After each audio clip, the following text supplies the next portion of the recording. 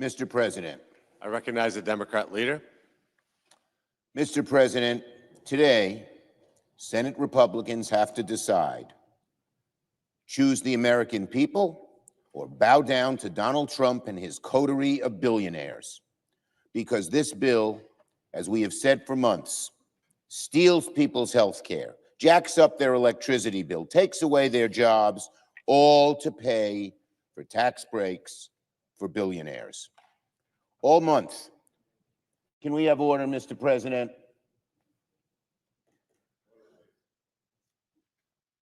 All month, Senate Democrats have put this bill on trial in the court of public opinion. We've exposed how it steals Medicaid from more than 16 million Americans. We've exposed how it takes away food benefits from millions of hungry kids. We've exposed how this bill increases the debt by $3.5 trillion to bankroll billionaire tax breaks. We've shown how this bill increases the debt $1 trillion more than the House bill. We've shown how this bill cuts Medicaid even more than the House bill. We've shown how this bill kills climate jobs even more than the House bill. With every rewrite, Senate Republicans have made their bill more extreme, pro-billionaire, and more hostile to people's health care and livelihood. Why do they do that? There's a small group on that side of the aisle, MAGA hard right-wingers, who are dictating what's happened, and all the rest of the senators on the Republican side who know it's wrong, go along. A small group. They don't represent more than 10% of the American people, but they're dictating what this body does. A, because of the rules we have, a simple majority, but B, because our colleagues on the Republican side lack the courage of their convictions to do the right thing for the American people. It's outrageous. Cutting people's health care, causing people to get sicker and to even die. Cutting people's health care so that it's certain almost that more people will die. Just to give tax breaks to billionaires. It is so destructive for Republicans to pass a bill like this at a time when people pay more for groceries, when people pay more for rent, pay more for childcare, pay more for medication. It makes no sense to reward the billionaire class and special interests at the expense of everyone else. Look, there's nothing wrong with being wealthy, but they don't need another tax break. And they certainly shouldn't get a tax break by taking food from the mouths of hungry children. How outrageous, how cruel, how mean, how heartless, how uncaring. All to help the billionaires who they're enthralled to. And no surprise, make no surprise about it, many Republicans themselves don't seem all happy about the bill in front of them. We heard what our colleague from North Carolina had to say about this bill. My guess is about half, maybe even more than half of the Republicans in the Senate totally agree with him. But he had the courage to speak the truth, the backbone to speak the truth. But not our other colleagues. Senator Tillis spoke candidly. He was one of the few truth tellers on the other side. The bill devastates his state, but make no mistake about it, it'll devastate the states of most every Republican here. And year and month, week after week, month after month, year after year, when this bill passes, the detritus will be all over their states. People losing jobs, people's costs going up, people not getting health care, hungry kids not getting food. It's a piece of legislation that Tillis can't sell back home, and you won't be able to either, my Republican colleagues. How can any senator go home and tell their constituents, I'm sorry, I took away your health care because I wanted to give tax breaks to billionaires? And yet, Republicans are dead set on walking off a cliff by passing a bill they know will be ruinous to their own constituents. That's why Senate Democrats forced this chamber to read the bill cover to cover. That's why we debated all day yesterday. And now it's the Republicans' turn to vote. Later this morning, Very soon, we will begin the vote-a-rama process. Senate Democrats will bring one amendment after the other, again and again and again, to put Republicans on the record. We'll begin this morning with a motion to appeal the ruling of the chair to try and reverse Senate Republicans' brazen attempts to deceive the American people about the true cost of the bill. Republicans are doing something that has never been done before in the Senate by deploying fake math and budgetary hocus pocus to make it seem like their billionaire giveaways don't cost anything. That's obviously outrageous, and it's absurd that the budget chair is taking the Senate down this fact-free road. He is helping erode, even destroy the Senate. Every senator will soon have an opportunity to reject this. Remind the senator of Rule 19. Every senator will soon have an opportunity to reject this nonsense and vote for common sense budgeting. Americans will be watching. And later this morning, I will offer a very simple amendment to send this bill back to the Finance Committee so that we can get rid of any provision that raises health care costs for families and small businesses to pay for tax cuts for billionaires. And my colleagues will offer many other amendments here too. And we will see once and for all if Republicans really meant all those nice things they've been saying about strengthening Medicare, about protecting middle-class families, or if they were just lying. The American people will find out in a few hours. Republicans have said they don't want to cut Medicaid. Today, we'll give you the chance. Republicans say they want to prioritize the middle class. Today, we'll give you the chance. Our amendments will give Republicans so many chances to defend Medicaid and SNAP and good-paying jobs and clean energy that if they say no, they'll regret it long after this debate is done. Finally, to my Republican colleagues, let me offer a warning in good faith. You all know that Donald Trump makes things up. He has no regard for the truth. When he talks about this bill, he's lying. When Donald Trump says this bill won't cut Medicaid, he's lying. When he says this bill will grow the economy, he's lying. When he says this is the best thing Congress could pass for our country, he's lying. So what are my colleagues on the Republican side going to do? Listen to someone who just makes things up? Listen to someone who peddles lies and fantasies? Follow Donald Trump off a political cliff by passing a bill that will be disastrous for the people back home? Or will my colleagues stand up for the American people? Stand up to protect health care, good-paying jobs, middle-class families? The American people will not forget what Republicans do in this chamber today. Yield the floor. To my colleagues, it's going to be a long day, and I just want to remind everybody the rules of the Senate, Rule 19, no senator to debate shall directly or indirectly by any form of words impute to another senator or other senators any conduct or motive unworthy or unbecoming of a senator.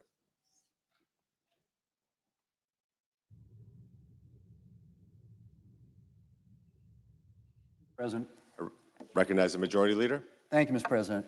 Mr. President, we're going to vote here real soon on a bill that's been worked on for many, many months. And I want to start by thanking the staff on the committees, the relevant committees, the floor staff, everybody that's been around that has to put in the hours and get us to where we are today.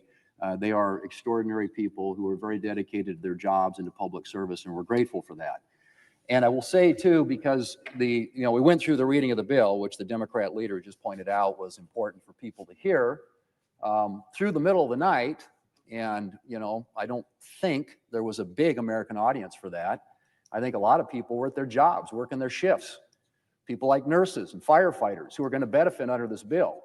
To think that they were sitting there in their jobs watching the bill be read on the floor for endless hours in the middle of the night, I'm not sure what that achieved, but I'll tell you what the senator said, the Democrat leader, back in 2021, when a Republican senator required that to be done. He said this, and I quote, "It will accomplish little more than a few sore throats for the Senate clerks who work very hard day in, day out to help the Senate function, end quote. And those clerks are here today, and one of the reasons that we tried to give them a break last night is because they had to stay here the night before to read through the bill. In the dead of the night, nobody watching, but they did it. So hopefully they got a little bit of rest last night so we can start this off. Mr. President, the Tax Cuts and Jobs Act was one of the most successful economic policy pieces of legislation in history. And the data bears it out. You look at what happened after the Tax Cuts and Jobs Act passed, unemployment hit a 50-year low, poverty levels at record level lows, and incomes grew. Incomes and wages increased, most among lower income Americans. We started to narrow the wage gap as a result of the passage of the Tax Cuts and Jobs Act. So what is this about? This is about extending that tax relief so the same people that benefited from it back in 2017 and for the last 8 years don't end up having a colossal, massive tax increase hitting them in the face come January 1. Now, who are those people, Mr. President? It's people, it's families making less than $400,000 a year on whom the bulk of this would fall. $2.6 trillion of this tax hike that they're supporting would hit families making less than $400,000 a year. It would hit small businesses to the tune of $600 billion in tax increases. These are pass-through businesses, the businesses who are out there creating the jobs every day. If we don't do this, they're going to face a $600 billion tax increase. That's what we're talking about. And if you want to put it in plain terms, if you're one of those families making less than $400,000 a year, the child tax credit would be cut in half. The standard deduction would be cut in half. And you wouldn't get the benefit that many taxpayers are going to get under the legislation that we're going to be debating today, which would allow tips to go untaxed, allow overtime to go untaxed. So those nurses and those firefighters that are working the long shifts, not watching the bill be read here on the Senate floor, actually get something out of this that makes their families more able to cope with the challenges that they face every day. So the Tax Cuts and Jobs Act was a massive, by any stretch of the imagination, success. And probably no better evidence of that than the fact that the Congressional Budget Office, which has been quoted a lot here in the last few hours, actually underestimated the amount of revenue that would come into the federal government by $1.5 trillion. Estimated the amount of growth, underestimated, the amount of growth in the economy by 5.4%. Dramatically underestimated what it would generate in terms of revenue and what it would generate in terms of growth. So let's just say what this is. And by the way, billionaires next year will pay the same tax rate they're paying this year. The people are going to get hit with a tax increase if we don't do something, are those families making less than $400,000 a year. We're going to see their child tax credit cut in half, their standard deduction cut in half, their rates go back up to what they were in 2017.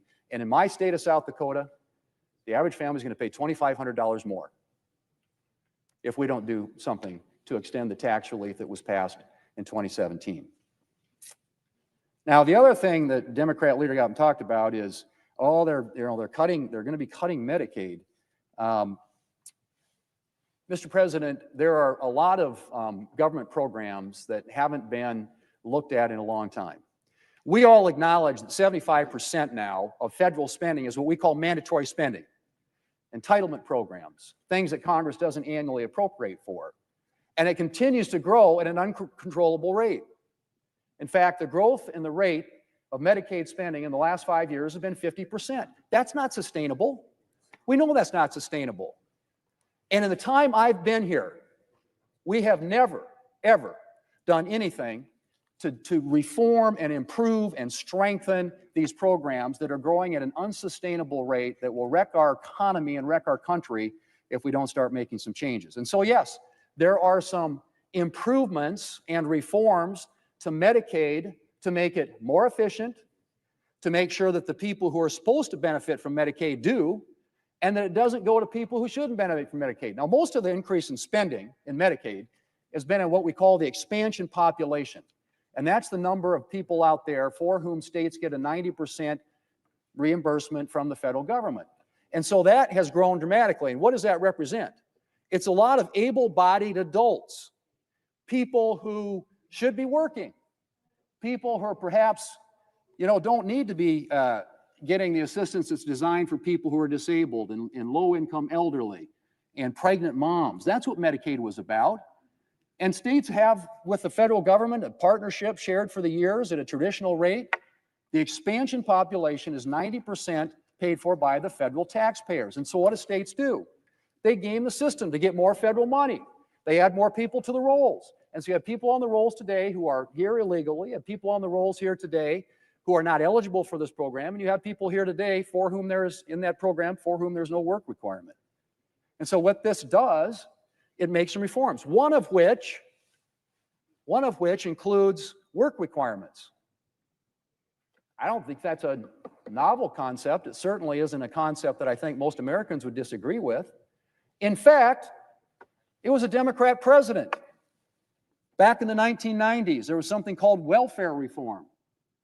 Bill Clinton, a Democrat president, proposed work requirements for welfare recipients. And you want to know something? The work requirements in the Welfare Reform Act passed back in 1996 and signed into law by Democrat President Bill Clinton had stronger work requirements that are included in this bill. Stronger work requirements in a bill passed, signed into law by a Democrat president than what's in this bill. And proposed, I might add, by a Democrat president. So that's one of the reforms that we're making. And these are reforms, Mr. President, are going to make this program stronger, more effective, more efficient, improve it in a way that it gets the assistance to the people for whom it was intended and not to people who are gaming the system. And yes, we address the issue of provider taxes, which has been abused. No question about it. It's another way to leverage federal money, get more federal money into the state coffers, and the states have used it for things not just to cover people, but also for other reasons. And you like states like New York and California who've gamed the system. So the whole issue of what we're doing with the Medicaid program is to get rid of the waste, fraud, and abuse, make it work in the way in which it was intended to cover the people for whom it was intended, and to make sure that we have work requirements included there. To the current policy baseline. Everybody got up last night and they were clamoring and yelling very animated speeches about how the Republicans they're using a current policy baseline. How could they ever do that? Well, you know what? Back in 2012, President Obama, and one of the people who was working for him at the time, named Jeff Zients, used the current policy baseline to make permanent the Bush tax cuts. And what he described it, Jeff Zients described it at the time, he called it the alternative fiscal scenario. That's how they explained to the American people. And then he translated it and said what it is, it's a current policy baseline. So the Democrats have used this before. In fact, they you could argue, pioneered it. But current policy baseline is something that's been used by both sides. So it's a little, spare me the hypocrisy and the noise about current policy baseline. Alternative fiscal scenario, he called it, and then he went on to explain current policy baseline. Finally, with regard to the issue of the deficits, it is rich to hear Democrats all of a sudden concerned about debt and deficits. Really? I mean, I've been here a long time, and I've not been involved in a single spending debate and fight in which Republicans were trying to spend less and Democrats were trying to spend more, with one exception, and that's national security. Democrats are always willing to cut defense, but never want to cut anywhere else. That's my experience. And I think it was borne out a couple of years ago when Democrats had then what we have now, which is unified control of the government. They had House, Senate, and White House. And so they had an opportunity to use reconciliation, which they did twice. One of the bills cost $2 trillion. The other bill cost $1 trillion. And it was all spending. And that, ladies and gentlemen, is a fundamental difference between us here. And I understand that. We have different views about the role of government. Democrats like government. And one of the things we know about government is when you send money to Washington, money is power. And when you send money to Washington from the American taxpayers, that means Washington has more power. It has more control. And Republicans fundamentally have believed that it's better if you allow the American people to keep their own money, that you distribute power out of Washington, D.C., back to state and local governments who are closer to the people and can make better decisions that are more informed by what's actually happened in their individual states. And so when we use reconciliation to keep taxes low, and by the way, that's all we are doing here is extending current tax policy. We are preventing over a $4 trillion tax increase on the American people. And when you vote against this, that's what you'd be voting for. Now, a good example of this spending issue was the 2011 Budget Control Act, in which, authored by a number of people, including Senator McConnell, they created a super committee, equally represented on both sides of the aisle. And they met for a long time to try and come up with some ways that we could come up with ways to reform entitlement programs. And of course, what happened? They deadlocked, because every Democrat voted against it, every Republican voted for it, and it even included some revenue increases, which is something Democrats are always for. So getting up and talking about deficits all of a sudden, honestly, is kind of mind-blowing coming from this side of the aisle. What we are doing here is extending existing tax policy, using a current policy baseline which was used by the Democrats, President Obama, Jeff Zients, no less than a little more than 10 years ago. So, Mr. President, it's time to vote. And Democrats will get a chance. They'll offer all their amendments, and they'll attack this thing as cutting taxes for billionaires.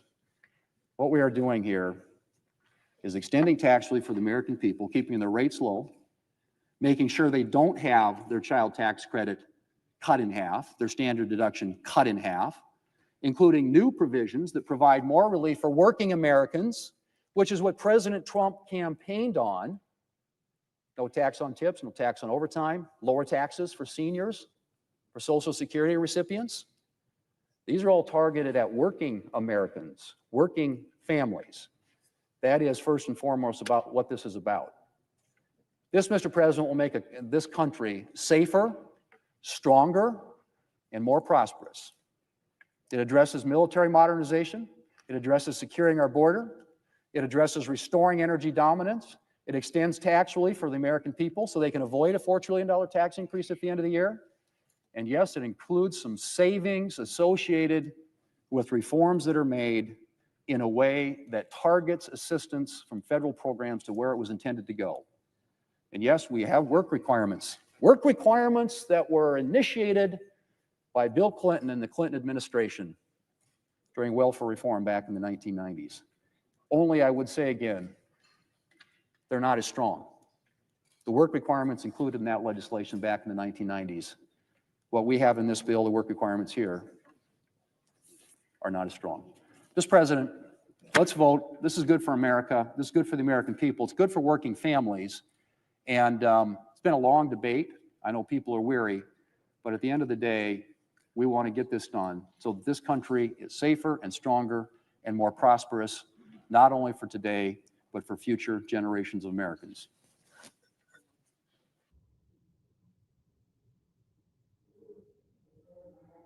That there be 2 minutes equally divided prior to all roll call votes in relation to calendar number 107, HR 1.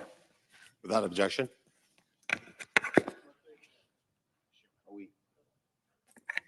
Well, they have to make.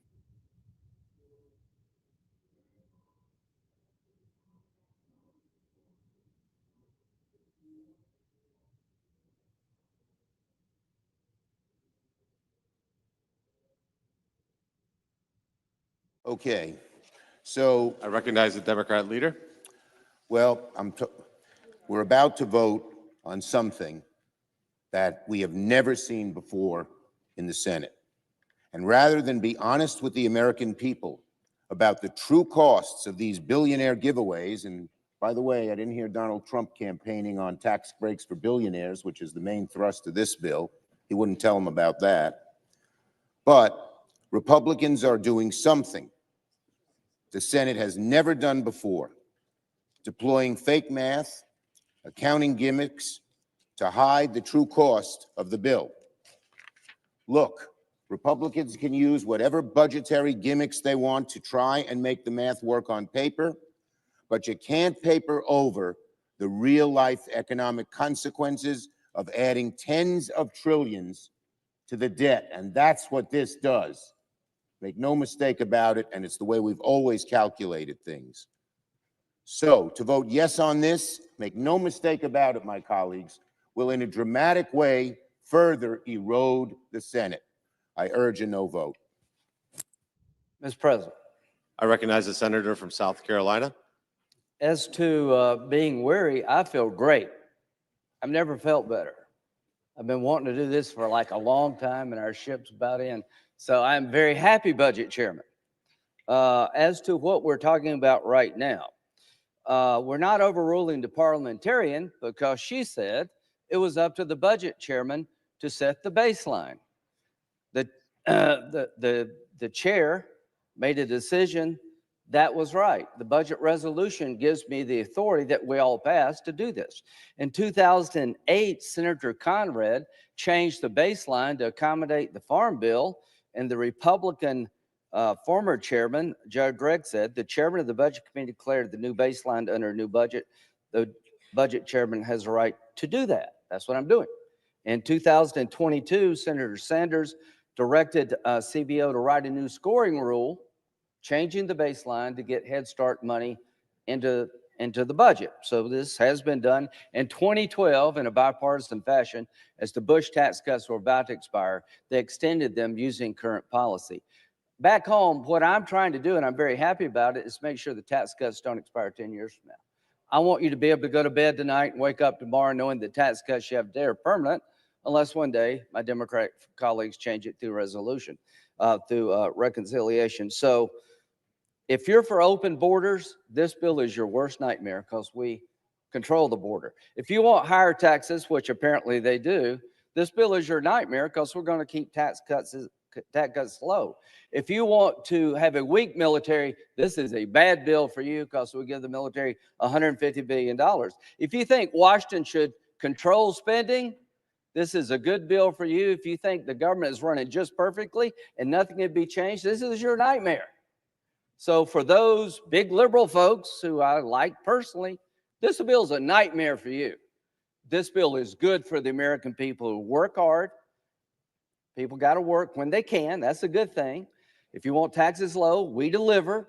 If you want to secure the border like President Trump has done, we make it that way forever by having $175 billion spent to get it controlled forever, not just right now.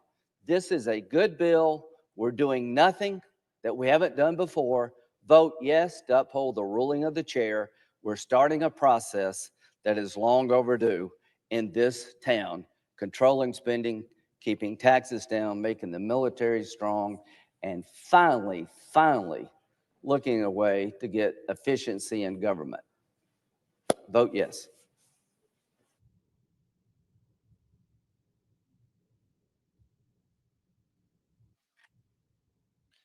The question is, shall the decision of the chair stand as the judgment of the Senate? The yeas and nays were previously ordered. The clerk will call the roll. Ms. Alsobrooks. Thank you. Ms. Baldwin. Mr. Banks. Thank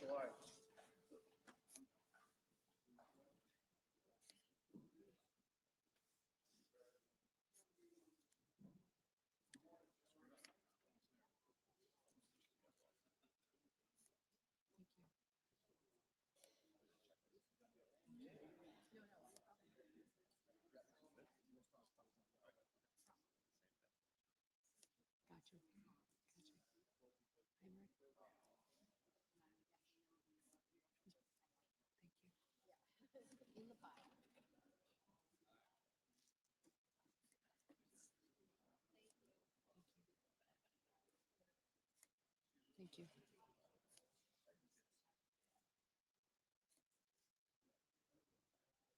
Mr. Bennett. Mrs. Blackburn.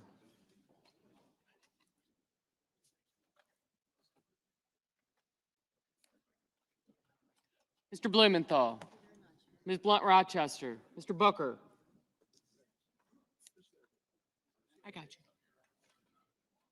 Mr. Bozeman. Thank you.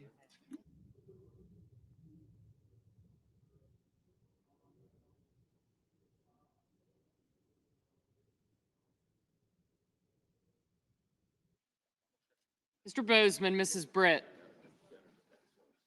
Mr. Budd. Ms. Cantwell. Mrs. Capito. Mr. Cassidy. Ms. Collins. Mr. Coons. Mr. Cornyn. Ms. Cortez Masto.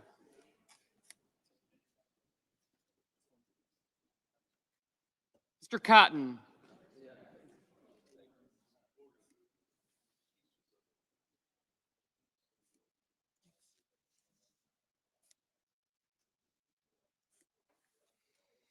Mr. Kramer, Mr. Crapo, Mr. Cruz, Mr. Curtis, Mr. Daines, Ms. Duckworth, Mr. Durbin,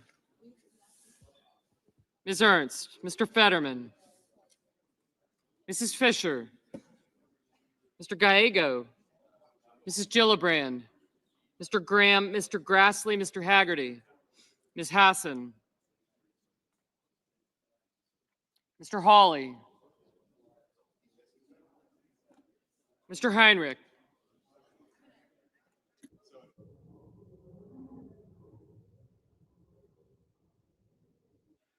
Mr. Hickenlooper, Ms. Hirono. Did you hear that? Mr. Hoven, Mr. Husted, Mrs. Hyde-Smith, Ms. Lemus,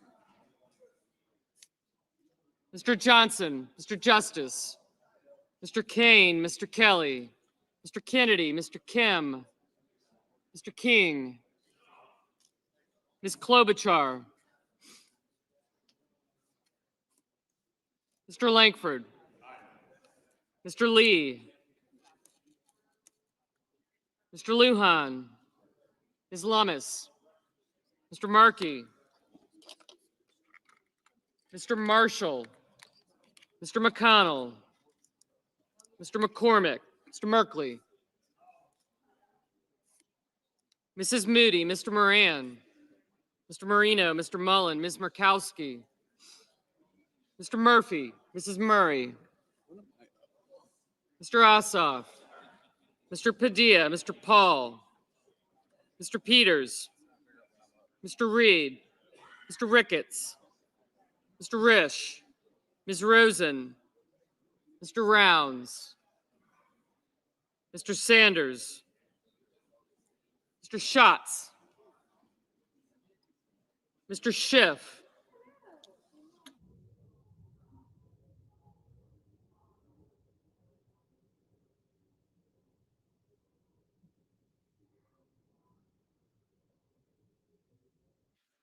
Mr. Schiff, Mr. Schmidt, Mr. Schumer, Mr. Scott of Florida, Mr. Scott of South Carolina, Mrs. Shaheen, Mr. Sheehy, Ms. Slotkin, Ms. Smith, Mr. Sullivan,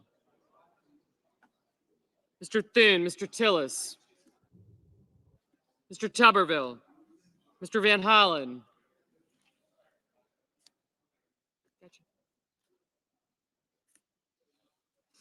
Mr. Warner, Mr. Warnock, Ms. Warren, Mr. Welch, Mr. Whitehouse, Mr. Wicker, Mr. Wyden, Mr. Young,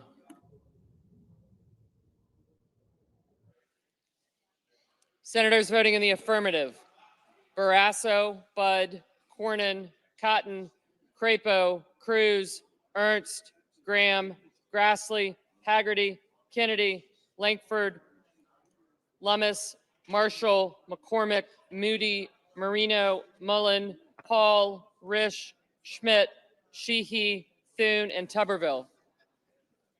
Senators voting in the negative: also Brooks, Bennett, Blunt Rochester, Cantwell, Cortez Masto, Hassan, Heinrich, Kane, King, Markey, Merkley, Ossoff, Padilla, Rosen, Schumer, and Smith. Mr. Justice. Aye. Mr. Kramer. Aye. Mr. Lujan. No. No.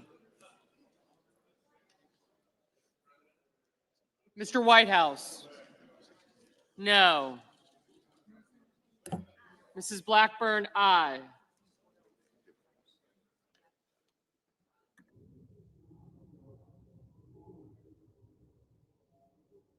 Mr. Kim, no.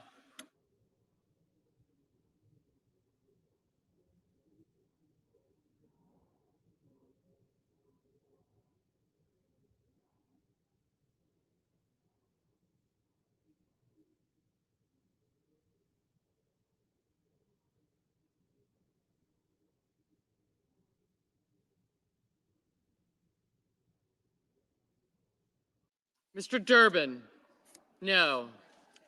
Mrs. Capito, aye.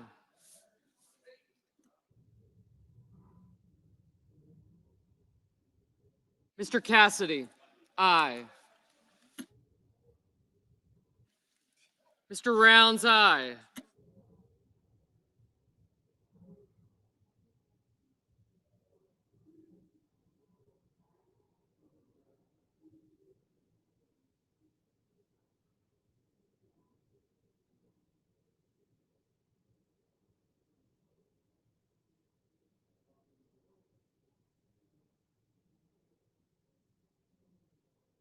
Mr. Peters, no.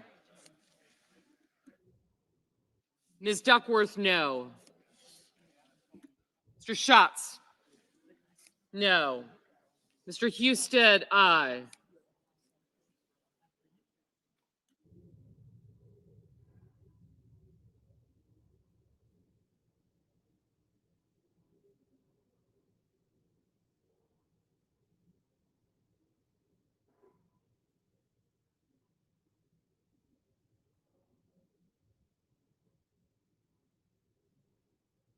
Mr. Hawley, aye.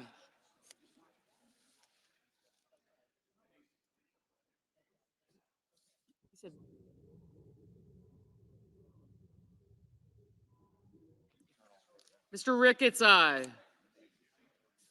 Mr. Wicker, aye.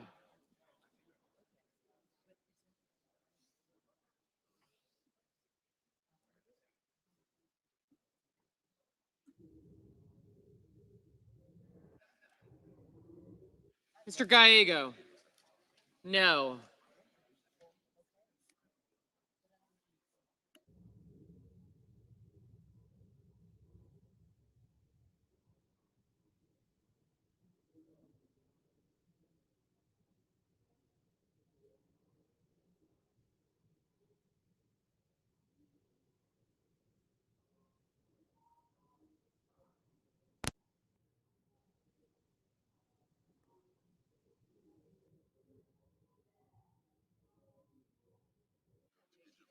Ms. Klobuchar, no.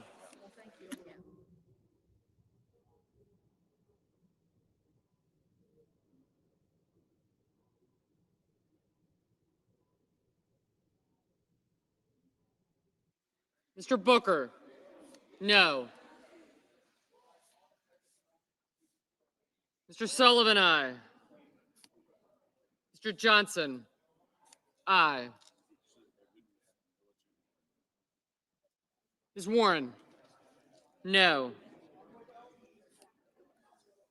Mr. McConnell, aye.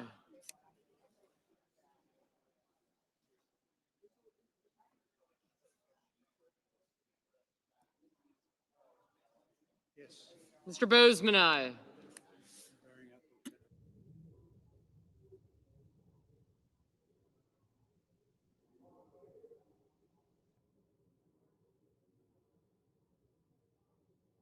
Mr. Rono, no.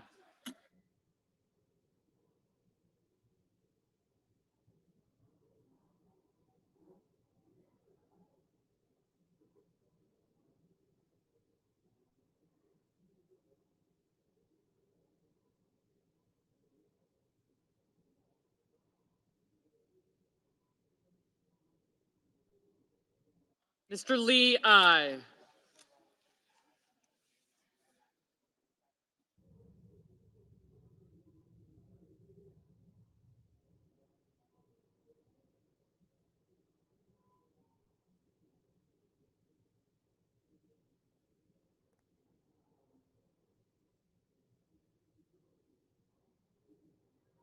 Mrs. Gillibrand, no.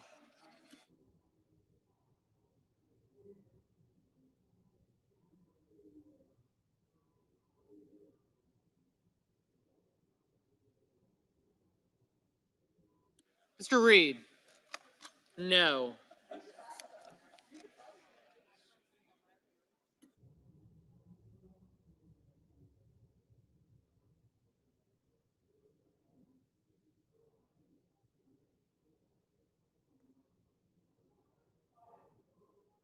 Mr. Wyden, no.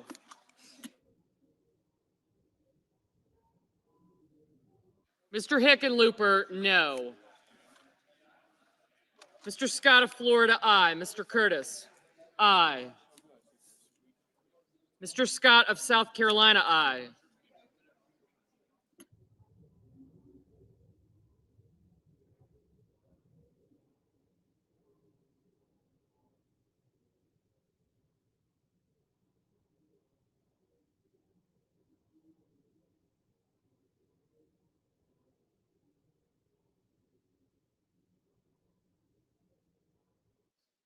Mrs. Murray, no.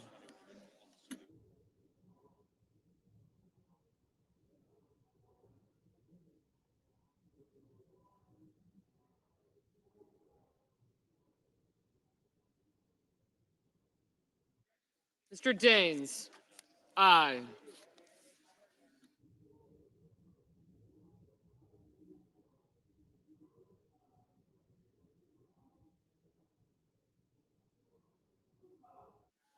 Mr. Welch, no.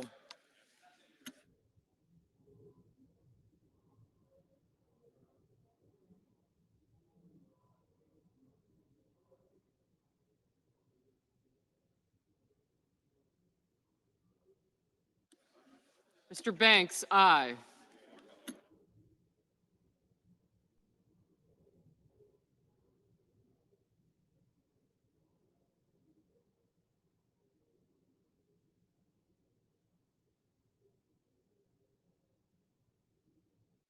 Ms. Baldwin, no.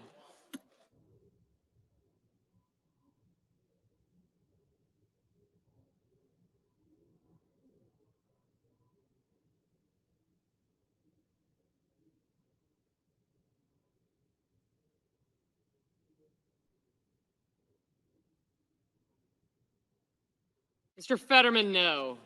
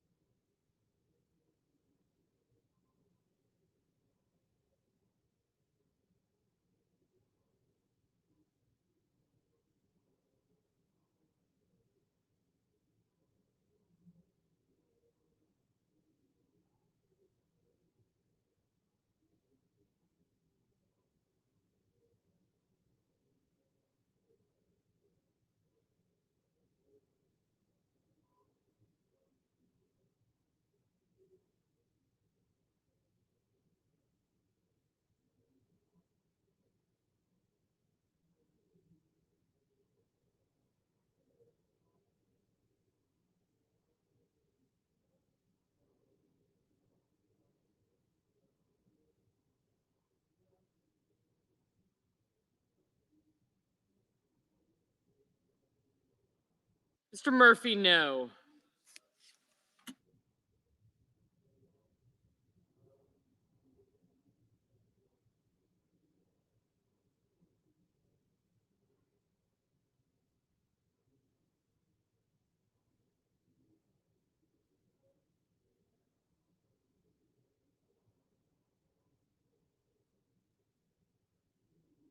Mrs. Britt, aye.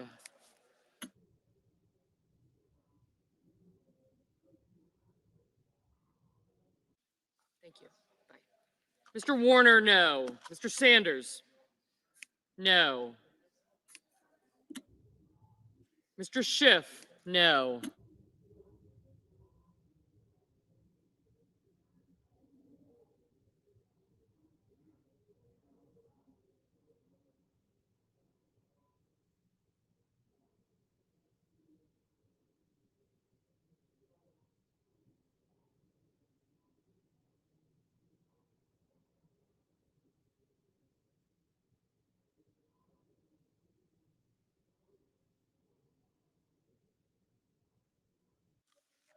Ms. Collins, aye.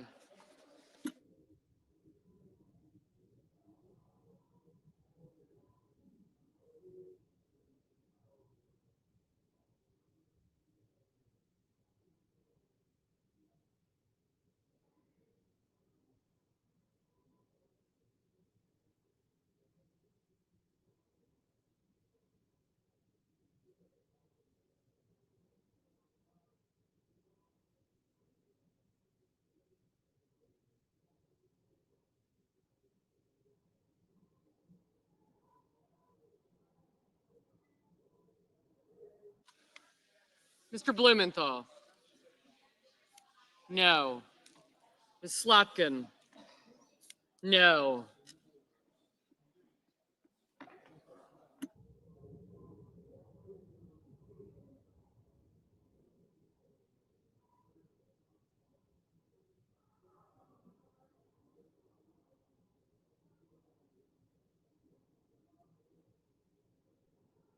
Mr. Warnock, no. Mr. Van Hollen, no.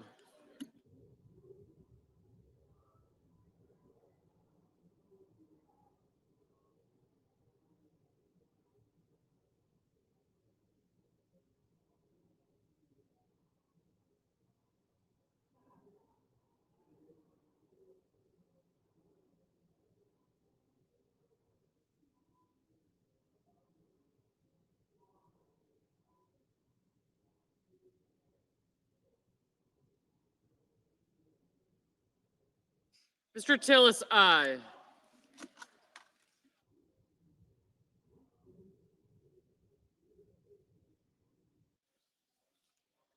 Mrs. Fisher, aye.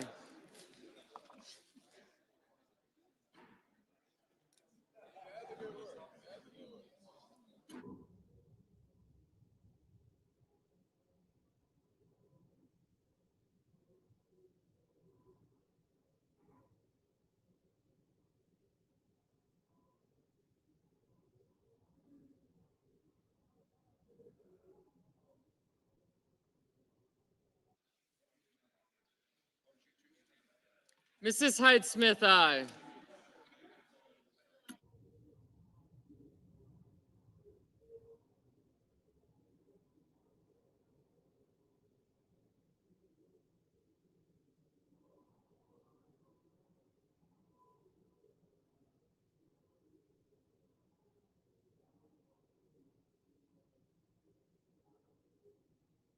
Mr. Kelly, no.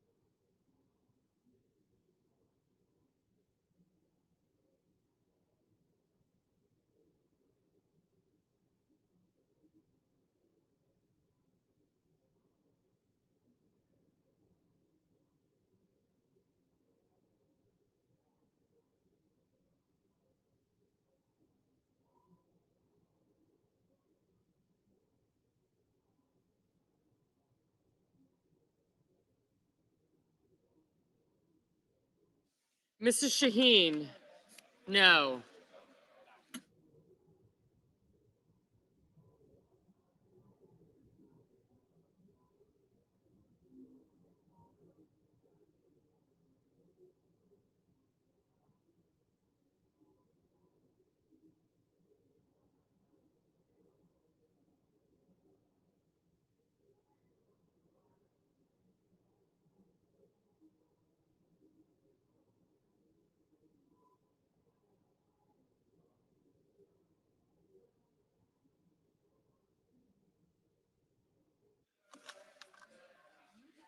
Mr. Moran, aye.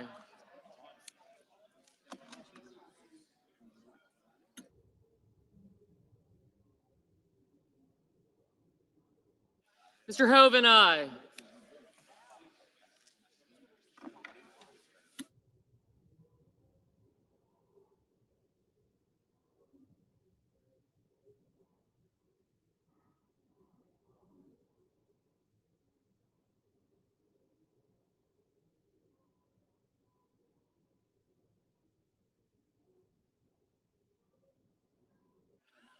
Ms. Murkowski, aye.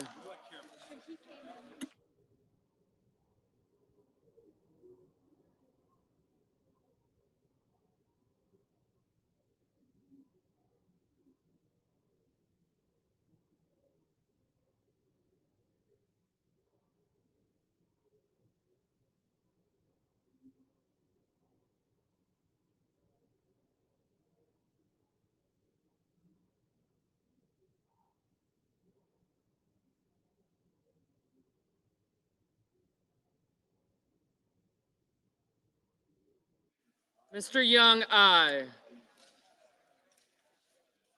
Just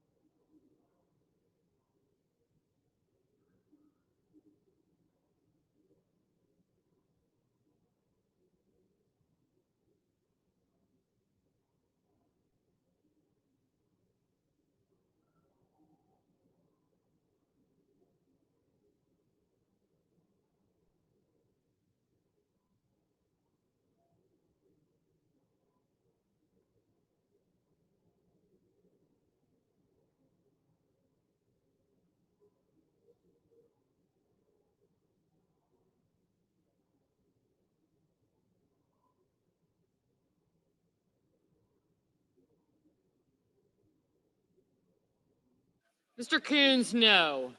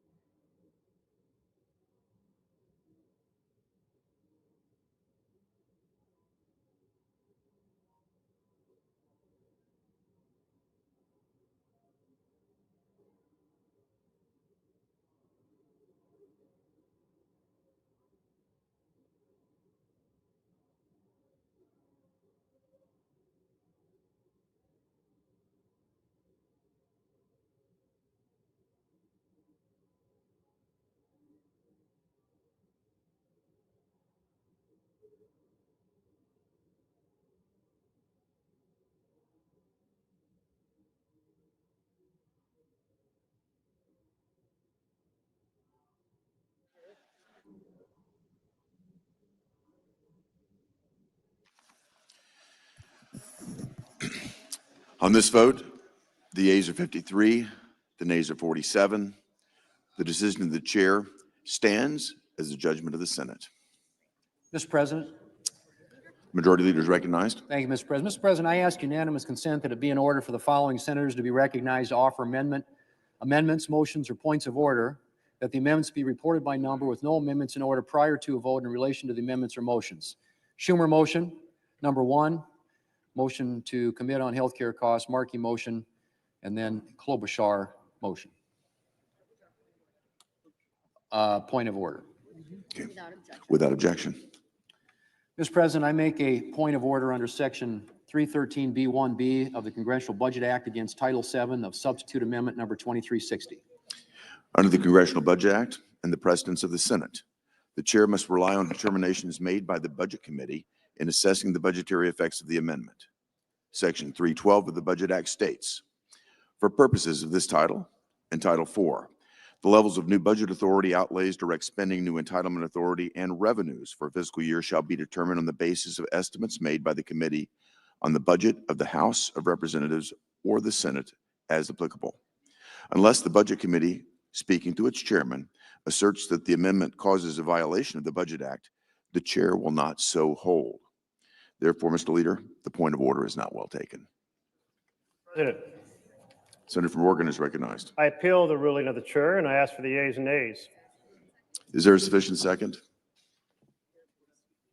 There appears to be.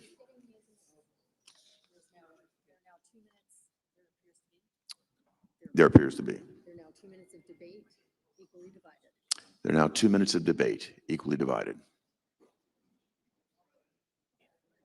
Senator from Oregon. I ask the CBO letter of June 29 to the ranking member of the Budget Committee be submitted for the record.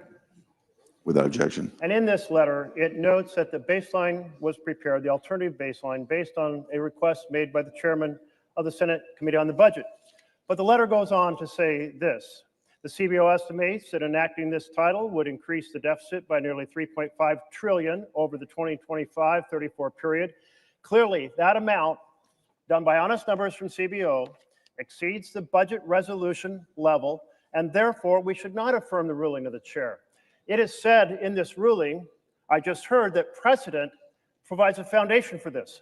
But in fact, the ability of the chair to create a phony baseline has never been used in reconciliation, not ever. And in fact, the example cited over Head Start, that never appeared in any budget reconciliation.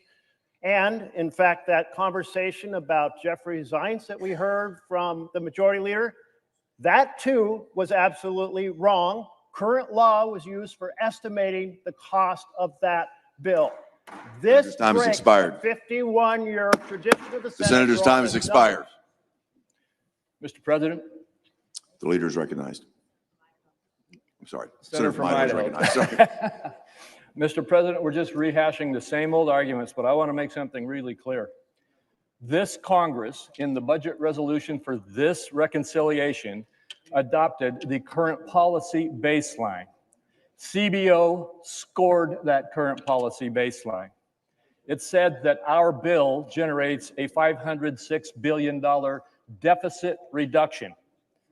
The ranking member for the Budget Committee asked them to give it a new score based on a different baseline, the current law baseline, which says that we have to say that if we don't raise people's taxes, that we're causing a deficit.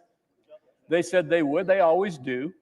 They give the scores that different members of Congress ask them to give, and they gave that score and said, well, if you raise taxes by $4 trillion, then you will have a $4 trillion increase in tax revenue. That's what the whole debate is about, folks. You can complain and use different words and deficits and all that stuff. There is a CBO score on the baseline adopted by this Congress on this resolution that sets the score at $506 or $507 billion of deficit reduction. Okay. He has it up here. Just this top, this whole thing. Okay. The question is, shall the decision of the chair stand as the judgment of the Senate? The yeas and nays were previously ordered. The clerk will call the roll. Ms. Also Brooks, Ms. Baldwin,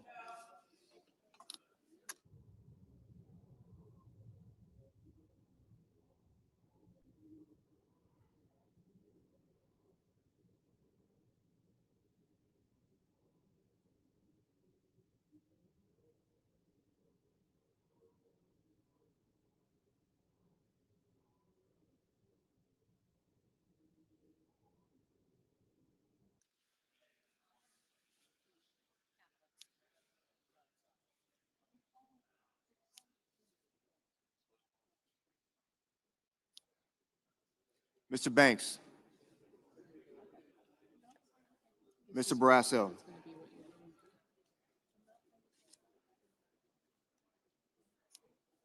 Mr. Bennett, Mrs. Blackburn,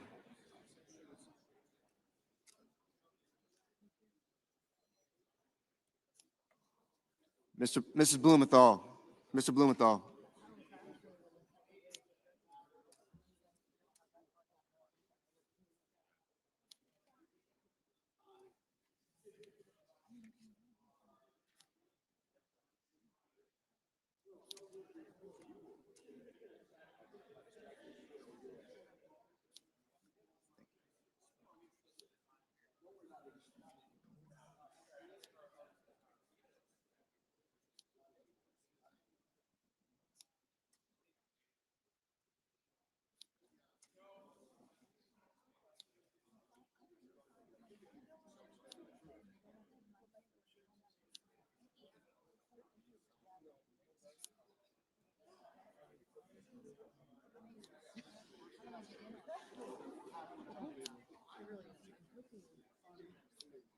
Blackburn on your left.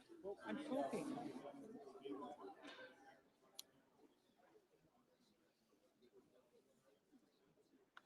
Ms. Blunt Rochester, Mr. Booker, Mr. Bozeman,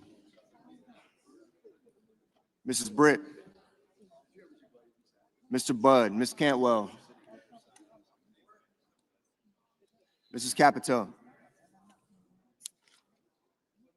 Mr. Cassidy, Ms. Collins, Mr. Coons,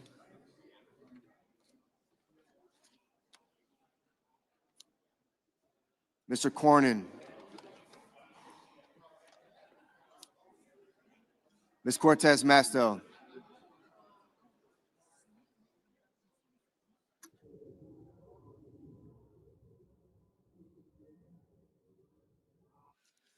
Mr. Cotton, Mr. Kramer,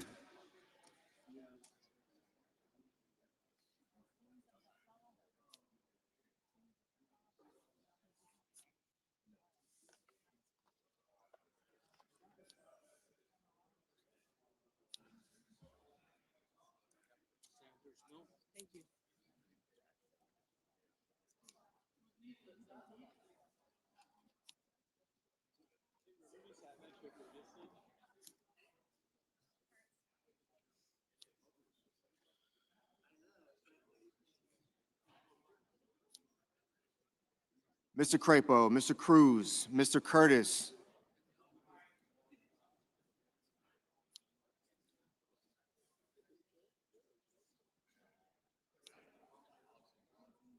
Mr. Daines,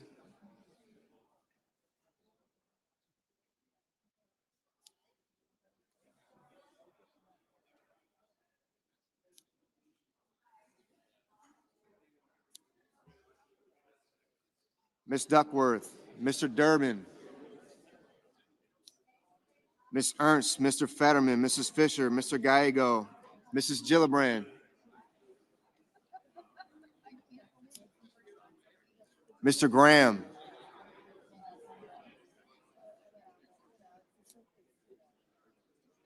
Mr. Grassley, Mr. Haggerty.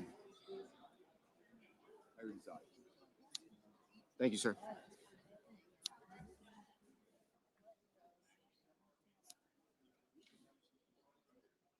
Ms. Hassan, Mr. Hawley, Mr. Heinrich,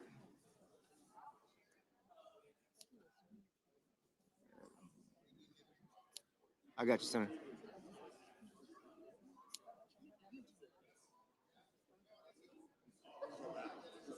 Mr. Hickenlooper, Ms. Hirono,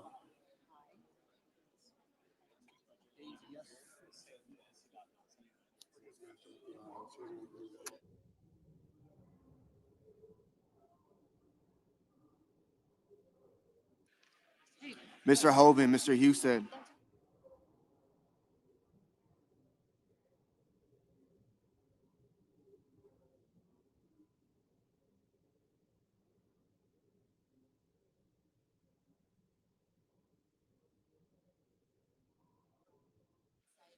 Mrs. Hyde Smith,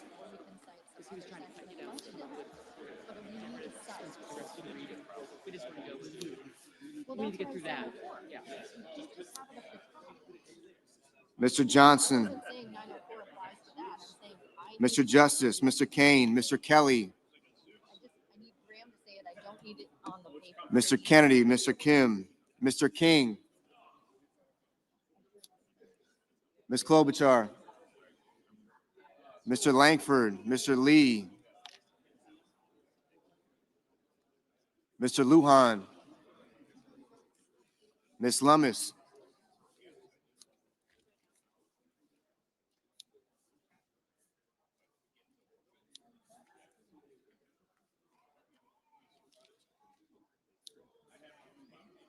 Mr. Markey, Mr. Marshall, Mr. McConnell, Mr. McCormick, Mr. Merkley, Mrs. Moody, Mr. Moran, Mr. Moreno, Mr. Mullen, Ms. Murkowski,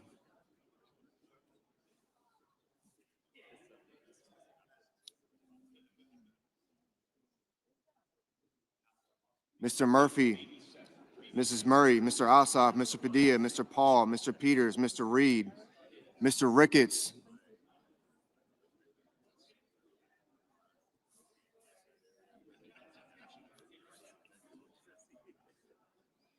Mr. Risch, Ms. Rosen,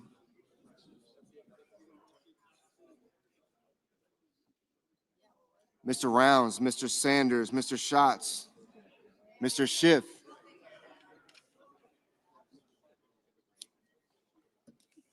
Mr. Schmidt,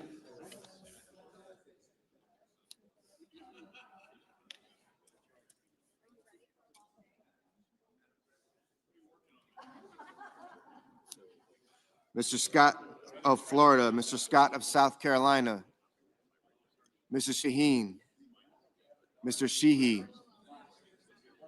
Ms. Slotkin, Ms. Smith, Mr. Sullivan,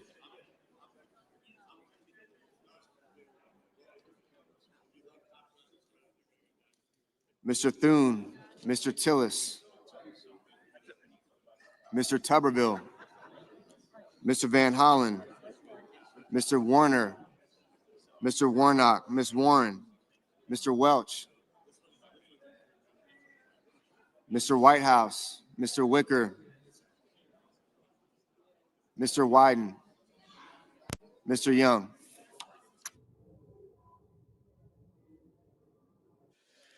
Senators voting in the affirmative: Banks, Barrasso, Blackburn, Britt, Budd, Cassidy, Kramer, Crapo, Cruz, Curtis, Daines, Ernst, Fisher, Graham, Grassley, Haggerty, Hawley, Hovind, Husted, Justice, Kennedy, Langford, Lee, Lummis, Marshall, Moody, Moran, Moreno, Mullen, Paul, Rounds, Scott of Florida, Sheehy, Thune, Tuberville, Wicker, Young.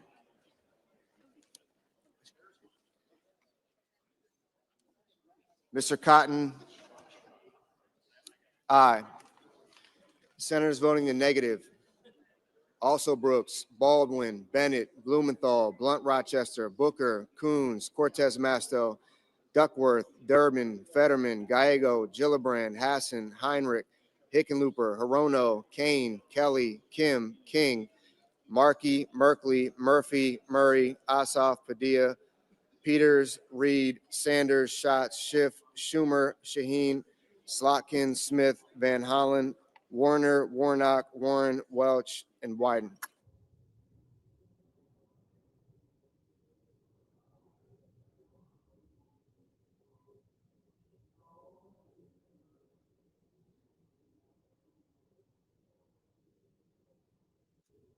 Mr. Whitehouse, no.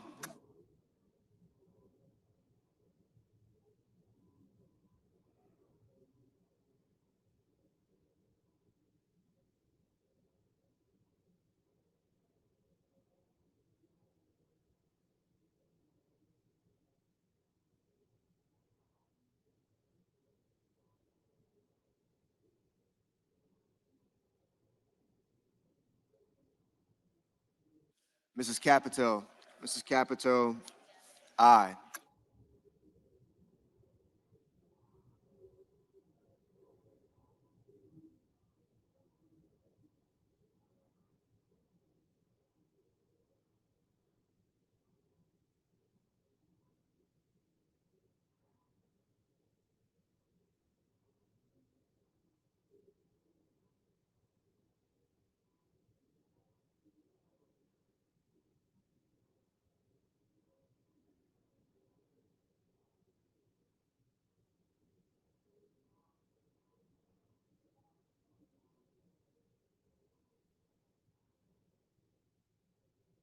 Ms. Cantwell, no. Mrs. Hyde-Smith, aye.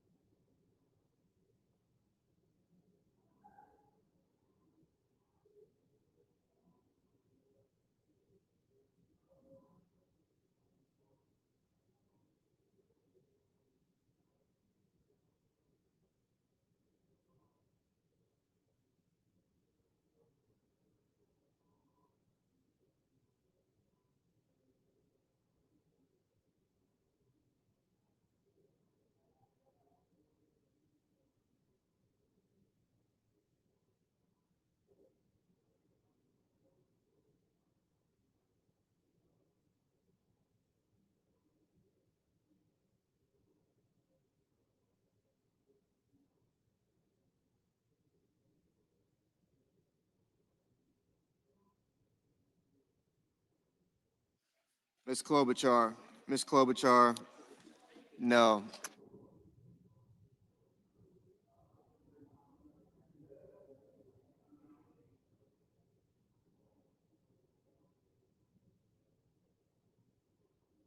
Ms. Collins, Ms. Collins, aye.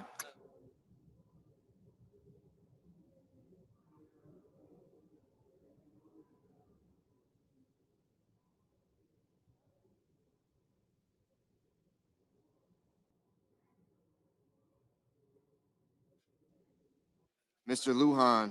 Lujan, no.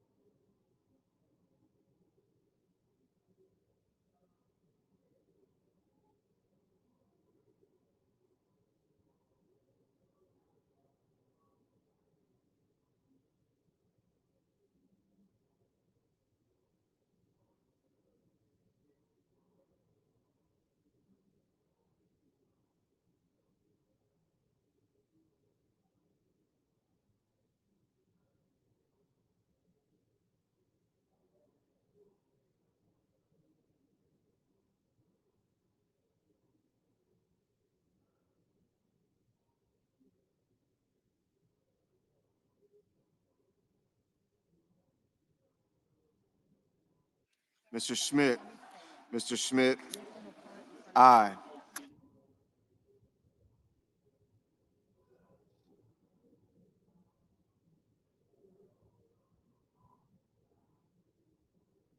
Ms. Rosen, no. Mr. Ricketts, aye. Mr. Rish, aye.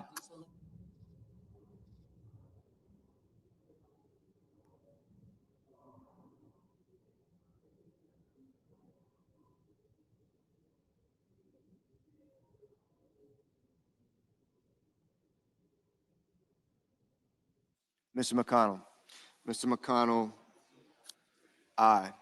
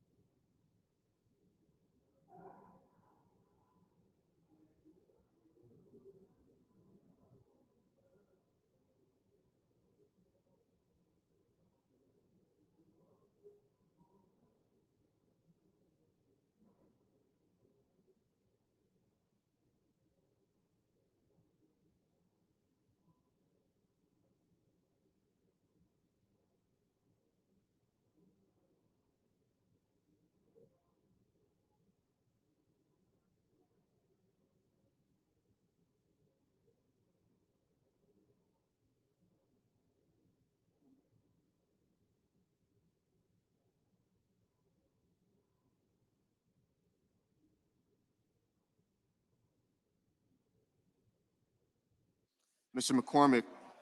McCormick, aye.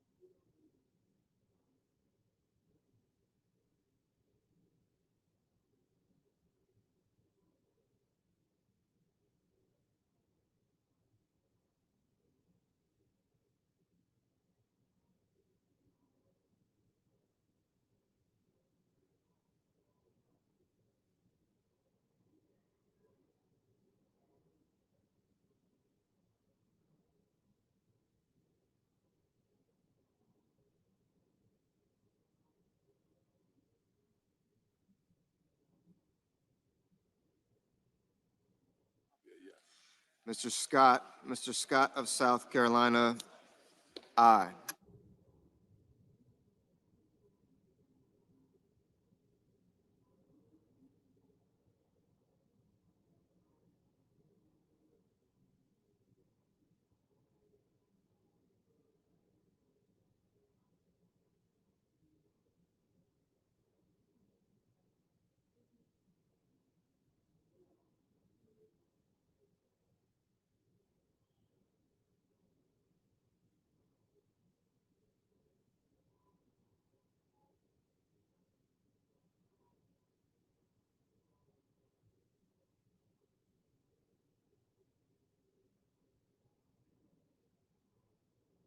Mr. Johnson, aye.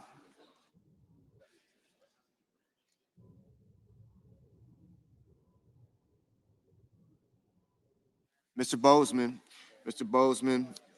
aye.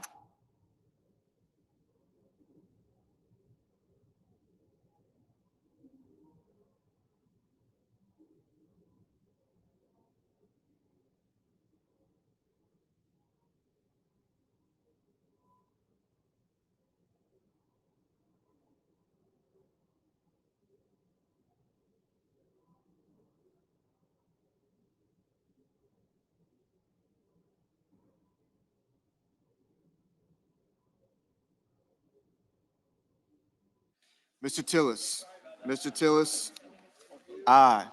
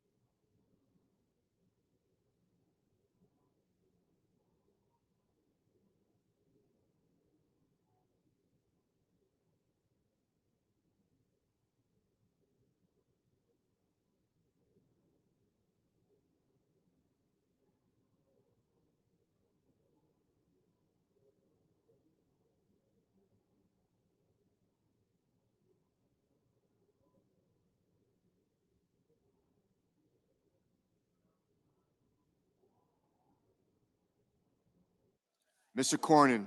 Mr. Cornyn, aye. Ms. Murkowski. Ms. Murkowski, aye.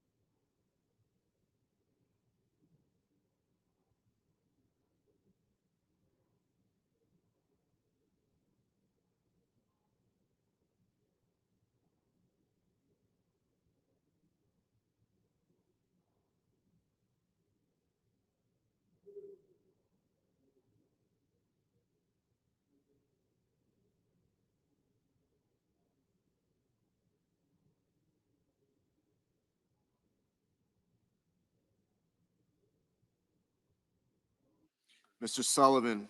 Mr. Sullivan, aye.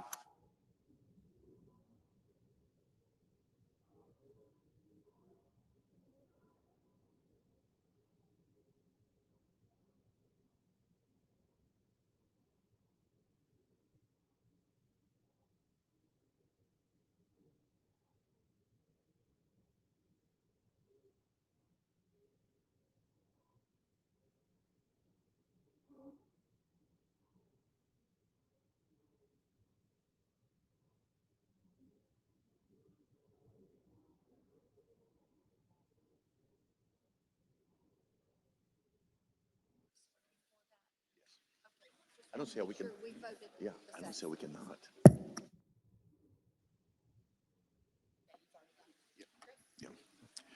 On this vote, the yeas are 53, the nays are 47. The decision of the chair stands as the judgment of the Senate. Mr. President, The senator from Idaho is recognized. thank you, Mr. President. I ask unanimous consent that Senator Risch and I be permitted to speak for up to 1 minute each regarding the recent tragedy in our state. Without objection. Thank you, Mr. President. The Senate We have order. The Senate has important work to accomplish today to prevent a more than $4 trillion tax hike on American workers and families. And we will accomplish that goal. However, while business continues here, life for the North Idaho community of Coeur d'Alene remains at a very painful standstill as we mourn the horrific loss of 2 firefighters.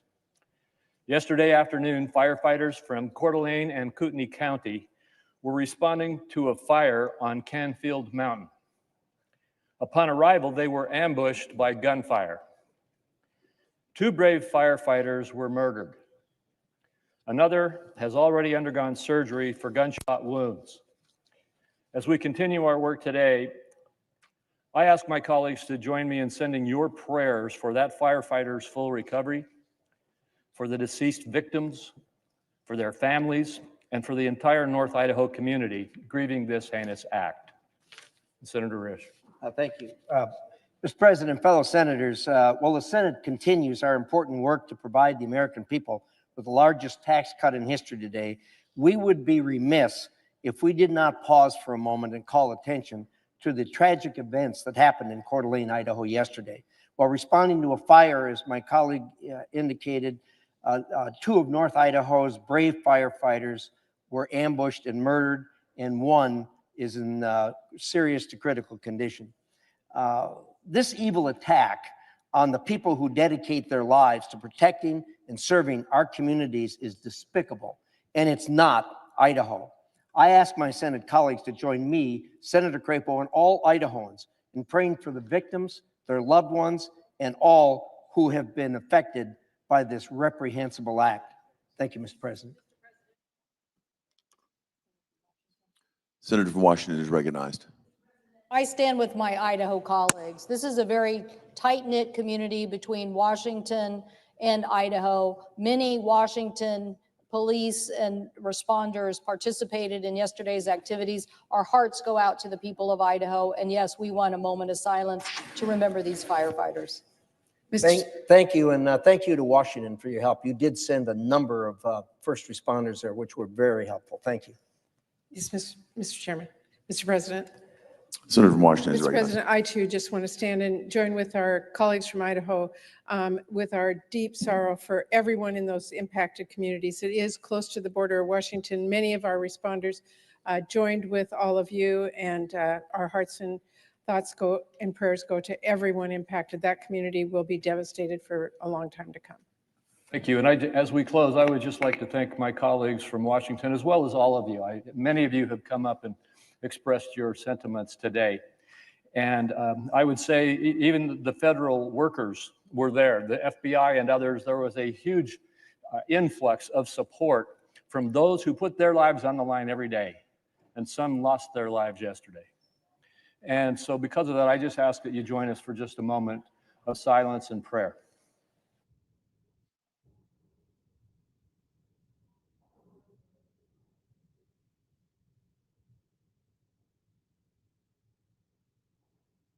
President.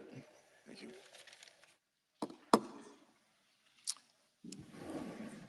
Mr. President, Senator from New York is recognized. I have a motion to commit at the desk. Clerk will report. The senator from New York, Mr. Schumer, moves to commit the bill H.R. 1 to the Committee on Finance, the Senate, with instructions to report the same back to the Senate in 3 days, not counting any day which the Senate is not in session. I ask that further reading of the motion be dispensed with. Without objection. Mr. President, can we have order, please? This amendment, the first we will offer, is simple. It undoes the travesty that is at the core of the Republican bill. Their bill, the so-called Big Beautiful Bill, which is really a big, ugly betrayal, cuts taxes for billionaires by taking away health care from millions of people. So my amendment simply says, if people's health care costs go up, the billionaire tax cuts vanish. Republicans, you can tell in their speeches already, are on the defensive. They know how bad this bill is for the American people. They know that Donald Trump is lying when he says it won't cut health care. I salute my colleague from North Carolina. We all heard what our colleague from North Carolina had to say yesterday about this bill. My guess is about half, maybe even more than half, of the Republicans in the Senate agree with him. But he had the courage to speak the truth. He said it himself. The bill devastates his state, but make no mistake about it, it will devastate the states of almost every Republican here.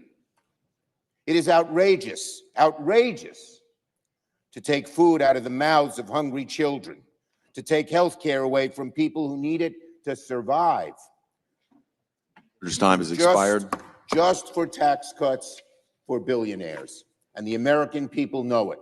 To my colleagues in Senator's time has conclusion- expired. To my colleagues in conclusion, I say you know what the right thing is. Say no to gutting health care. Say no to gutting jobs. Say no to this shameful, The senator's time has expired. backward bill, and vote yes on The my chair amendment. recognizes the senator from Idaho.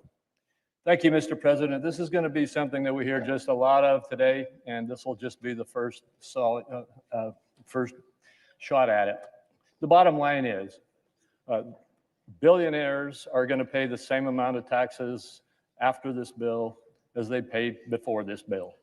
They're going to pay the same amount. This notion about billionaires getting a tax cut at the expense of everybody else is just the politics of class rather than the politics of fear.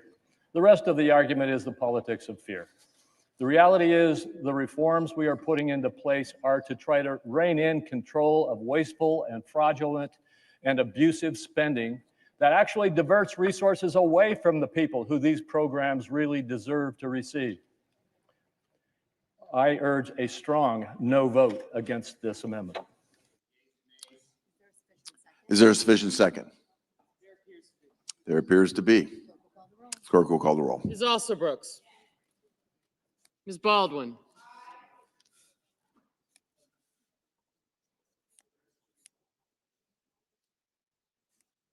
Mr. Banks. Thank you. Mr. Barrasso.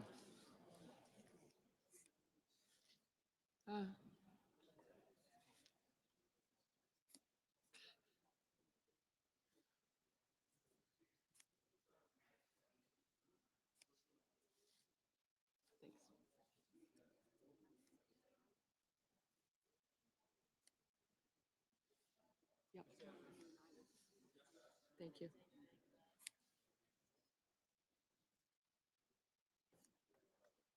Mr. Bennett.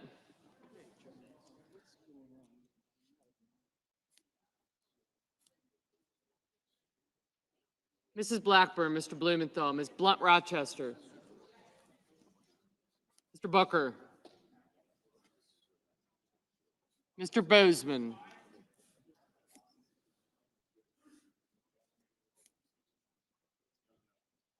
Gotcha. Thank you.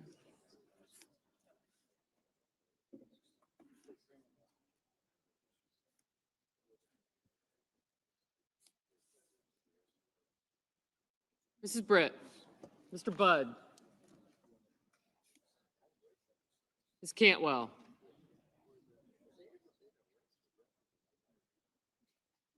Mrs. Capito, Mr. Cassidy. Ms. Collins. Mr. Coons. Mr. Cornyn. Ms. Cortez Masto.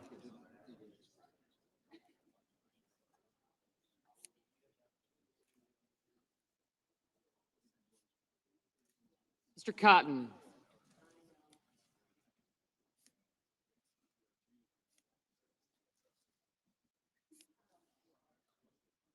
Mr. Kramer, Mr. Crapo.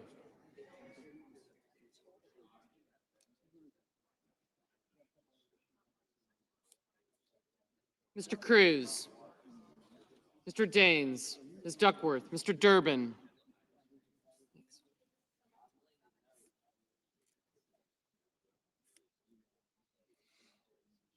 Ms. Ernst.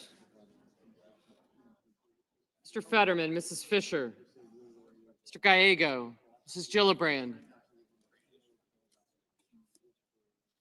Mr. Graham, Mr. Grassley, Mr. Haggerty.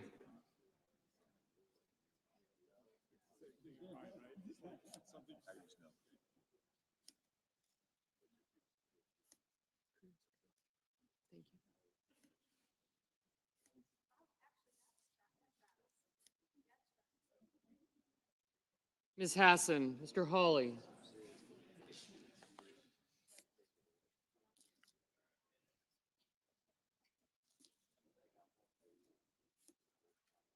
Mr. Heinrich, Mr. Hickenlooper. Ms. Hirono. Mr. Hoven. Mr. Husted. Mrs. Hyde Smith, Mr. Johnson, Mr. Justice. Mr. Kane, Mr. Kelly, Mr. Kennedy, Mr. Kim, Mr. King, Ms. Klobuchar, Mr. Langford, Mr. Lee, Mr. Lujan, Ms. Lemus, Mr. Markey, Mr. Marshall, Mr. McConnell, Mr. McCormick, Mr. Merkley, Mrs. Moody, Mr. Moran,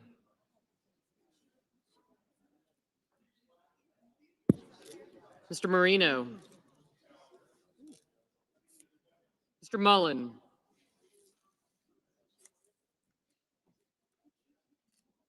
Ms. Murkowski,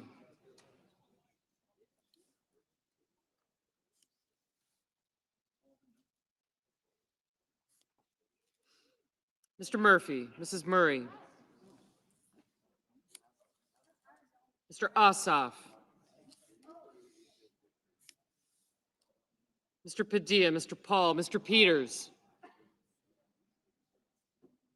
Mr. Reed, Mr. Ricketts, Mr. Risch, Ms. Rosen, Mr. Rounds, Mr. Sanders, Mr. Schatz, Mr. Schiff, Mr. Schmidt, Mr. Schumer, Mr. Scott of Florida, Mr. Scott of South Carolina, Mrs. Shaheen, Mr. Sheehy, Ms. Slotkin, Ms. Smith, Mr. Sullivan, Mr. Thune, Mr. Tillis, Mr. Tuberville, Mr. Van Hollen, Mr. Warner, Mr. Warnock, Ms. Warren, Mr. Welch, Mr. Whitehouse, Mr. Wicker, Mr. Wyden, Mr. Young,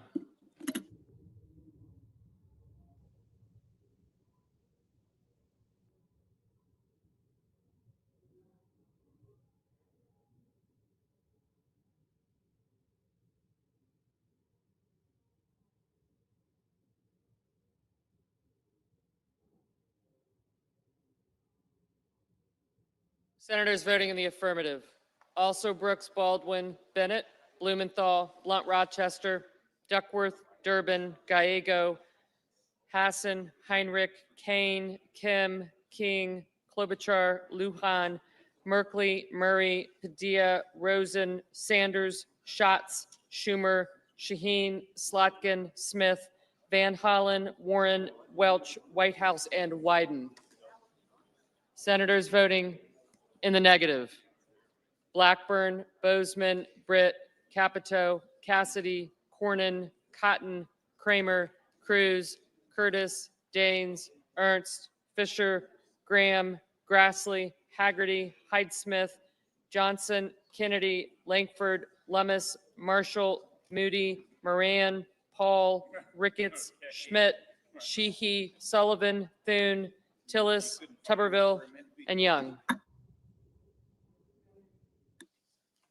Mr. Banks, no. Mr. Husted, no. Mr. Reed, aye.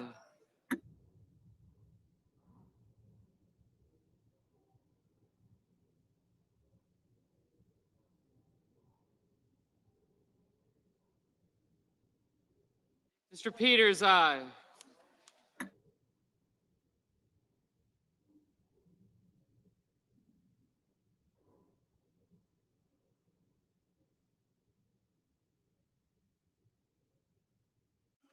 Mr. Crapo, no.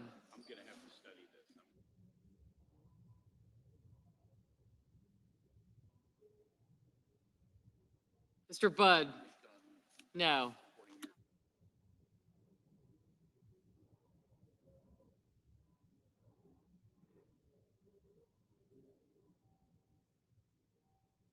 Mr. Hawley, no. Mr. Ossoff, aye. Mr. Mullen, no.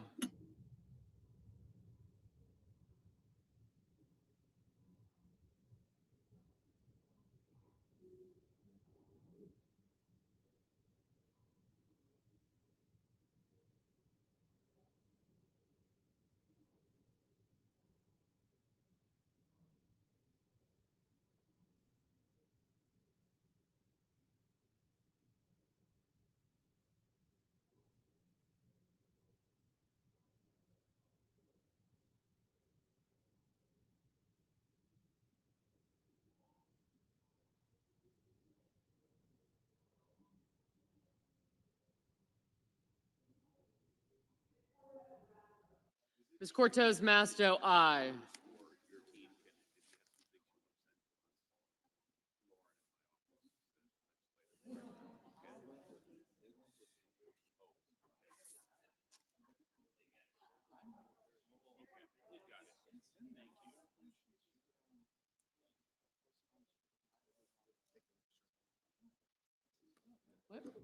Mr. Hickenlooper, aye.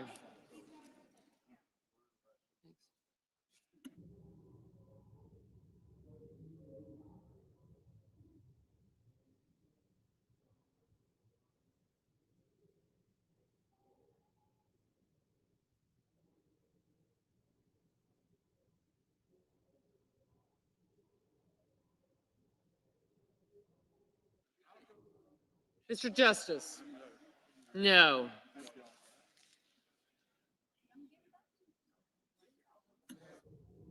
Ms. Murkowski, no.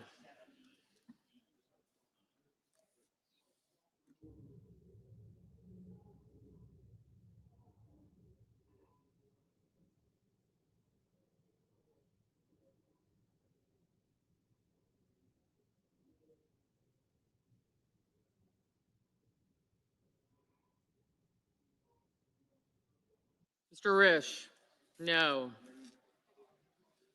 Mr. Murphy, aye.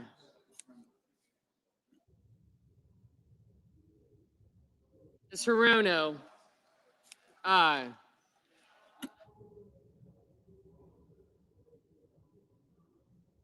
Mr. Warnock, aye.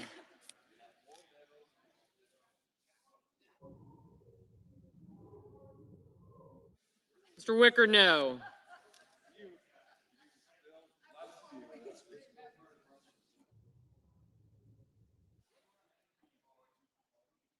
Mr. Sullivan, no.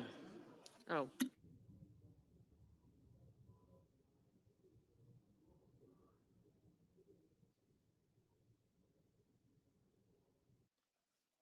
Mr. Markey, aye.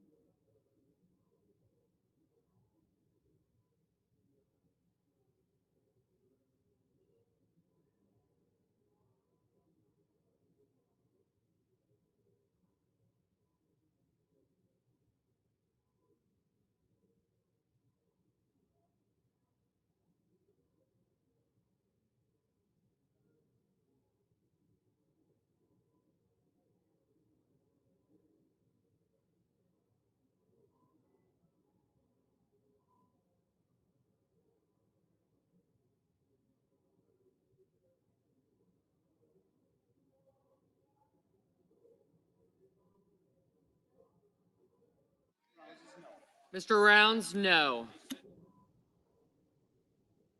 Mr. Marino, no.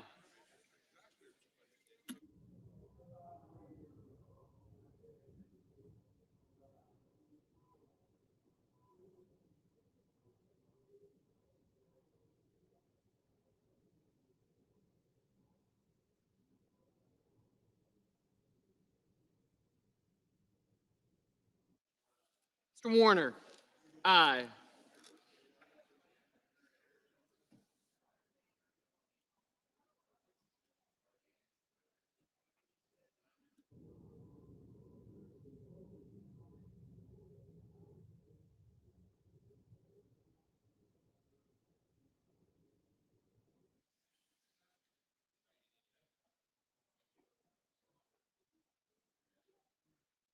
Mr. McCormick, no. Mr. Schiff, aye. Mr. Lee, no. Ms. Cantwell, aye. Mr.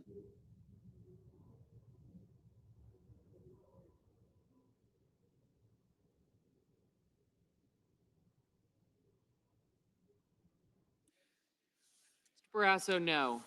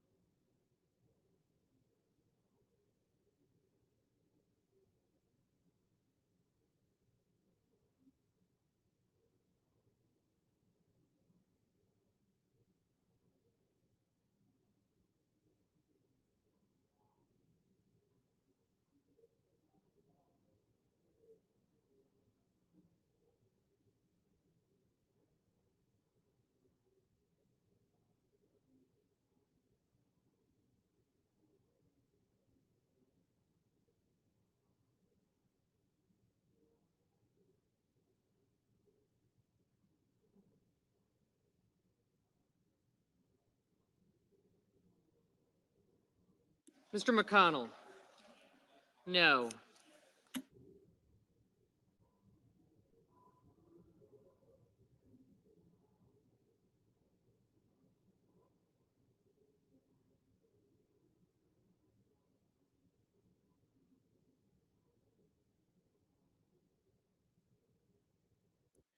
Mr. Scott of South Carolina? No.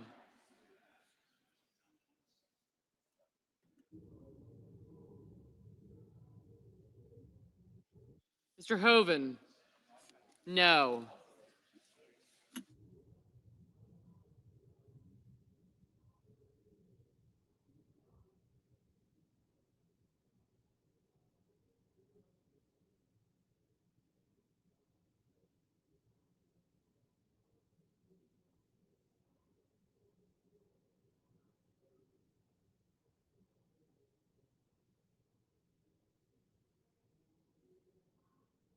Mrs. Gillibrand? Aye.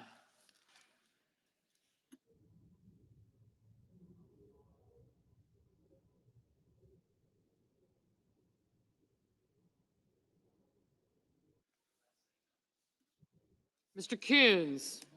Aye. Ms. Collins? No.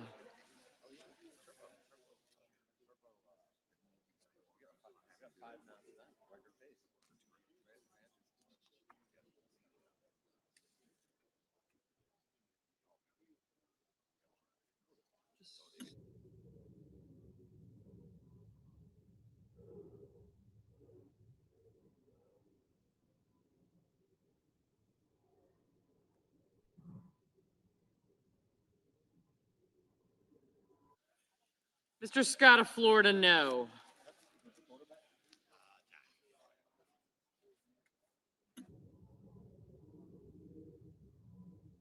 Mr. Fetterman? Aye.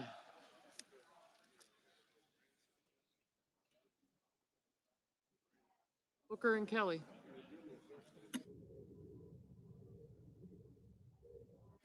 Mr. Booker? Aye.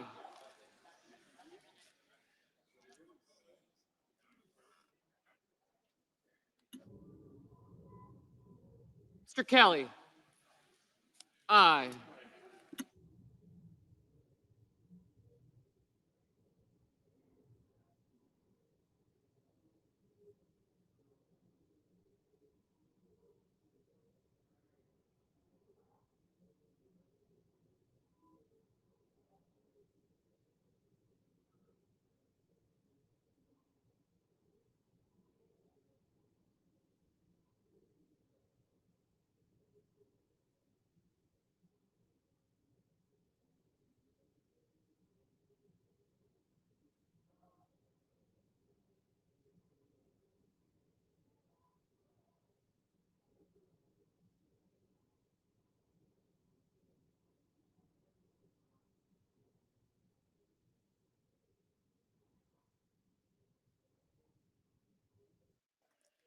On this motion, the yeas are 47, the nays are 53. The motion is not agreed to.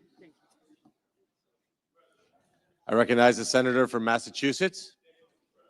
Mr. President, I have a motion to commit at the desk.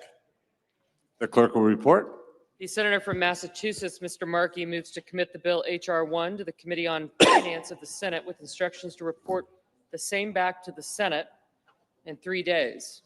I further ask further reading of the motion be dispensed with. Without objection.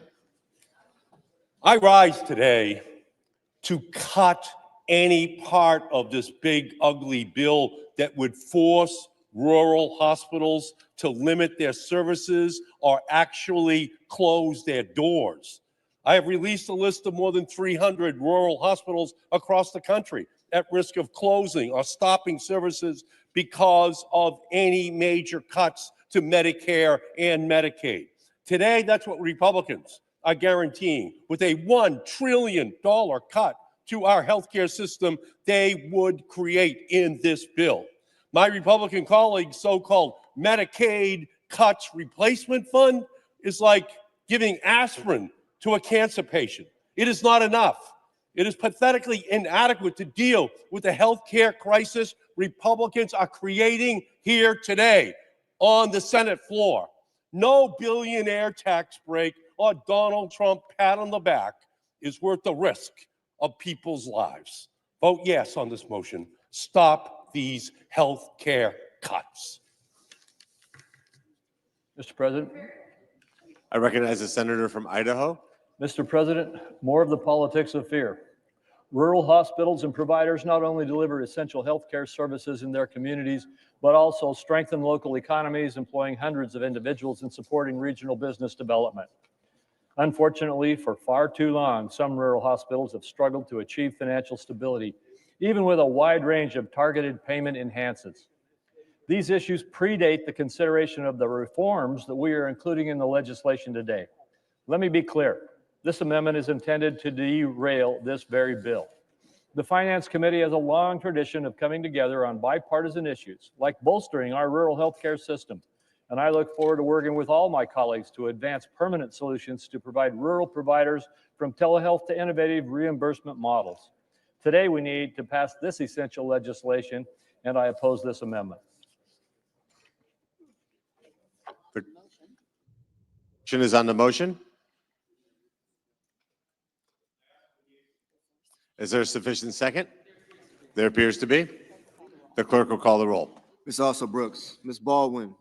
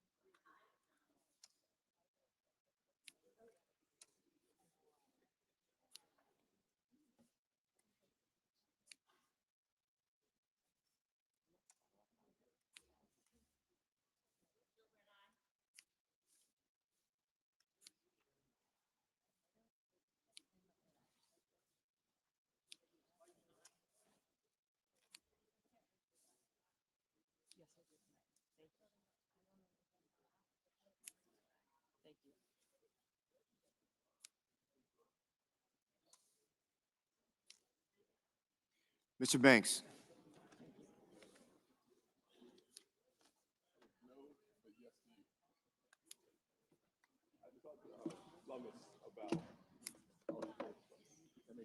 Mr. Brasso, Mr. Bennett,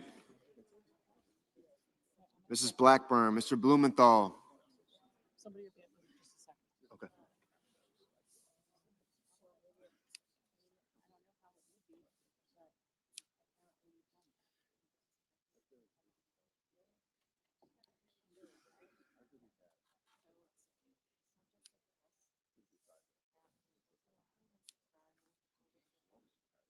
Ms. Blunt Rochester. Mr. Booker, Mr. Bozeman.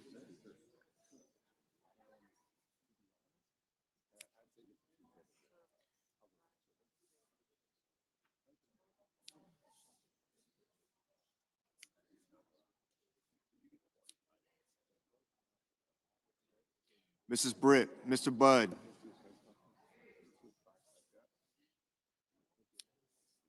Ms. Cantwell.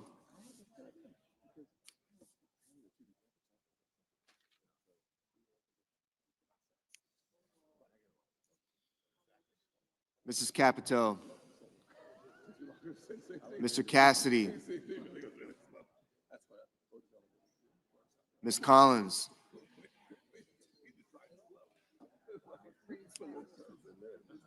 Mr. Coons, Mr. Cornyn, Ms. Cortez Masto. Mr. Cotton, Mr. Kramer, Mr. Crapo, Mr. Cruz, Mr. Curtis,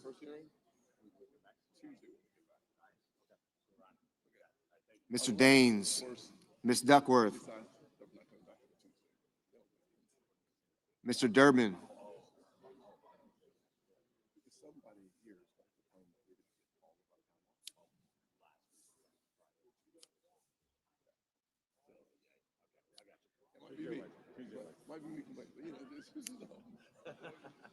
Ms. Ernst.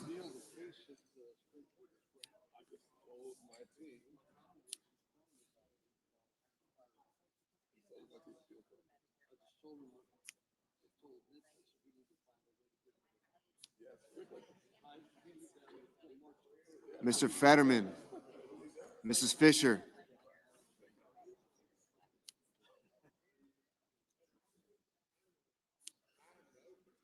Mr. Gallego, Mrs. Gillibrand, Mr. Graham, Mr. Grassley,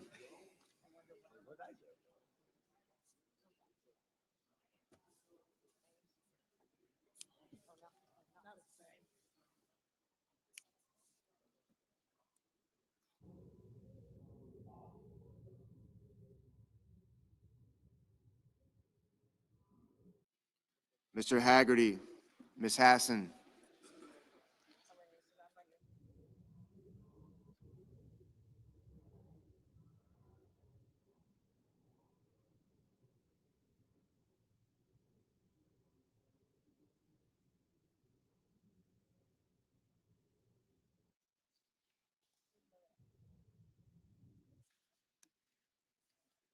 Mr. Heinrich,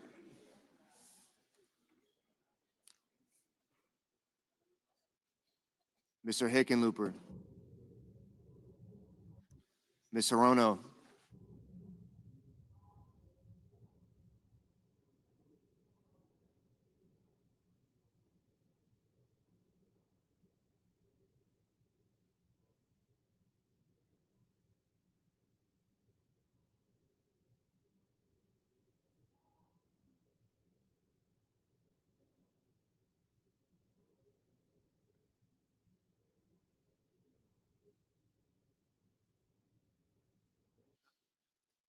Mr. Hoven,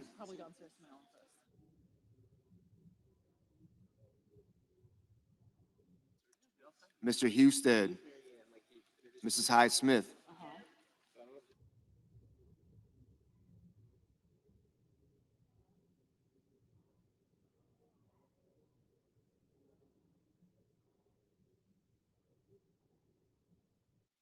Mr. Johnson, Mr. Justice, Mr. Kane,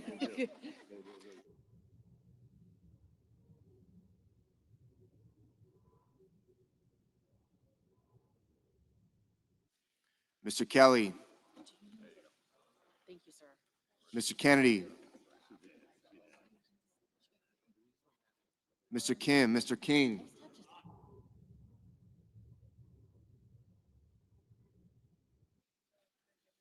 Ms. Klobuchar, Mr. Langford, Mr. Lee, Mr. Lujan, Ms. Lummis, Mr. Markey,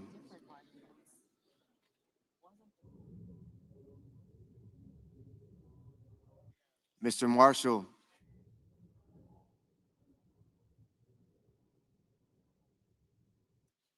Mr. McConnell, Mr. McCormick,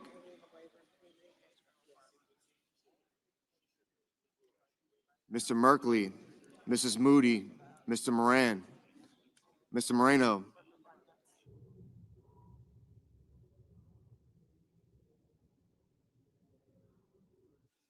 Mr. Mullen, Ms. Murkowski,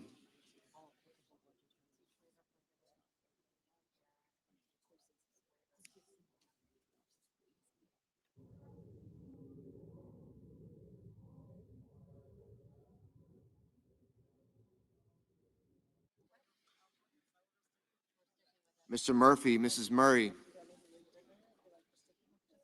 Mr. Ossoff, Mr. Padilla, Mr. Paul,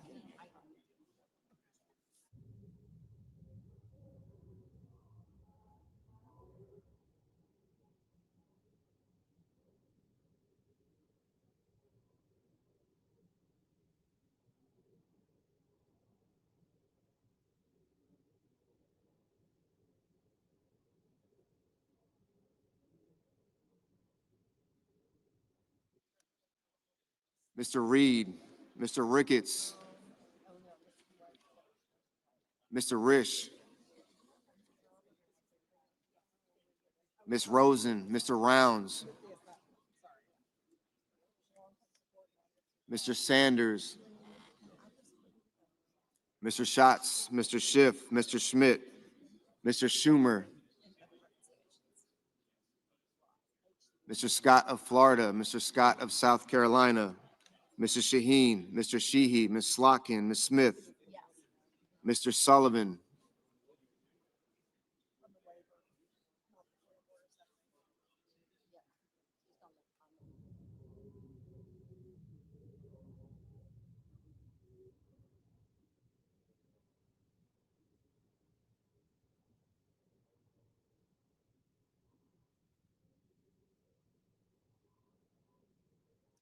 Mr. Thune, Mr. Tillis, Mr. Tuberville,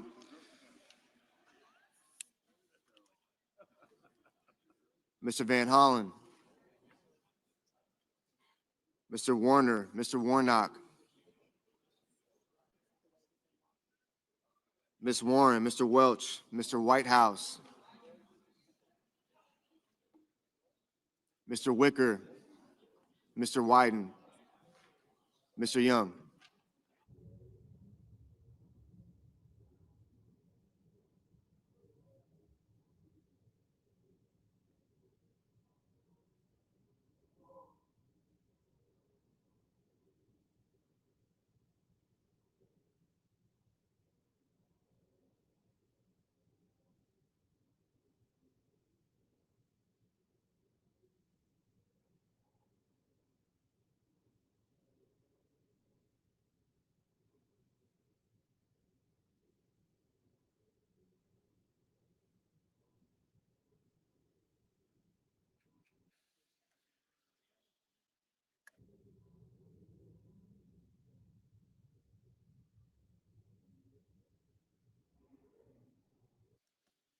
Senators voting the affirmative: also Brooks, Baldwin, Blumenthal, Blunt Rochester, Booker, Cantwell, Coons, Cortez Masto, Duckworth, Durbin, Fetterman, Gallego, Gillibrand, Hassan, Heinrich, Hickenlooper, Hirono, Kane, Kim, King, Klobuchar, Lujan, Markey, Merkley, Murkowski, Ossoff, Padilla, Reed, Rosen, Sanders, Schatz, Schiff, Shaheen, Slotkin, Smith, Warner, Warren, Welch, Whitehouse, Wyden.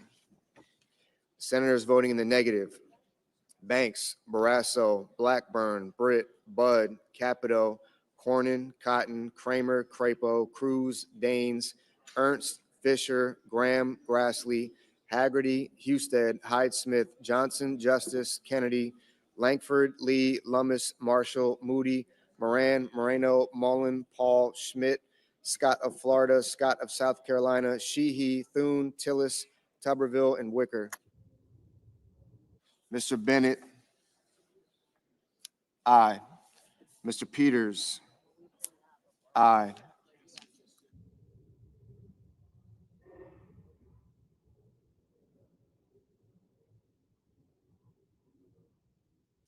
Mr. Cassidy, no. Mr. Bozeman, no.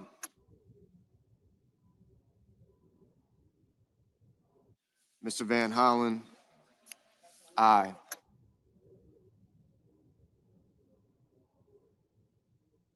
Mr. Murphy, aye.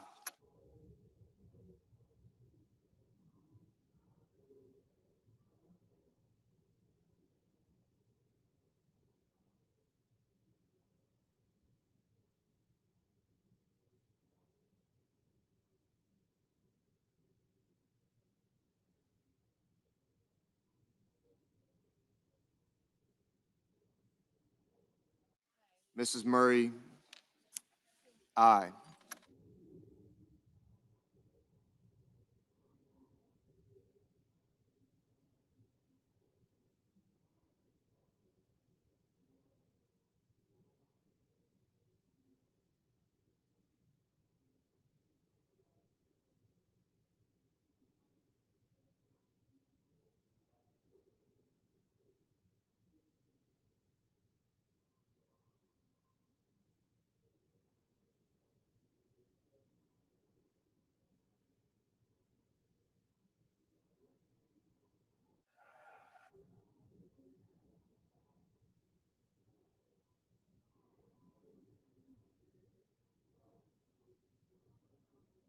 Mr. Rounds, Mr. Rounds, no.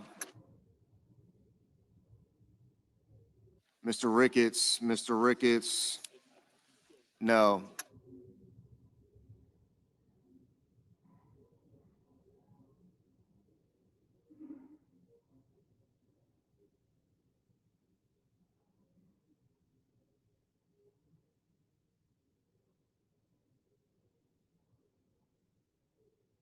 Mr. Hawley, no.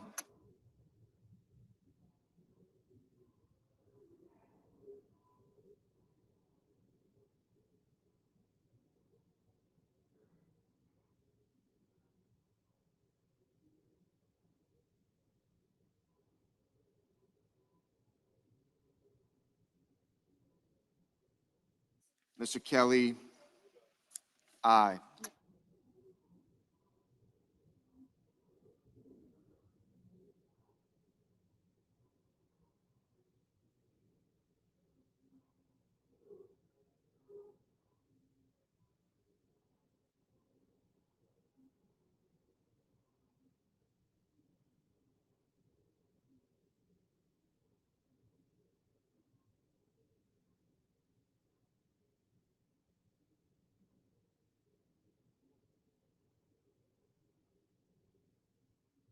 Mr. Young, no. Mr. Schumer, aye.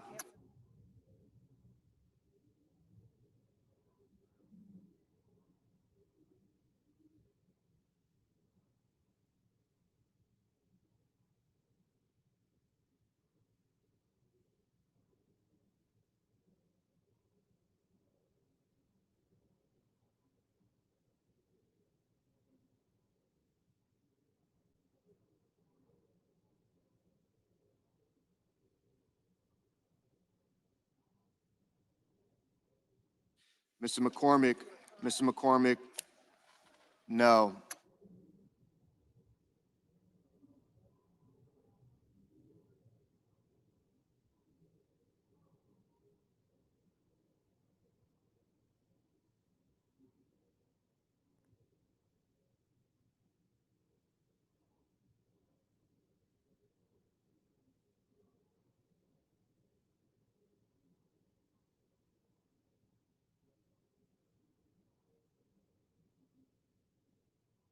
Mr. Hoven, no.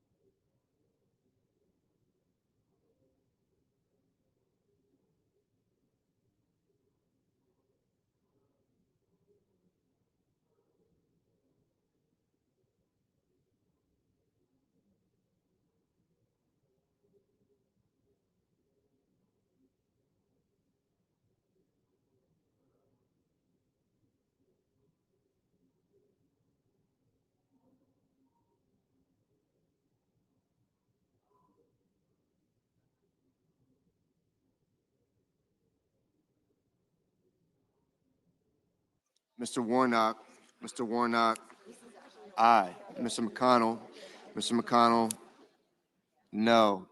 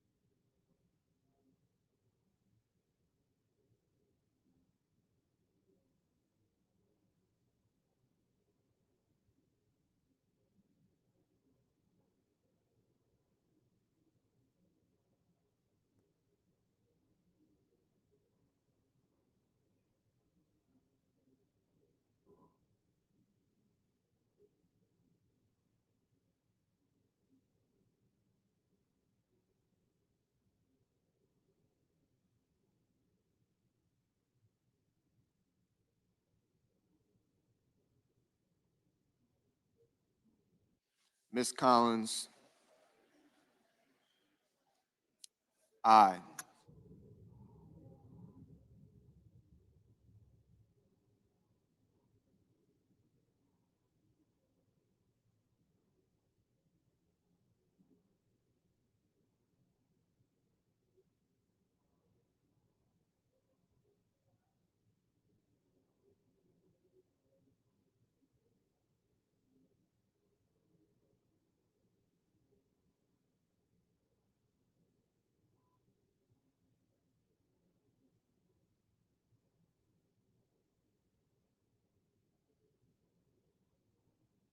Mr. Sullivan, Mr. Sullivan,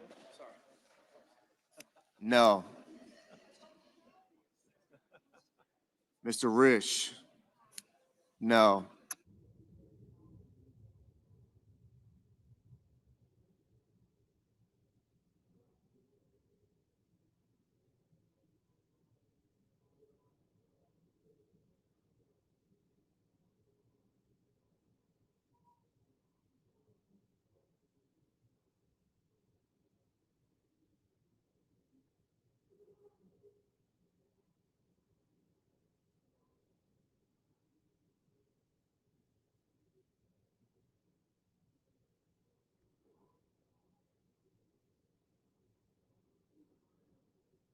Mr. Curtis, no.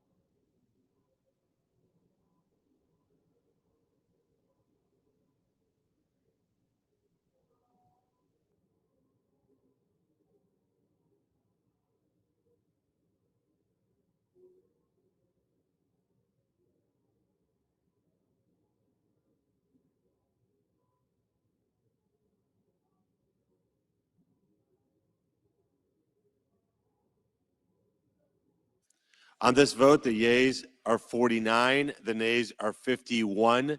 The motion is not agreed to. Mr. President, I recognize the majority leader. thank you, Mr. President. Mr. President, I ask unanimous consent that it be in order for the following senators to be recognized to offer amendments, motions, or points of order, that the amendments be reported by number with no amendments in order prior to a vote in relation to the amendments or motions. Wyden, motion to commit. Coons, motion to commit. Without objection.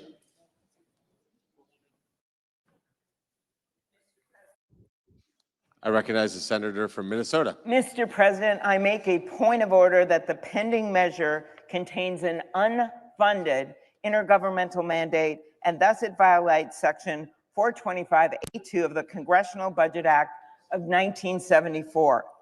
In nutrition assistance alone, this bill shifts tens of billions of dollars onto the states, creating chaos for state budgets and hardship for families.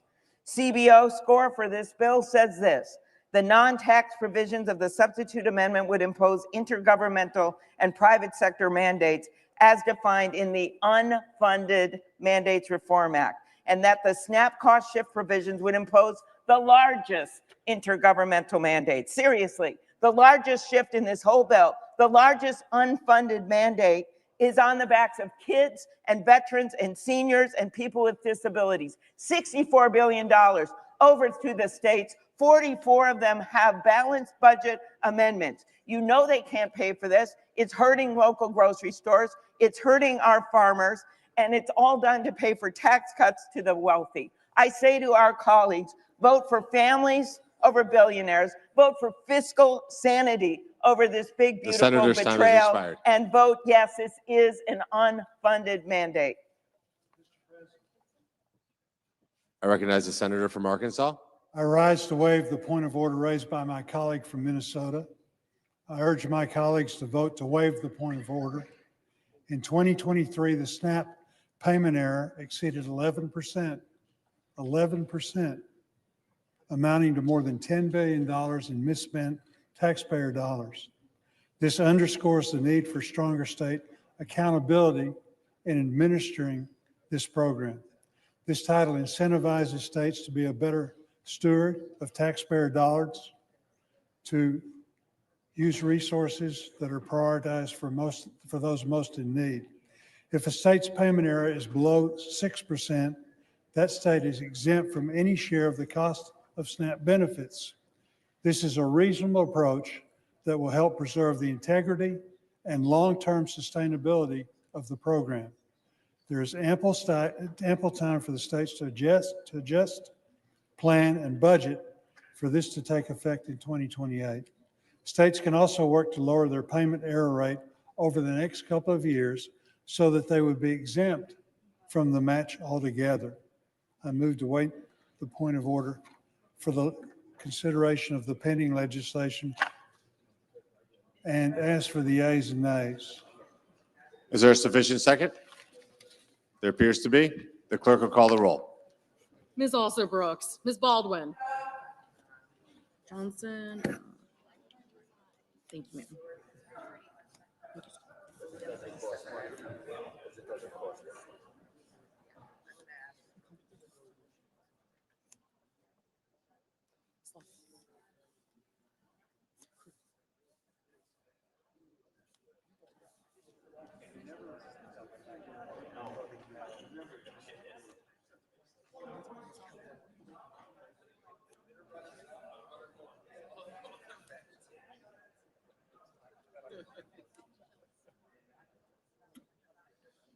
Mr. Banks, Mr. Barrasso, Mr. Bennett,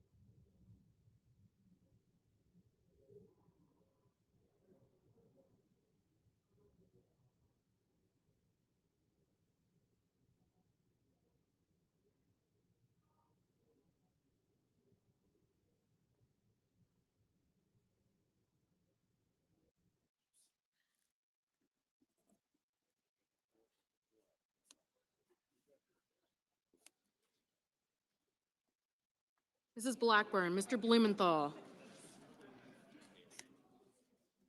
Ms. Blunt Rochester, Mr. Booker, Mr. Bozeman, Mrs. Britt, Mr. Budd, Ms. Cantwell, Mrs. Capito, Mr. Cassidy, Ms. Collins, Mr. Coons, Mr. Cornyn, Ms. Cortez Masto,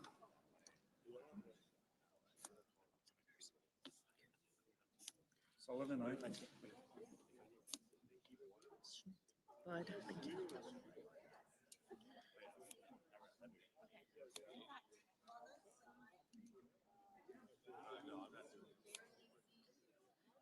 Mr. Cornyn, Ms. Cortez Masto, Mr. Cotton, Mr. Kramer, Mr. Crapo, Mr. Cruz, Mr. Curtis, Mr. Daines, Ms. Duckworth, Mr. Durbin, Ms. Ernst, Mr. Fetterman,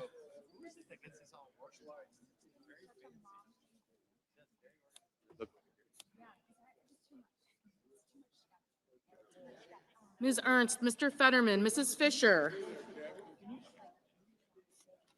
Mr. Gallego,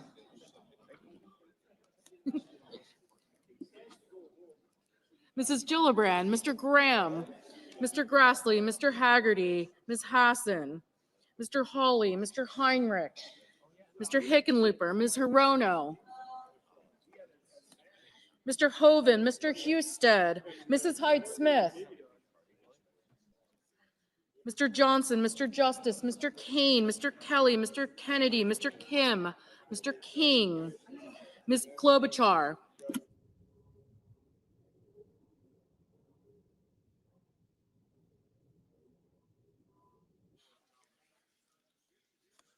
Mr. Langford, Mr. Lee, Mr. Lujan, Ms. Lummis, Mr. Markey, Mr. Marshall, Mr. McConnell, Mr. McCormick, Mr. Merkley, Mr. Moody, Mrs. Moody, Mr. Moran, Mr. Moreno,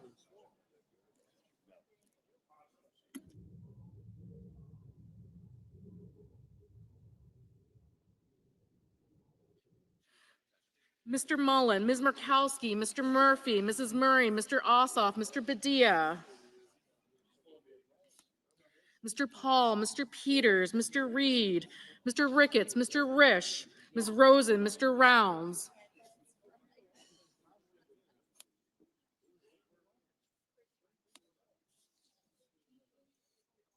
Mr. Sanders, Mr. Schatz, Mr. Schiff, Mr. Schmidt, Mr. Schumer, Mr. Scott of Florida, Mr. Scott of South Carolina, Mrs. Shaheen, Mr. Sheehy, Ms. Slotkin, Ms. Smith, Mr. Sullivan, Mr. Thune, Mr. Tillis, Mr. Tuberville, Mr. Van Hollen,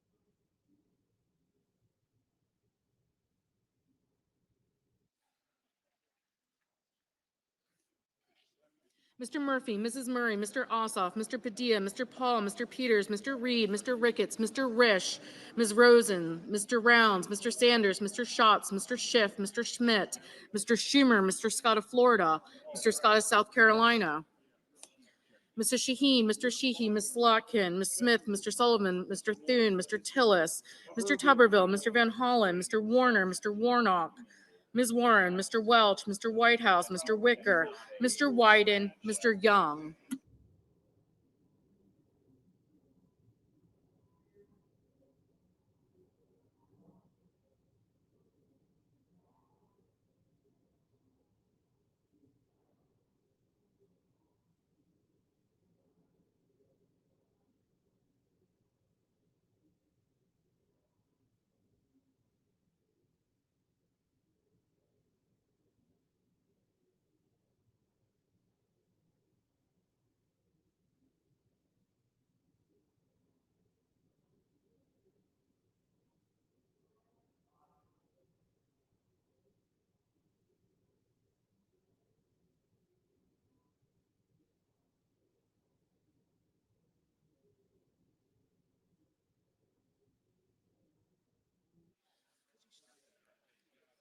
Senators voting in the affirmative: Banks, Blackburn, Bozeman, Britt, Budd, Capito, Cassidy, Cornyn, Cotton, Kramer, Crapo, Cruz, Curtis, Daines, Ernst, Fisher, Graham, Grassley, Hoven, Husted, Johnson, Justice, Langford, Lee, Lummis, Marshall, McConnell, McCormick, Moody, Moran, Moreno, Mullen, Paul,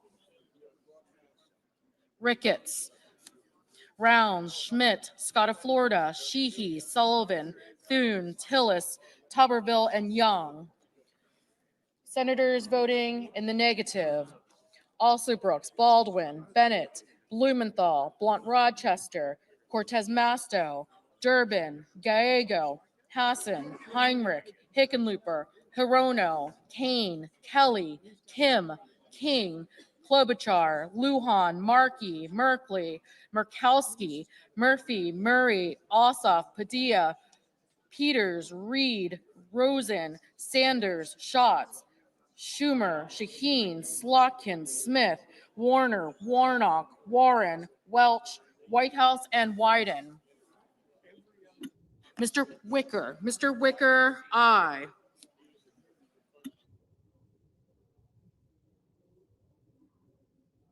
Mrs. Height Smith, aye. Ms. Collins, aye.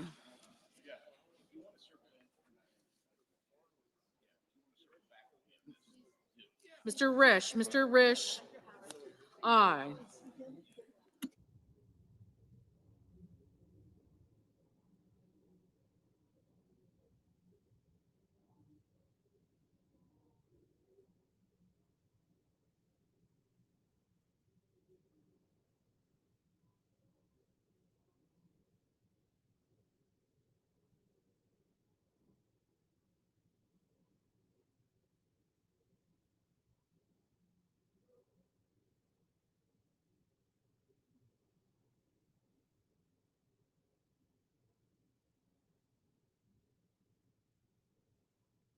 Mrs. Gillibrand, no.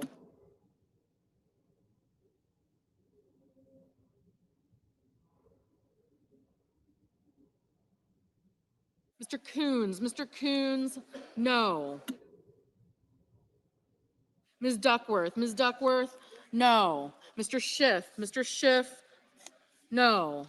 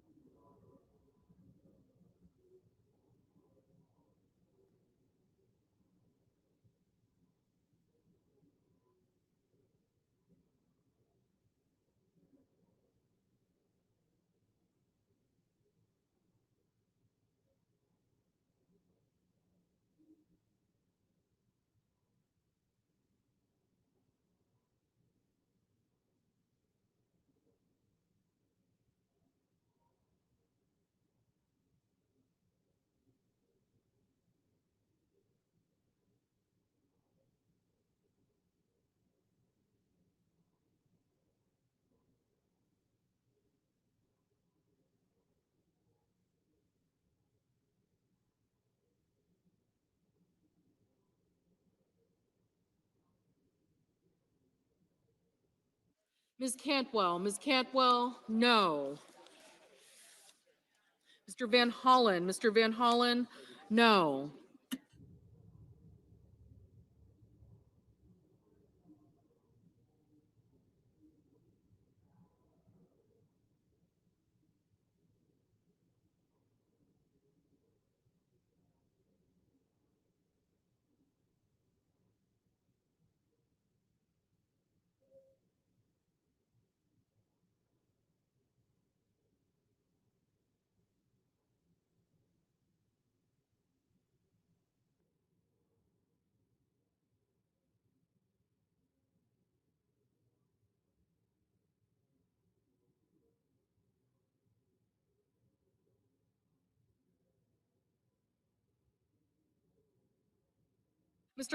Mr. Hawley, aye.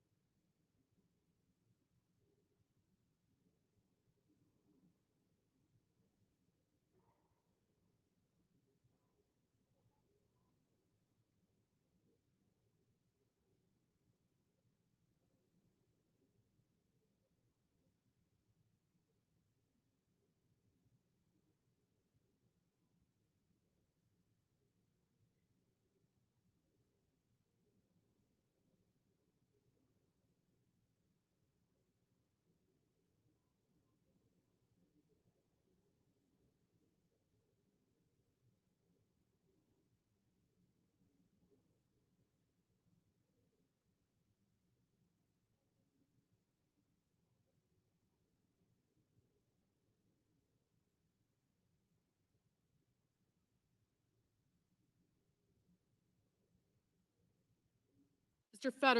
Fetterman, no.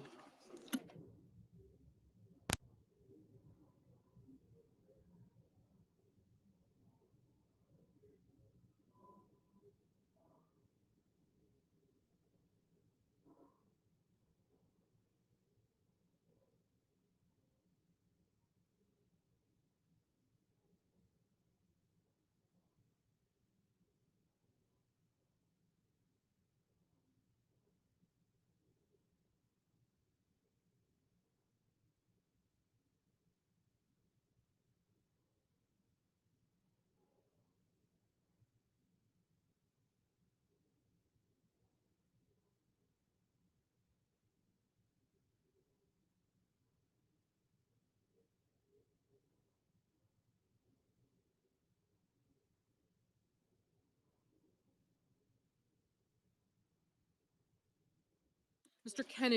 Kennedy, aye.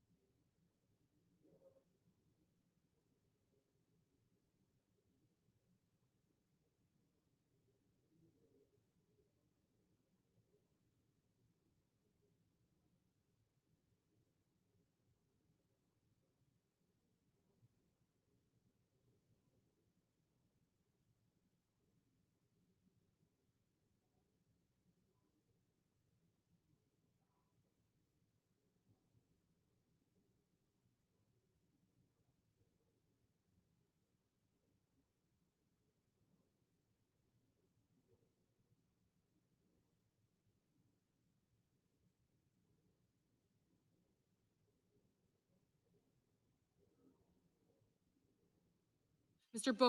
Booker, no.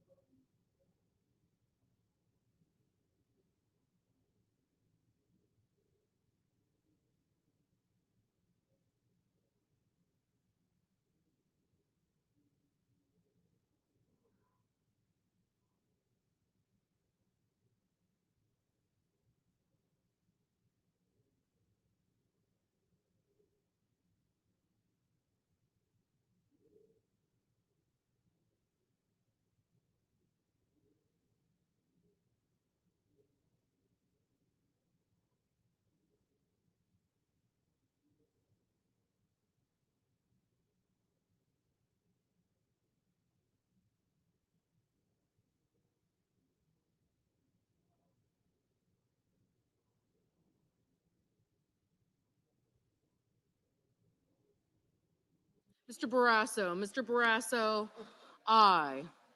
Mr. Haggerty, aye.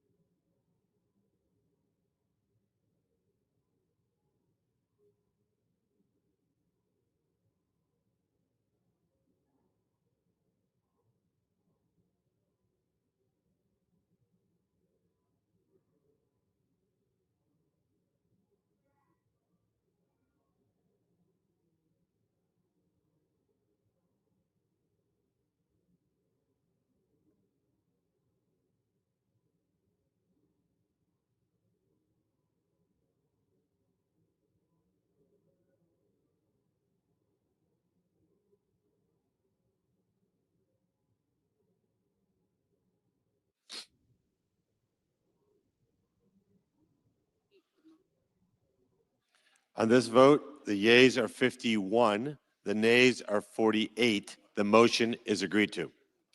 President, I recognize the senator from Oregon. Mr. President, I have a motion to commit at the desk. The clerk will report. Senator from Oregon, Mr. Wyden, moves to commit the bill H.R. 1 to the Committee on Finance with instructions to report back forthwith. Mr. President, I ask that further reading of the motion be dispensed with. Without objection.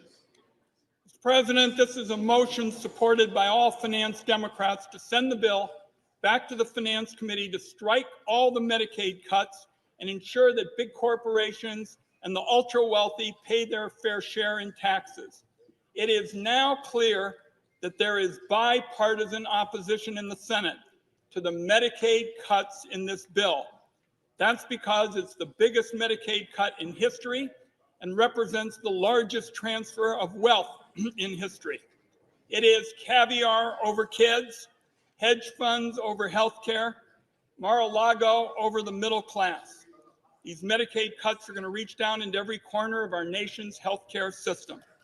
As we've heard from rural America, rural hospitals will close their doors. Seniors are going to lose care at home and be left with fewer nursing homes and fewer nurses. Kids with disabilities will lose health care.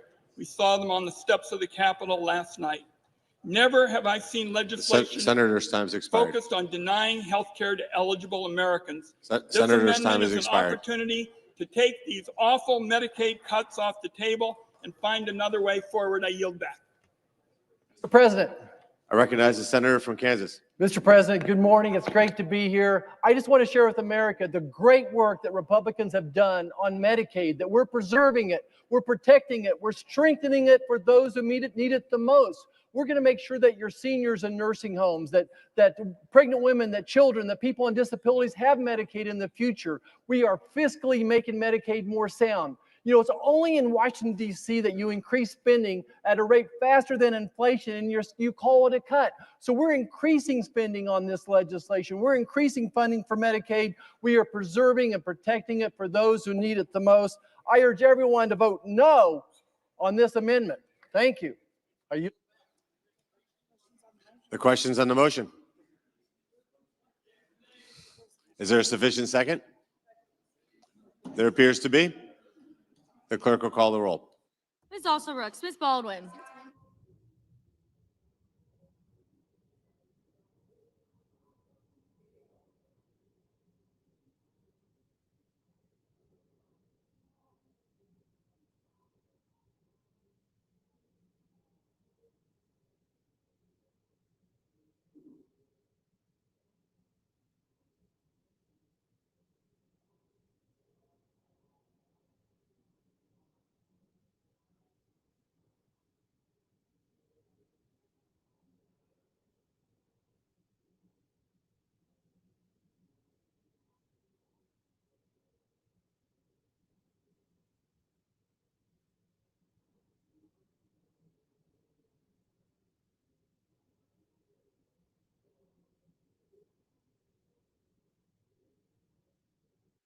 Mr. Banks, Mr. Barrasso, Mr. Bennett.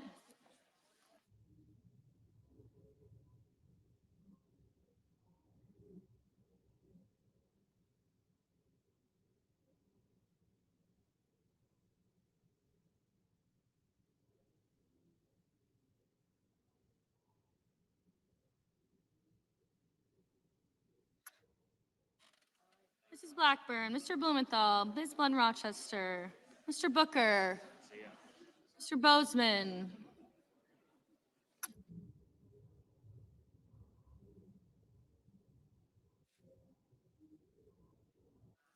Mrs. Britt, Mr. Budd, Ms. Cantwell, Mrs. Capito, Mr. Cassidy, Ms. Collins, Mr. Coons, Mr. Cornyn,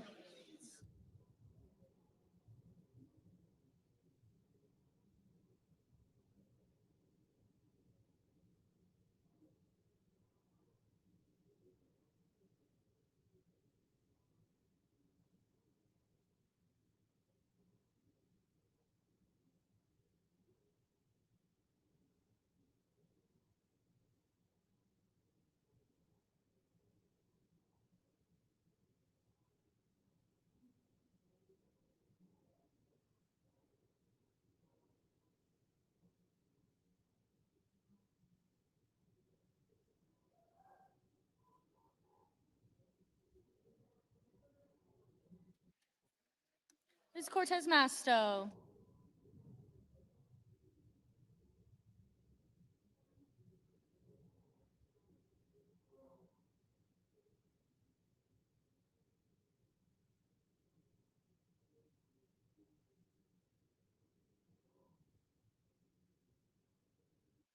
Mr. Cotton, Mr. Kramer, Mr. Crapo, Mr. Cruz.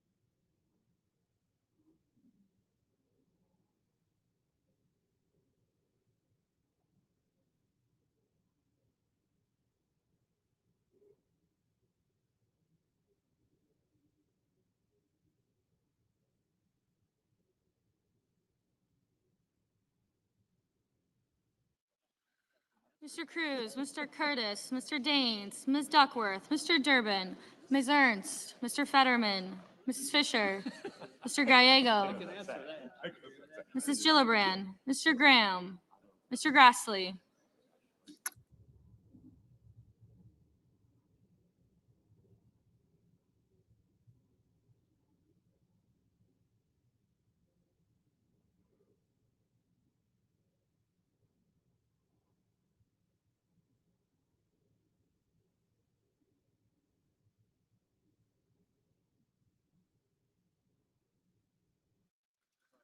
Mr. Haggerty, Ms. Hassan, Mr. Hawley, Mr. Heinrich, Mr. Hickenlooper, Ms. Hirono, Mr. Hoven, Mr. Husted, Mrs. Hyde-Smith, Mr. Johnson, Mr. Justice, Mr. Kane, Mr. Kelly, Mr. Kennedy, Mr. Kim, Mr. King.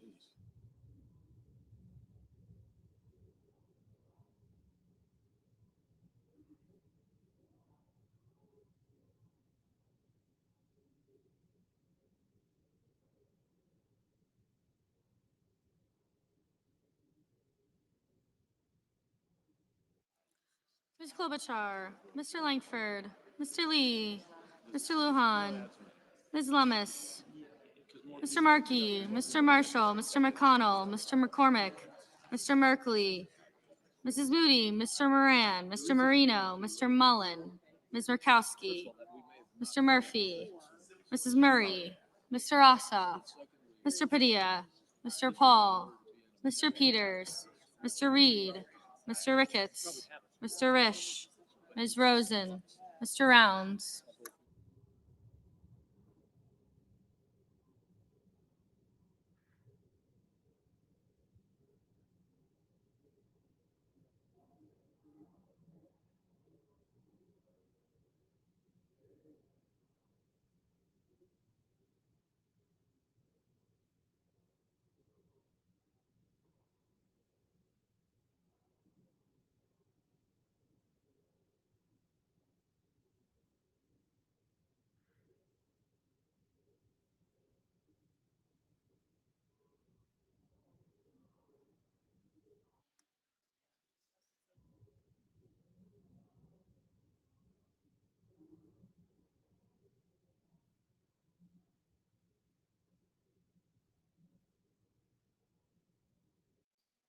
Ms. Rosen, Mr. Rounds, Mr. Sanders, Mr. Schatz, Mr. Schiff, Mr. Schmidt, Mr. Schumer, Mr. Scott of Florida.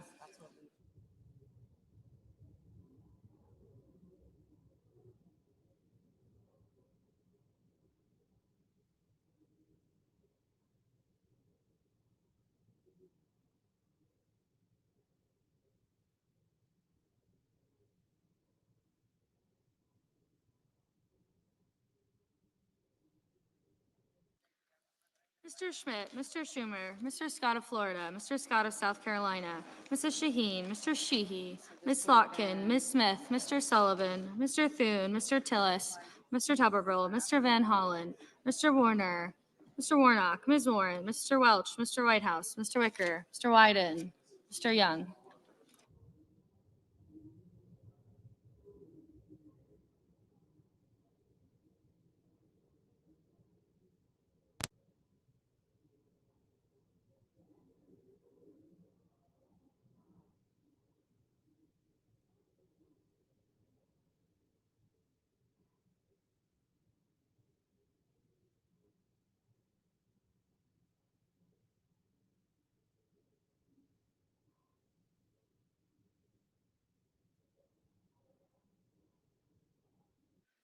Senators voting in the affirmative: Also Brooks, Baldwin, Bennett, Blunt Rochester, Booker, Cantwell, Fetterman, Gallego, Gillibrand, Hassan, Heinrich, Hickenlooper, Kim, King, Klobuchar, Lujan, Markey, Murphy, Murray, Padilla, Peters, Reed, Rosen, Sanders, Schiff, Schumer, Shaheen, Slotkin, Van Hollen, Warner, Warren, Welch, and Wyden. Senators voting in the negative: Banks, Barrasso, Blackburn, Britt, Budd, Capito, Cassidy, Collins, Cornyn, Cotton, Kramer, Crapo, Cruz, Curtis, Daines, Ernst, Fisher, Graham, Haggerty, Hoven, Husted, Justice, Kennedy, Langford, Marshall, McCormick, Moody, Moran, Mullen, Murkowski, Paul, Ricketts, Risch, Rounds, Schmidt, Scott of Florida, Scott of South Carolina, Sheehy, Thune, Tillis, Tuberville, and Young. Mr. Blumenthal, aye. Mr. Bozeman, no. Mr. Lee, no. Mrs. Hyde Smith, no. Mr. Durbin, aye. Mr. Marino, aye. Mr. Merkley, Mr. Marino, no. Mr. Merkley, aye.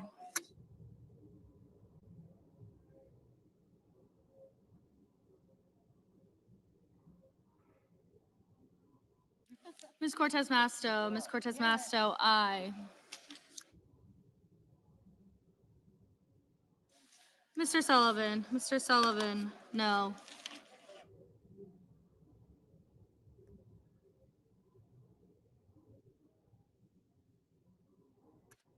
Mr.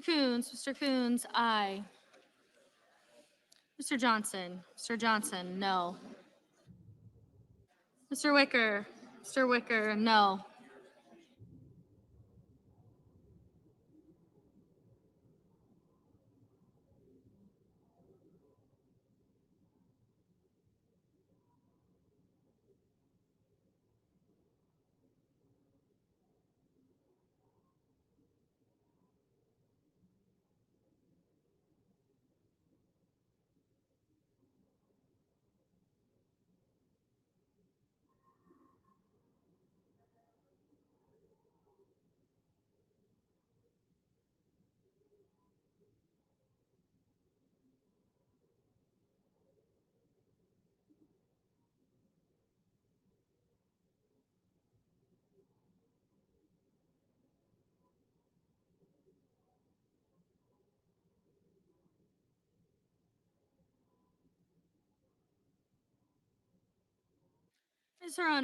Ms. Hirono, aye. Mr. Whitehouse, aye. Mr. Ossoff, aye.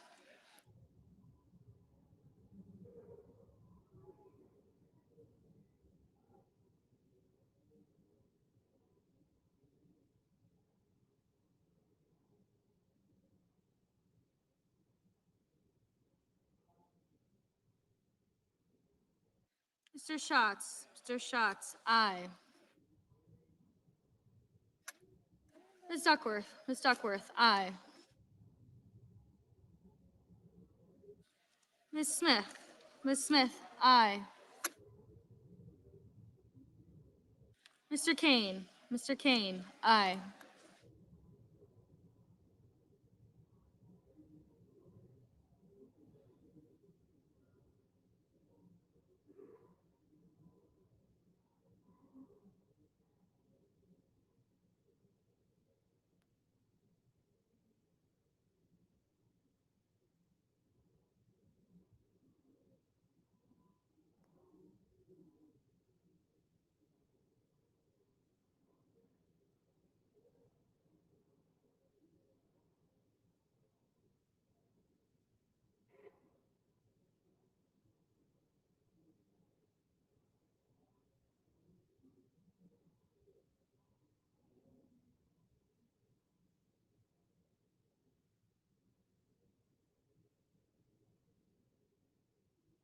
Mr. Grassley. Mr. Grassley, no.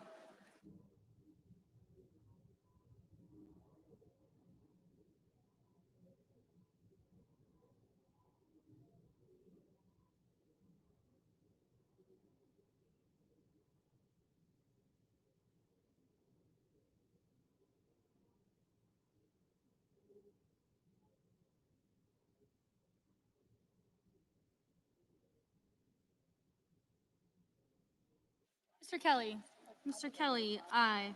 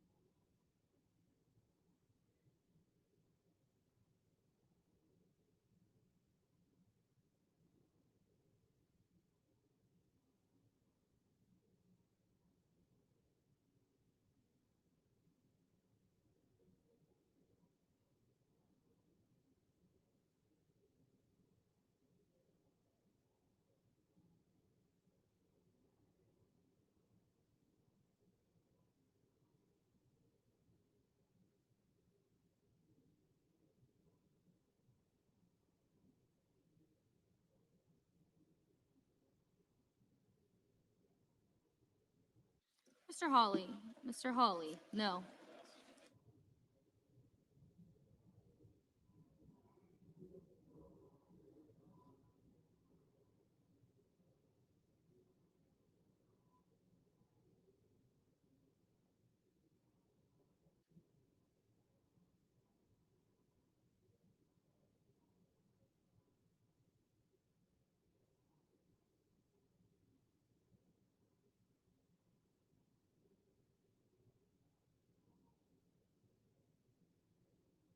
Mr. McConnell.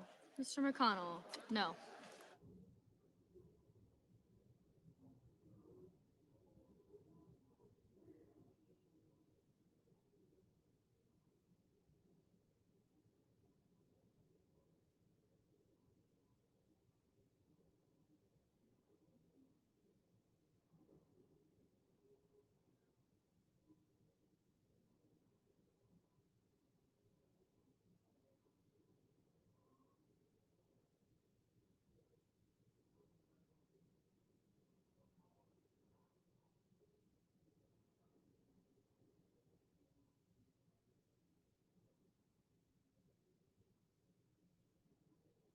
Ms. Lummis. Ms. Lummis, no.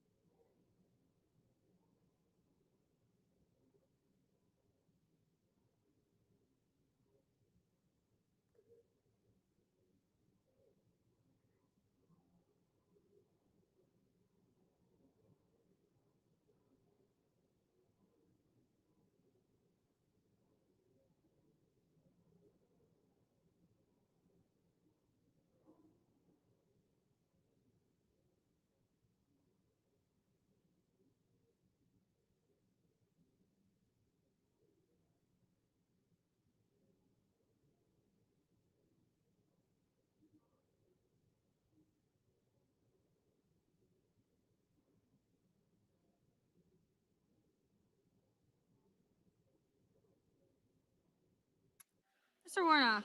Mr. Warnock, aye.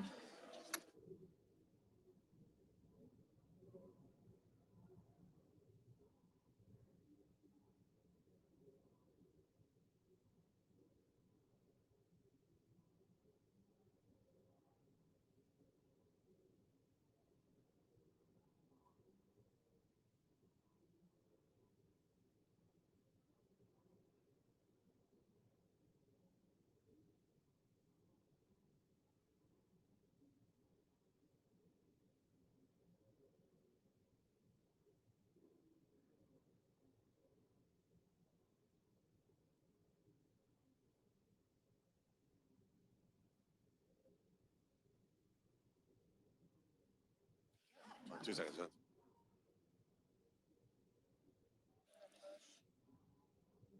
On this motion, the yeas are 47, the nays are 53. The motion is not agreed to. I recognize the senator from Delaware. Mr. President, I have a motion to commit at the desk. The clerk will report it. The senator from Delaware, Mr. Coons, moves to commit the bill H.R. 1 to the Committee on Finance with instructions to report back forthwith. Mr. President, I ask for the reading of the motion be dispensed with. Without objection. Colleagues, the ugly truth about this so-called big, beautiful bill is that it will kick 17 million Americans off their health care. This bill cuts almost $1 trillion from Medicaid and other health care programs by tying people up in red tape. Republicans will tell you they're trying to improve Medicaid, but the truth is they're not. It is cruel and dishonest to bury parents, kids, and seniors in paperwork and then blame them when they lose their health care, all to further rig our tax code for the very wealthiest.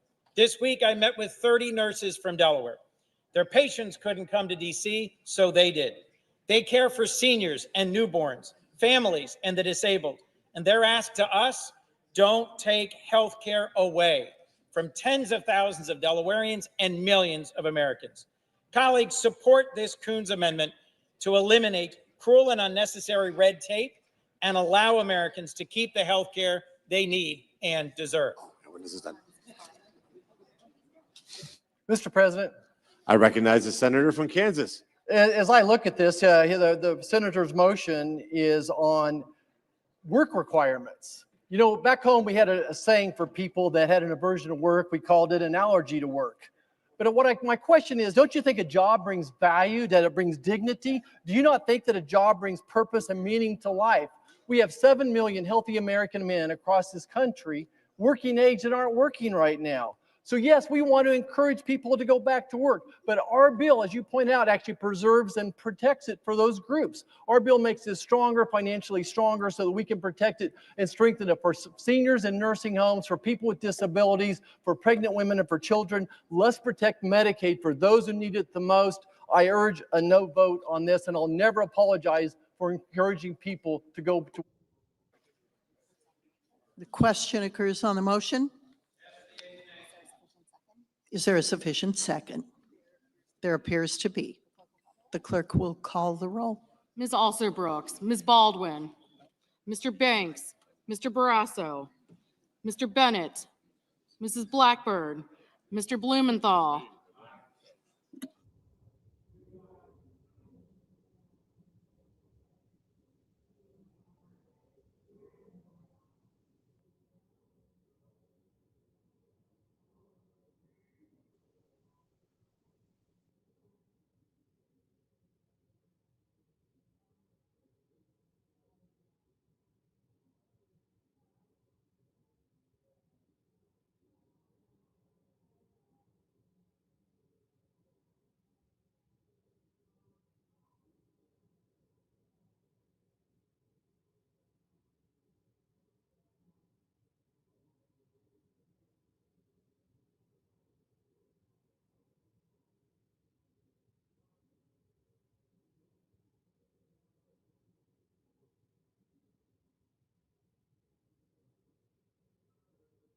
Ms. Blunt Rochester,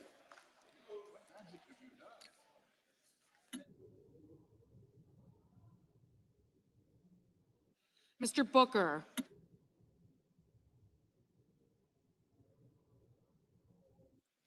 Mr. Bozeman, Mrs. Britt, Mr. Budd, Ms. Cantwell,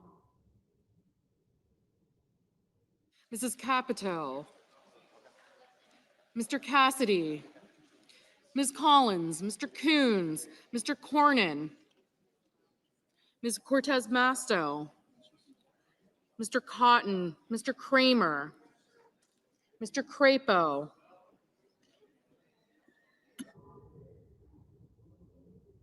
Mr. Cruz, Mr. Curtis, Mr. Daines,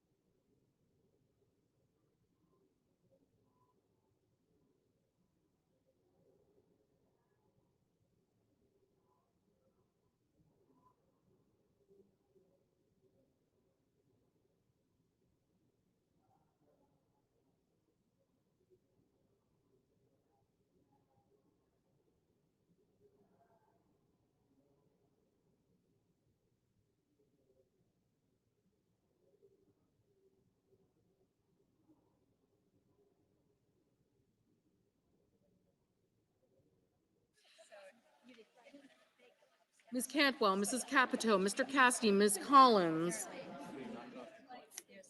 Mr. Cornyn, Ms. Cortez Masto, Mr. Cotton, Mr. Kramer, Mr. Crapo, Mr. Cruz, Mr. Curtis, Mr. Daines, Ms. Duckworth, Mr. Durbin, Ms. Ernst,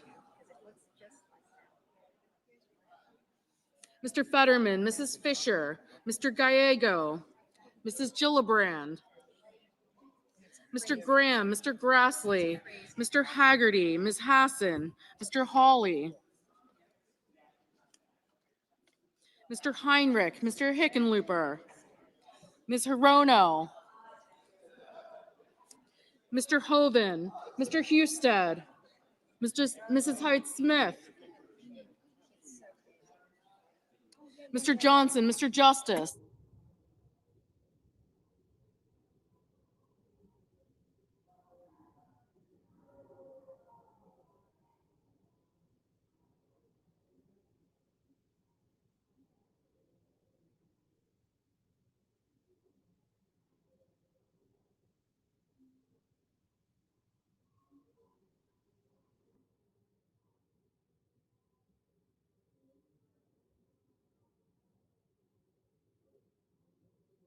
Mr. Justice,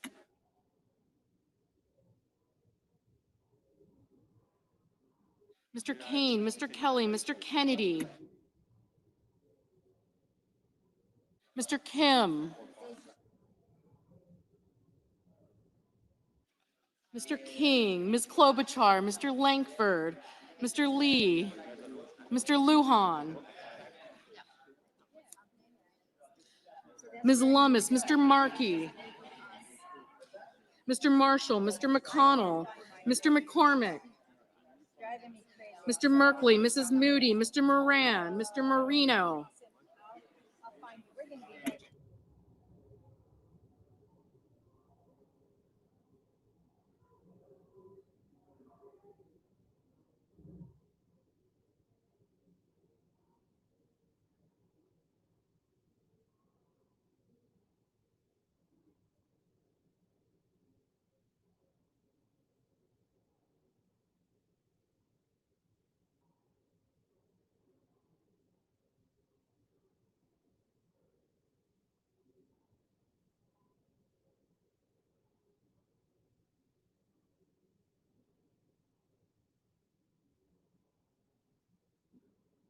Mr. Merkley, Mrs. Moody, Mr. Moran, Mr. Marino, Mr. Mullen, Ms. Murkowski,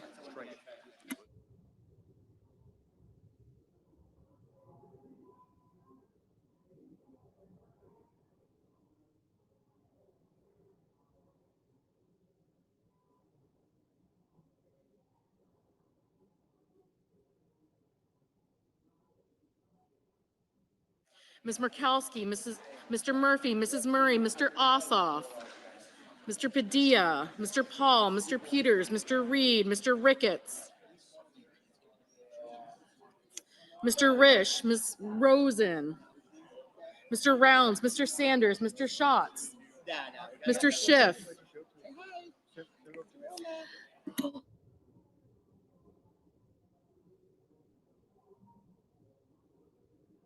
Mr. Schmidt, Mr. Schumer, Mr. Scott of Florida, Mr. Scott of South Carolina, Mrs. Shaheen, Mr. Sheehy, Ms. Slotkin, Ms. Smith, Mr. Sullivan, Mr. Thune, Mr. Tillis, Mr. Tuberville, Mr. Van Hollen, Mr. Warner, Mr. Warnock, Ms. Warren, Mr. Welch, Mr. Whitehouse, Mr. Wicker, Mr. Wyden, Mr. Young.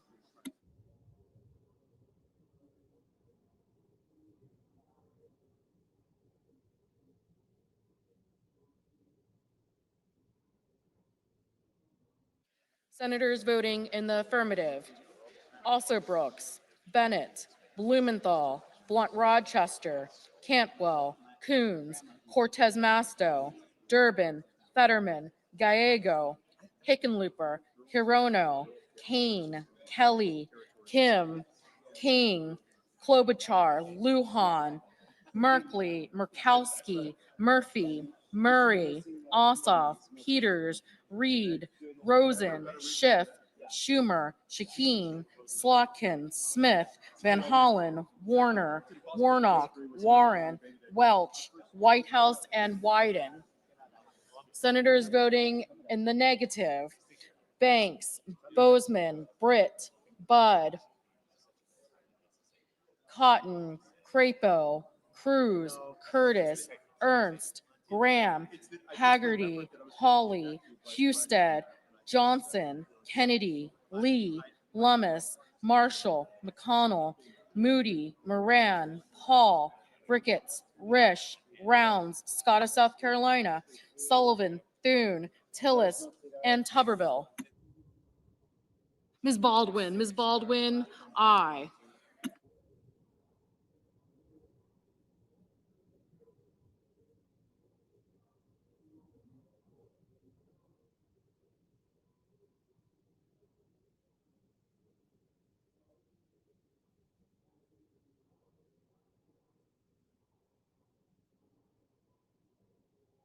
Mr. Sanders, aye.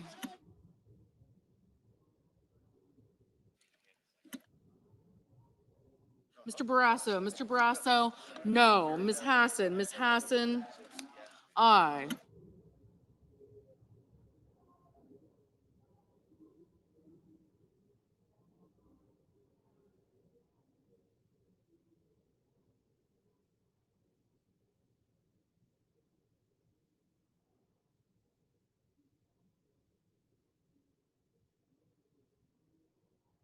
Mr. McCormick, no.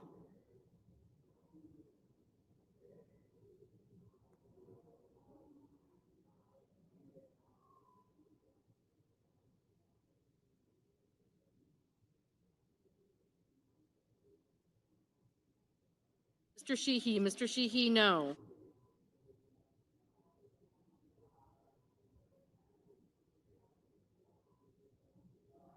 Mrs. Blackburn, no.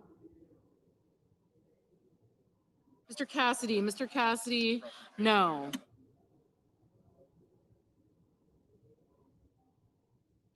Mrs. Hyde Smith, no.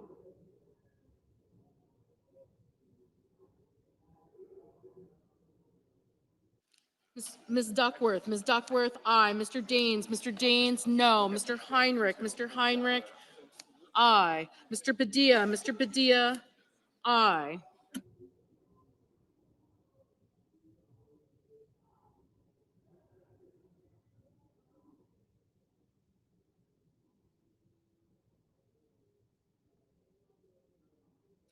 Mr. Schmidt, no. I'm just gonna put this one in here. This is the previous one. And I can help get the second one ready, just kind of depends on where we are. That's why I can't put this in there because it's their thing. Oh, whoops.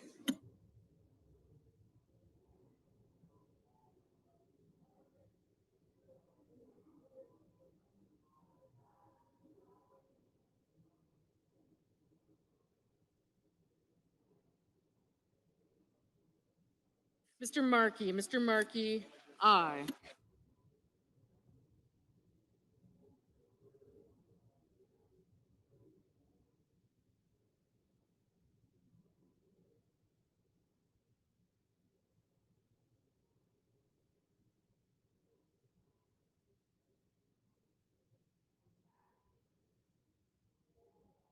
Mr. Langford, no.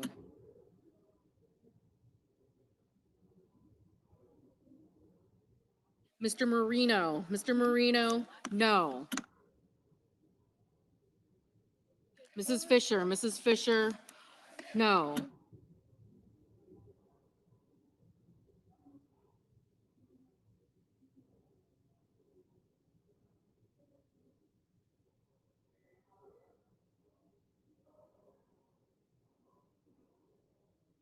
Ms. Collins, no.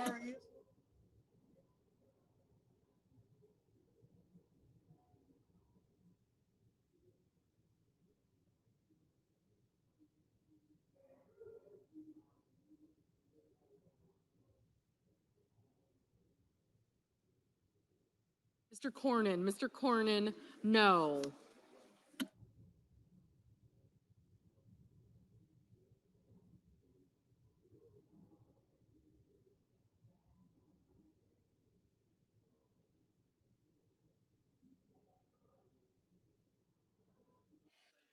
Mrs. Gillibrand, aye.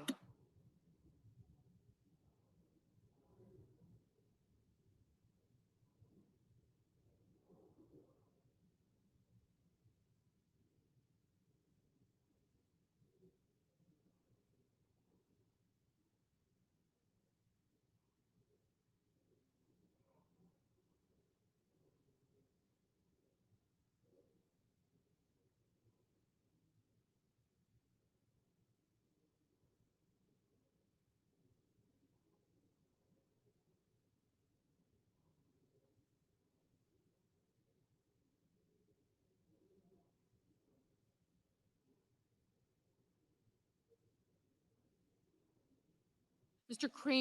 Kramer, no. Mr. Schatz, aye.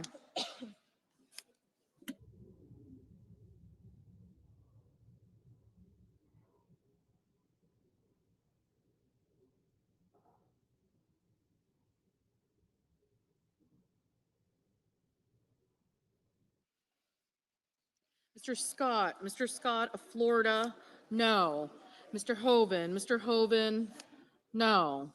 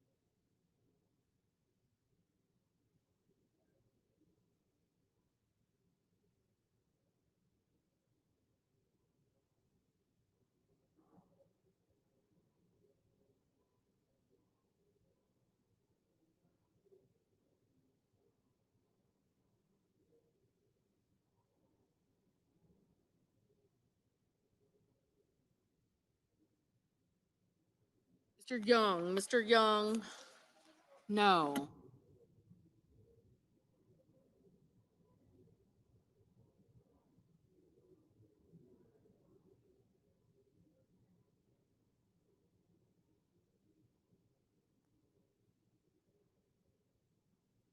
Mr. Justice, no. Mr. Booker, aye. Mr. Wicker, no. Mr. Crapo, Mr.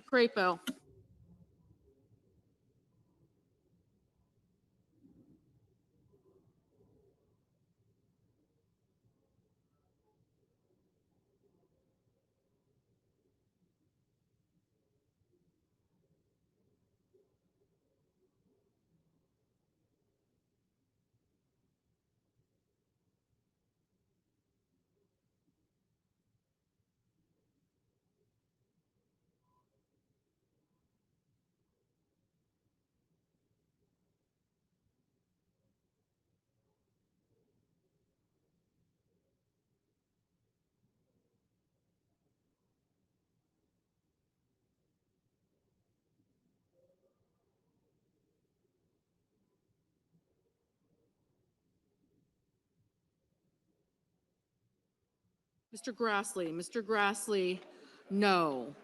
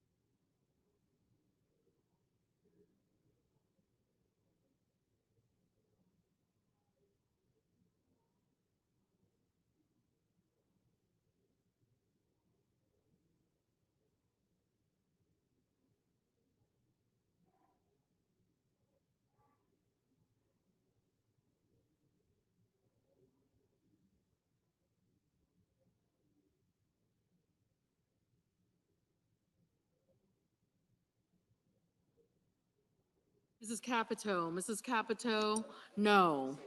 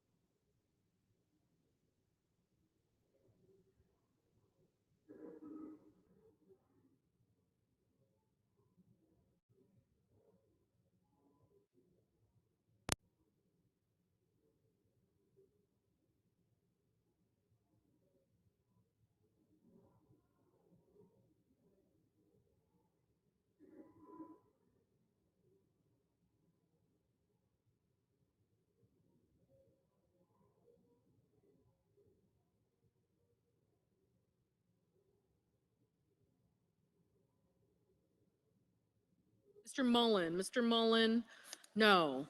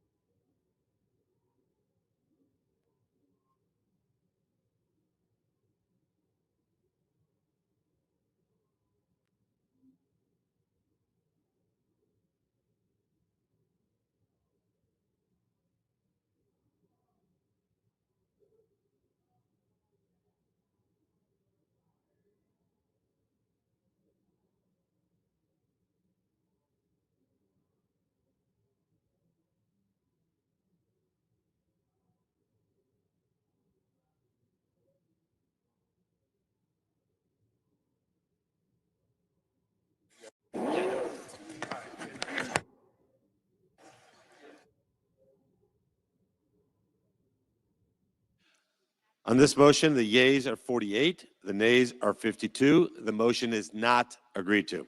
Mr. President. I recognize the majority whip. Mr. President, I ask unanimous consent that to be in order for the following senators to be recognized to offer amendments, motions, or points of order, that the amendments be reported by number with no amendments in order prior to a vote in relation to the amendments on the motion or motions. Number 1, Lujan, motion to commit. Number 2, Reed, motion to commit.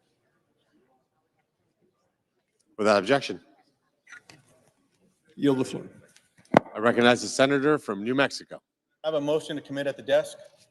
The clerk will report. Senator from New Mexico, Mr. Lujan, moves to commit the bill H.R. 1 to the Committee on Finance with instructions to report back forthwith. Mr. President, recently a Republican colleague said regarding this bill's SNAP cuts, quote, "If we don't watch out, people are going to get hurt." He's right. People are going to get hurt. For the past 50 years, the United States of America has maintained a bipartisan promise to feed our children, our veterans, our seniors, and our working families. This bill betrays that promise. It cuts more than $1 trillion from Medicaid, SNAP, cuts that will harm all of our constituents. With this motion, I'm offering my colleagues the opportunity to step away from these devastating cuts, to show our fellow Americans that in this country, we care for our friends, family, and neighbors who need support. I hope my colleagues on both sides of the aisle can agree that this is a promise worth keeping. I yield back. Mr. President. I recognize the senator from Arkansas. Thank you, Mr. President. I rise in opposition to the motion raised by my colleague from New Mexico. The agriculture title of this bill takes a practical approach to improve SNAP by reducing waste, enhancing accountability, and encouraging recipients to move towards self-reliance through work and training. SNAP spending has nearly doubled since 2018, putting this vital program on an unsustainable path wrought with mismanagement and waste. This program has devolved into viewing success as enrolling more individuals to be dependent on government assistance. SNAP is long overdue for change. This motion would jeopardize the ability for the Senate to meet its reconciliation instructions and deliver the President's agenda to the American people. I urge my colleagues to vote no. Is there a sufficient second? There appears to be. The clerk will call the roll. Ms. Alsobrooks, Ms. Baldwin,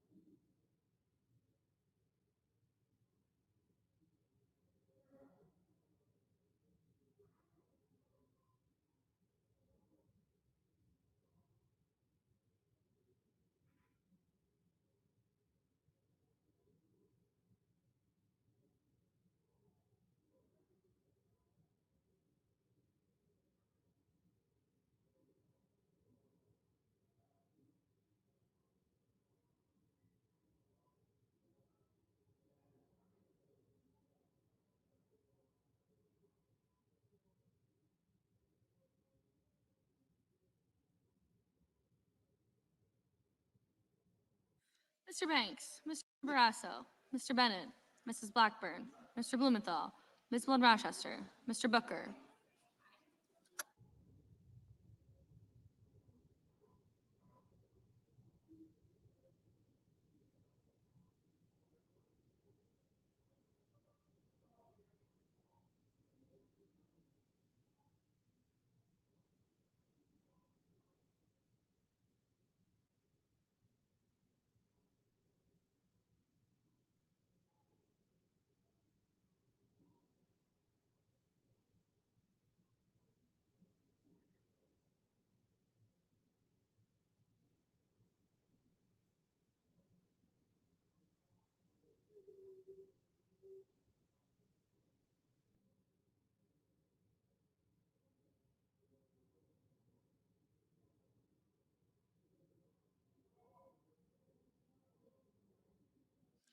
Mr. Booker, Mr. Bozeman, Mrs. Britt, Mr. Budd, Ms. Cantwell, Mrs. Capito, Mr. Cassidy, Ms. Collins, Mr. Coons, Mr. Cornyn, Ms. Cortez Masto.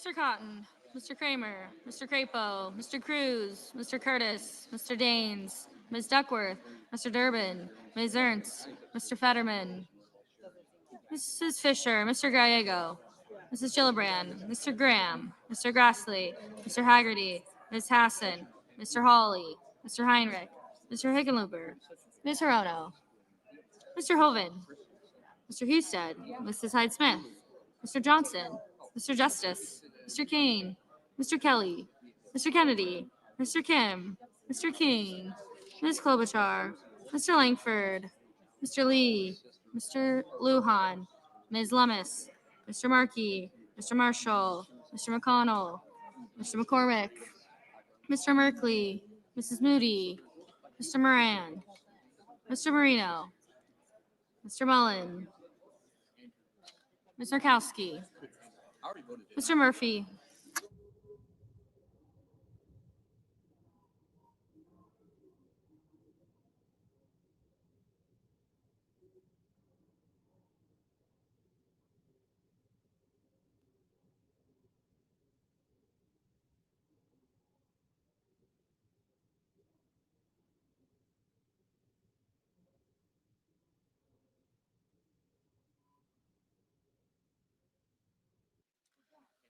Mr. Murphy, Mrs. Murray, Mr. Ossoff, Mr. Padilla, Mr. Paul, Mr. Peters, Mr. Reed, Mr. Ricketts, Mr. Risch.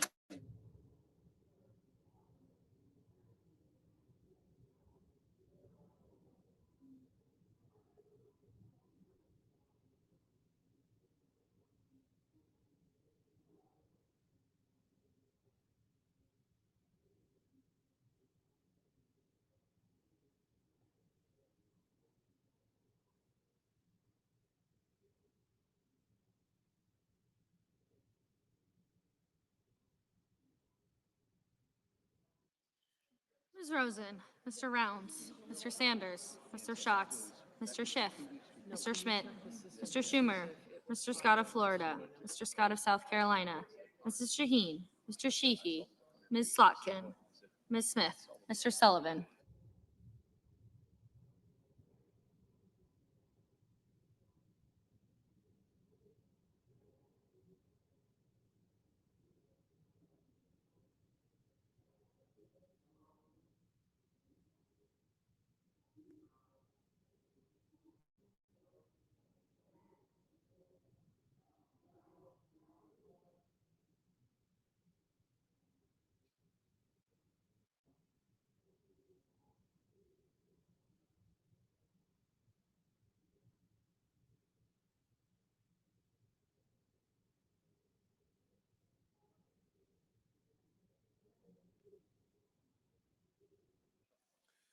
Mr. Sullivan, Mr. Thune, Mr. Tillis, Mr. Tuberville, Mr. Van Hollen, Mr. Warner, Mr. Warnock, Ms. Warren, Mr. Welch, Mr. Whitehouse, Mr. Wicker, Mr. Wyden, Mr. Young.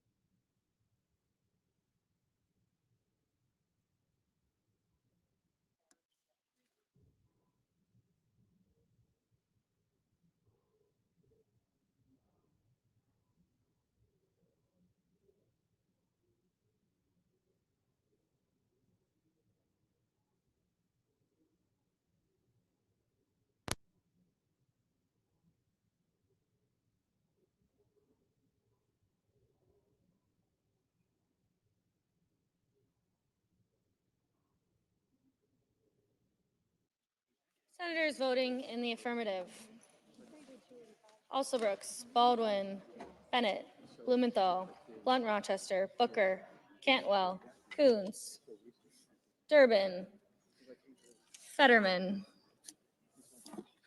Gallego, Hassan, Hirono, Kelly, Kim, Klobuchar, Lujan, Merkley, Murphy, Murray, Padilla, Peters, Reed, Rosen, Sanders, Schatz, Schiff, Schumer, Shaheen, Slotkin, Smith, Van Hollen, Warner, Warnock, Welch, Whitehouse, and Wyden.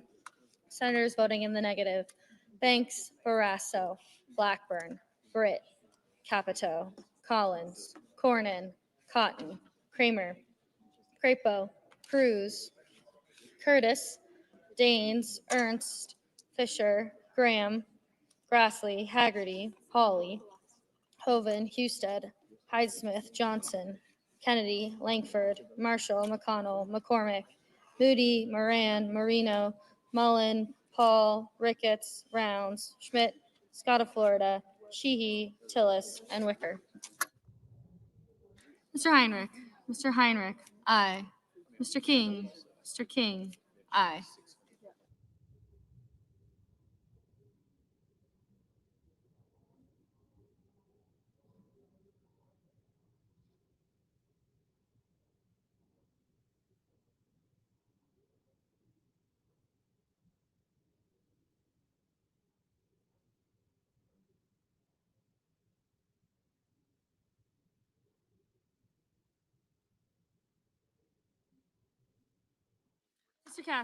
Mr. Cassidy, no. Mr. Tuberville, no.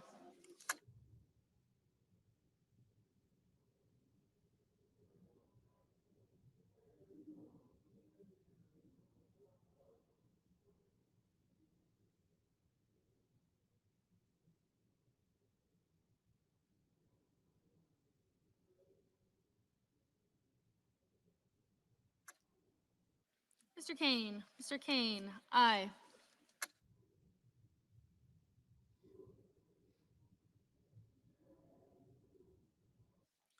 Mr. Ossoff, aye.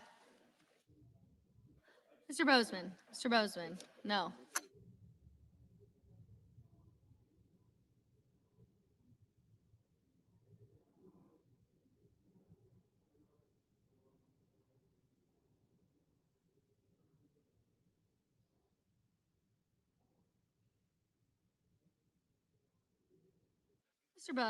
Mr. Budd, no.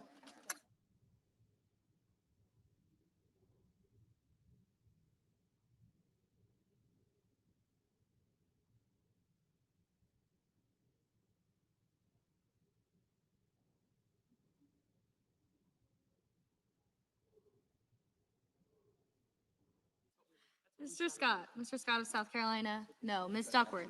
Ms. Duckworth, aye.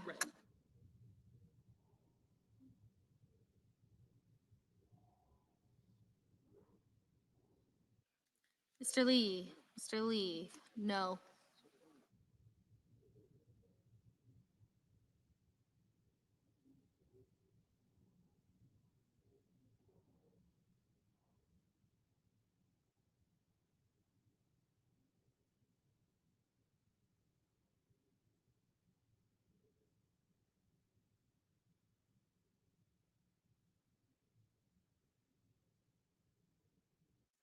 Mr. Justice. Mr. Justice, no.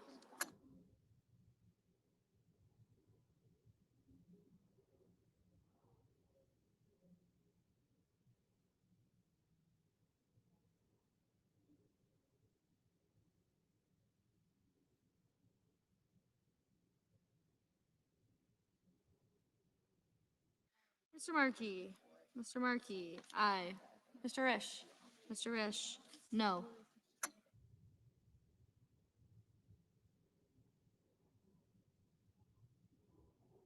Ms. Murkowski. Ms. Murkowski, aye.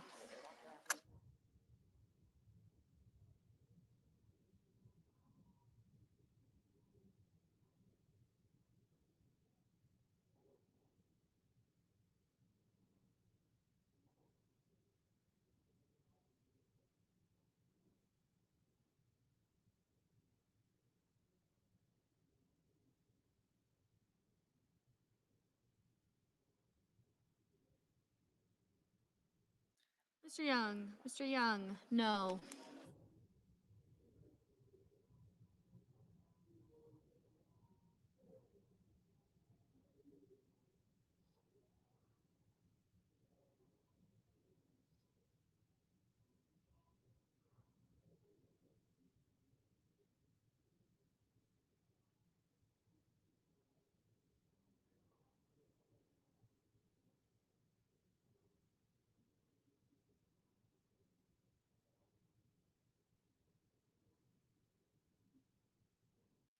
Ms. Warren. Ms. Warren, aye. Ms. Cortez Masto. Ms. Cortez Masto, aye. Mr. Hickenlooper. Mr. Hickenlooper, aye.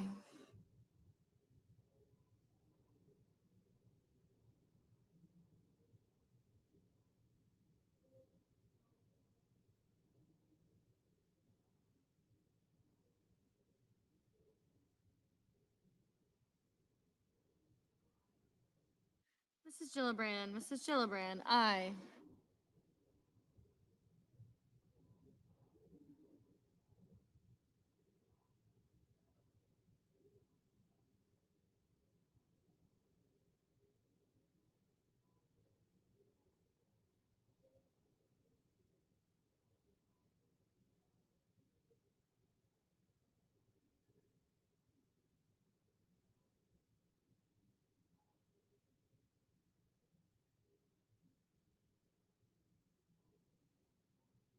Mr. Thune. Mr. Thune, no.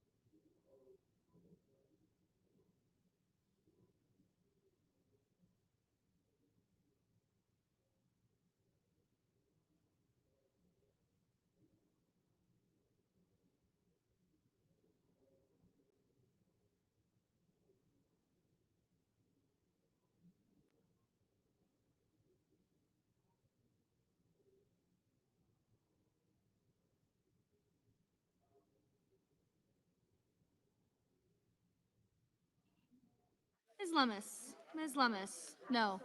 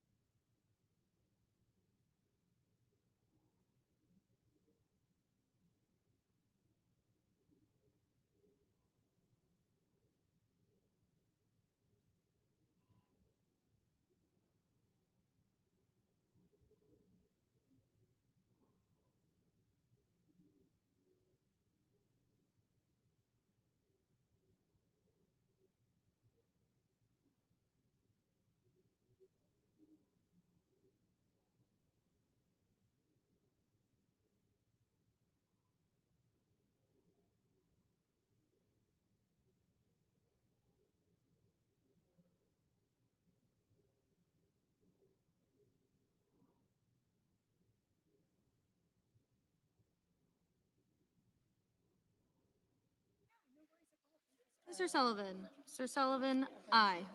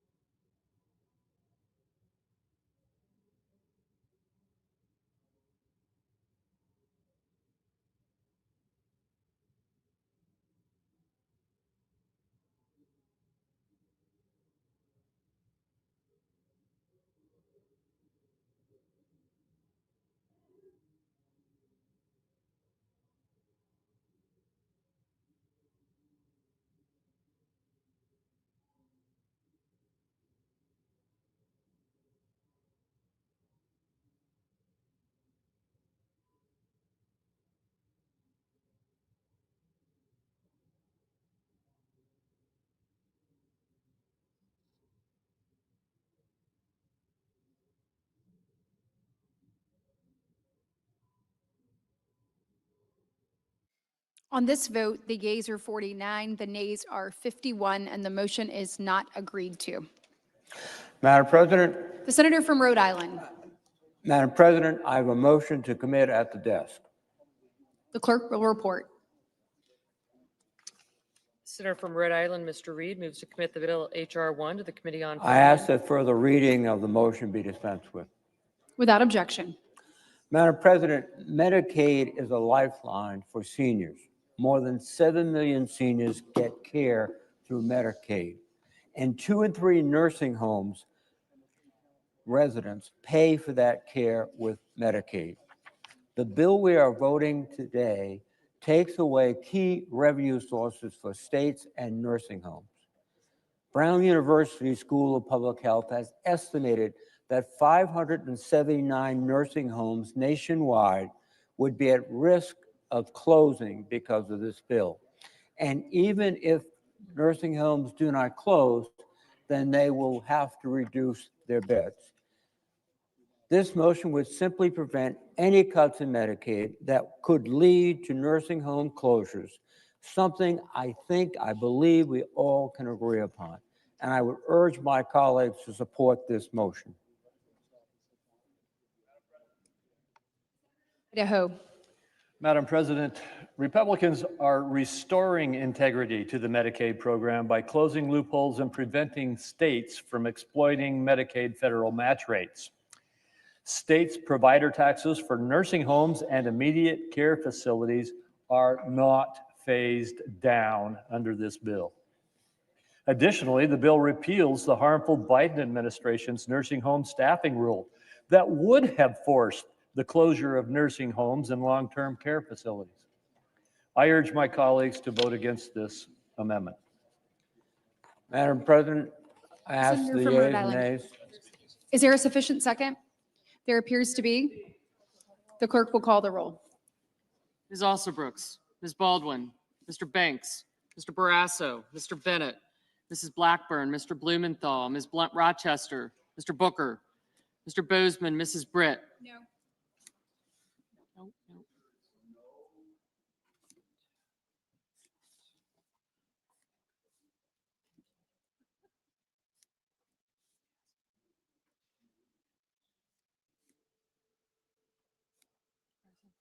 Oh, thank you.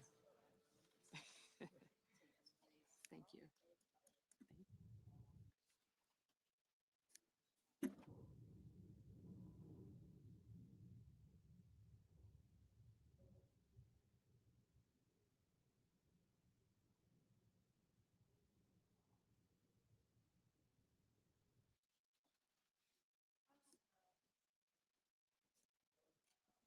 Mr. Budd. Ms. Cantwell.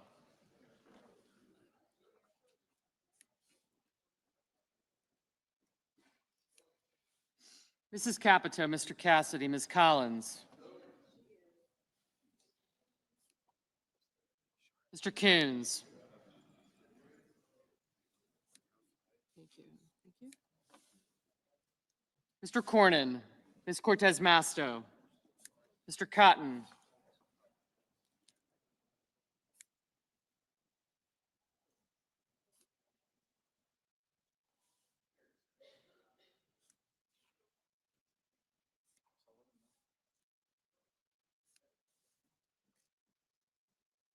Mr. Cotton, Mr. Kramer, Mr. Crapo, Mr. Cruz, Mr. Curtis, Mr. Daines, Ms. Duckworth, Mr. Durbin, Ms. Ernst, Mr. Fetterman, Mrs. Fisher, Mr. Gallego, Mrs. Gillibrand, Mr. Graham, Mr. Grassley, Mr. Haggerty, Ms. Hassan, Mr. Hawley, Mr. Heinrich, Mr. Hickenlooper, Ms. Hirono, Mr. Hoven, Mr. Husted, Mrs. Hyde-Smith, Mr. Johnson, Mr. Justice, Mr. Kane, Mr. Kelly, Mr. Kennedy, Mr. Kim, Mr. King, Ms. Klobuchar, Mr. Lankford, Mr. Lee, Mr. Lujan, Ms. Lummis, Mr. Markey, Mr. Marshall, Mr. McConnell, Mr. McCormick,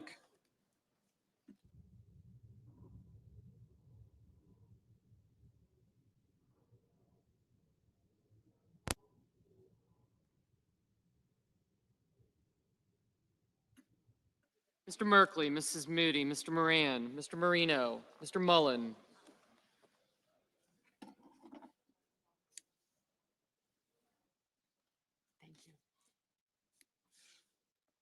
Ms. Murkowski, Mr. Murphy, Mrs. Murray, Mr. Ossoff, Mr. Padilla,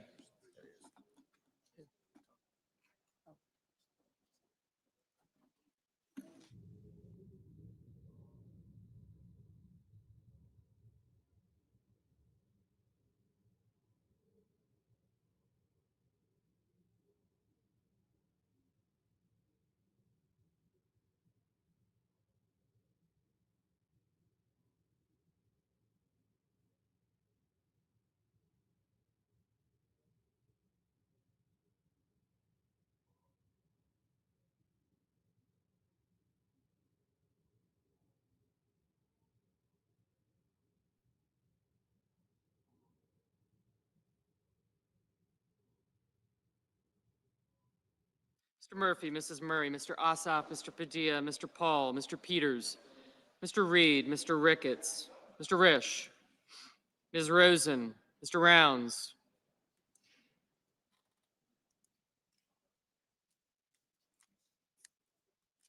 Mr. Sanders. Yes, sir. Yep. Mr. Schatz, Mr. Schiff, Mr. Schmidt, Mr. Schumer, Mr. Scott of Florida, Mr. Scott of South Carolina, Mrs. Shaheen, Mr. Sheehy. Thank you. Gotcha. Ms. Slotkin, Ms. Smith, Mr. Sullivan, Mr. Thune, Mr. Tillis, Mr. Tuberville, Mr. Van Hollen, Mr. Warner, Mr. Warnock, Ms. Warren, Mr. Welch, Mr. Whitehouse, Mr. Wicker, Mr. Wyden, Mr. Young.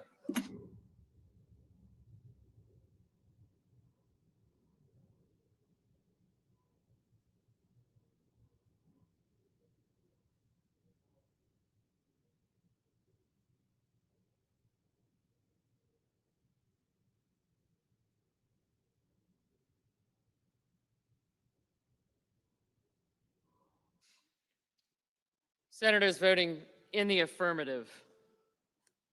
Also Brooks, Baldwin, Bennett, Cantwell, Cortez Masto, Duckworth, Fetterman, Hickenlooper, Kane, Kim, Padilla, Peters, Reed, Rosen, Sanders, Schatz, Schiff, Warner, and Whitehouse. Ms. Collins, aye. Senators voting in the negative. Blackburn, Britt, Budd, Capito, Cassidy, Cotton, Haggerty, Johnson, Justice, Kennedy, Lee, Moran, Scott of South Carolina, Sheehy, Sullivan, Thune, and Wicker. Mr. Heinrich, aye.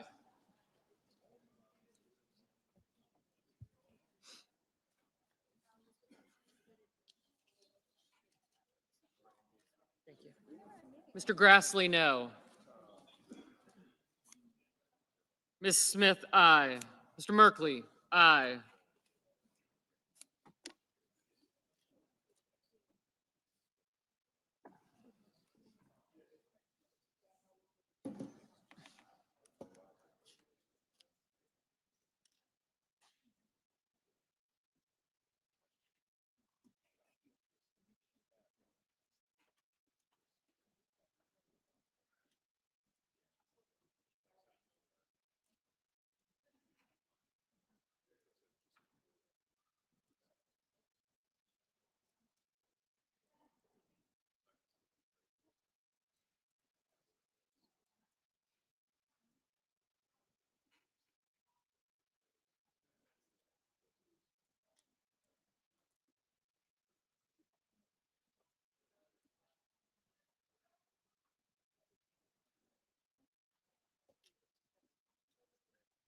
Mr. Banks, no.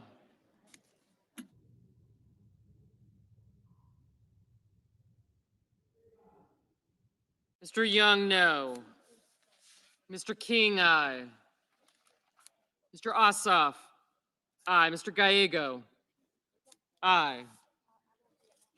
Thank you.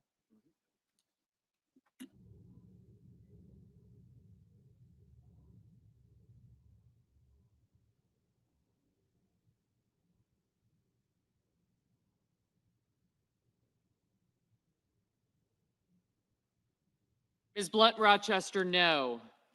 Whenever. Ms. Blunt Rochester, aye.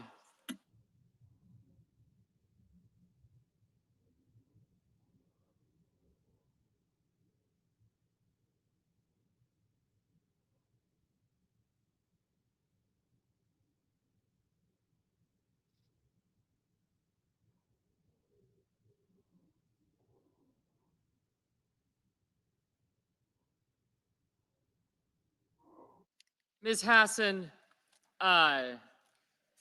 Dan Tinsley?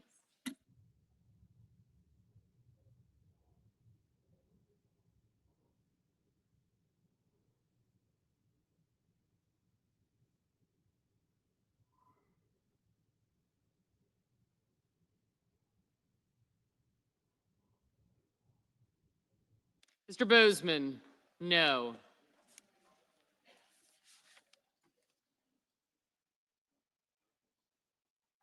Mr. Markey, aye.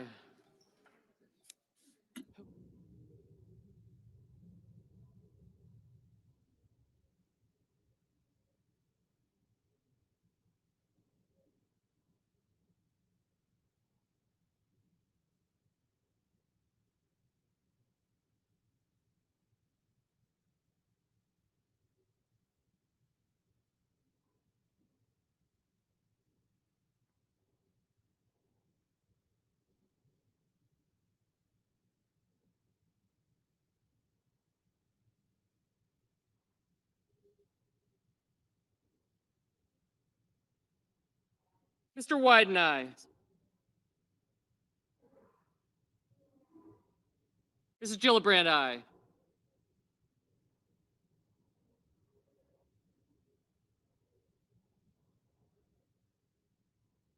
Mr. Paul, no. But I said, Ms. Slotkin, aye. Mr. Ricketts, no.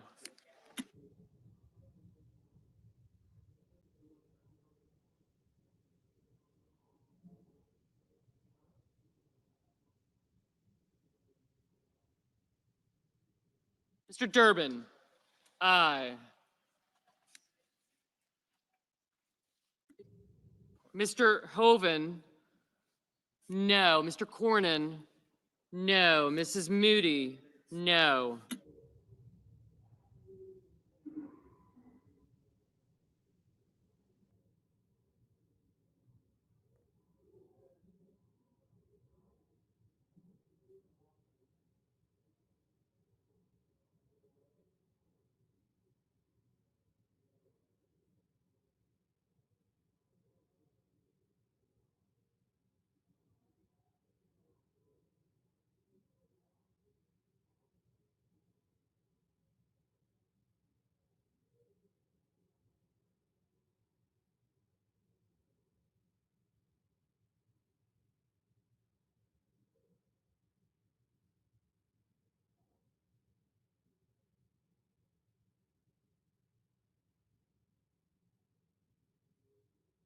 Mr. Welch, aye.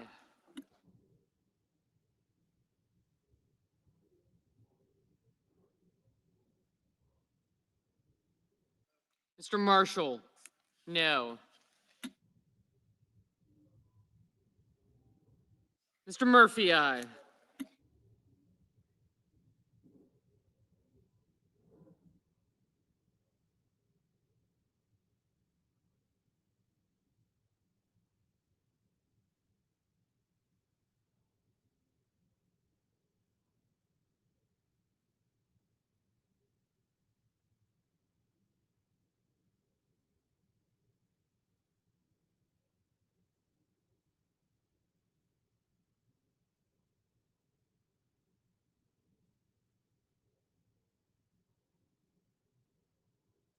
Ms. Hirono, aye.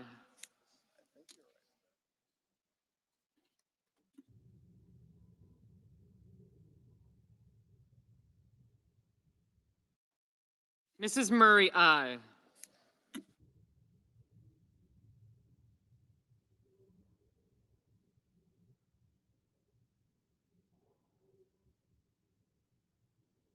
Mr. Van Hollen, aye. Mr. Lujan, aye.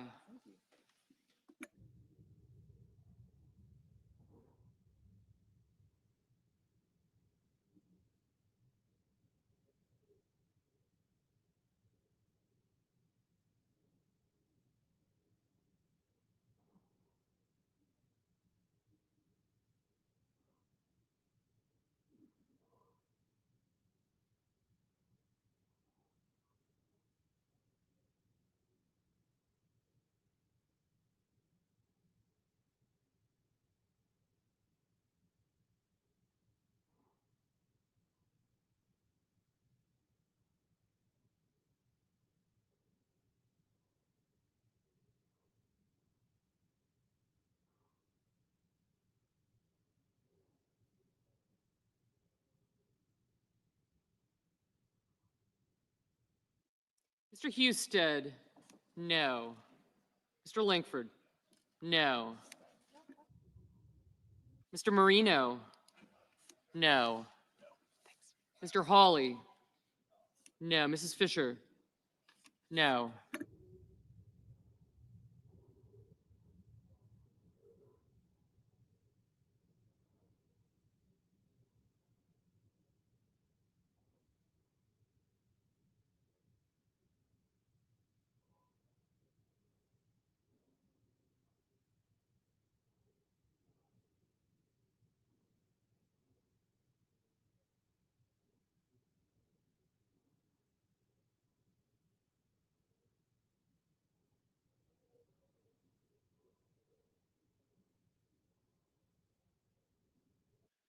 Mr. Schmidt, no.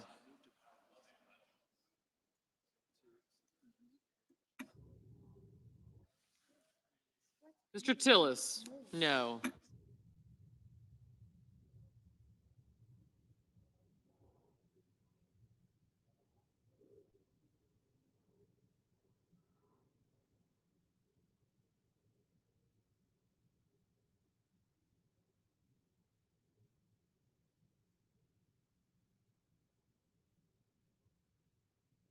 Mr. Blumenthal, aye.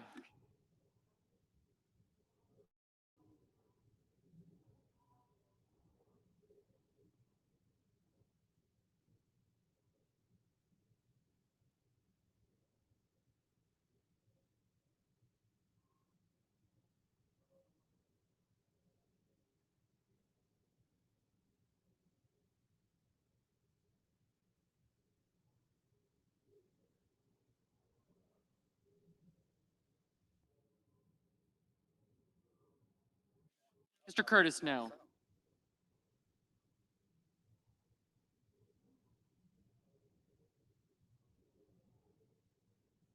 Ms. Murkowski, no.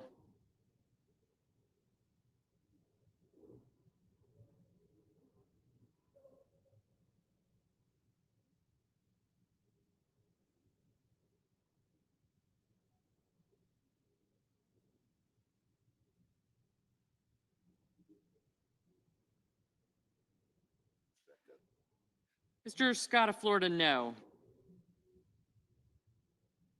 Mr. Booker, aye.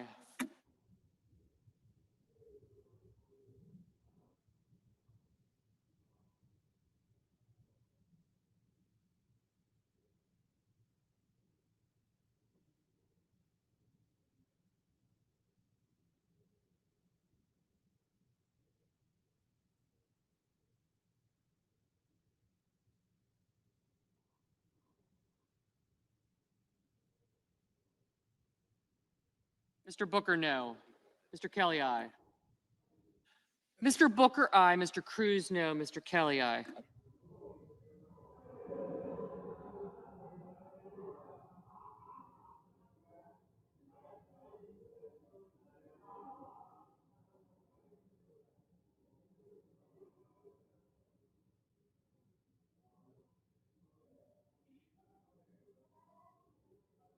Ms. Warren, aye.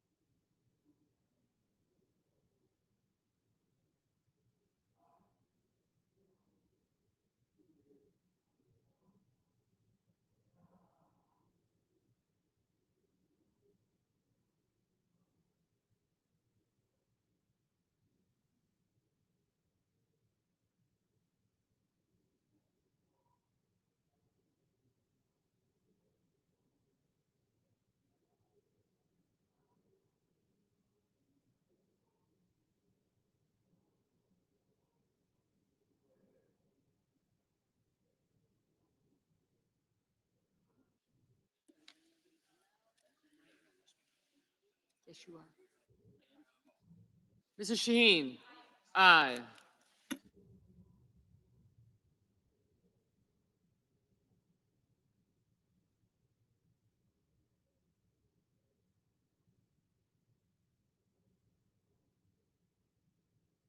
Mr. Mullen, no.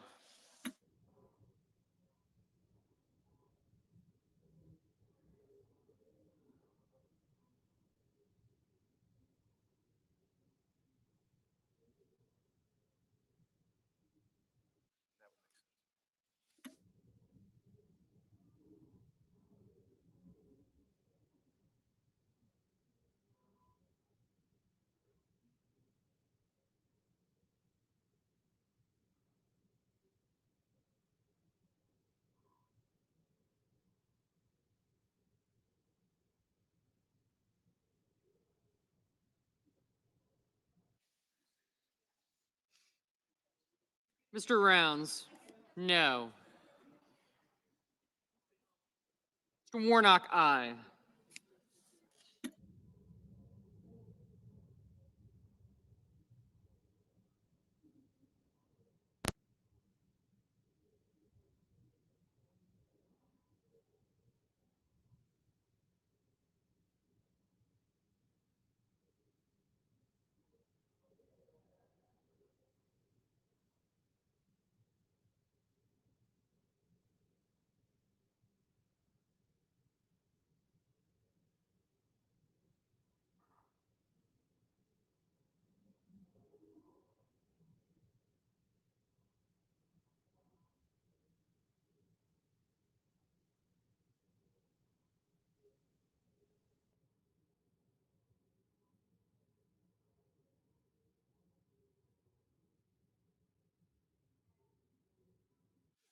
Mrs. Hyde-Smith, no. Mr. McCormick, no.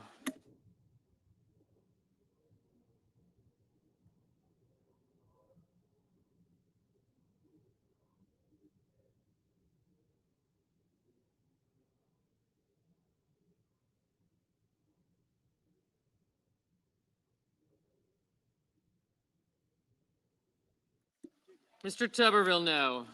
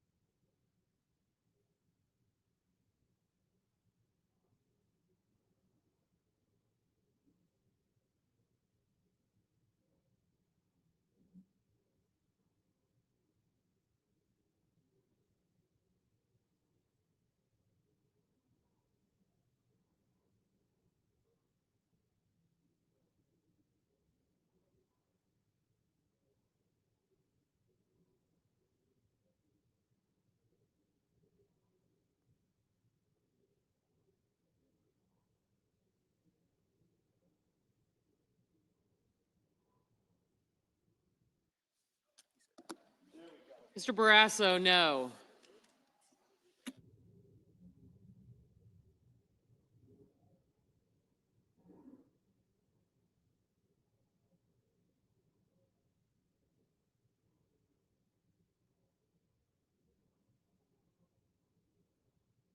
Ms. Klobuchar, aye.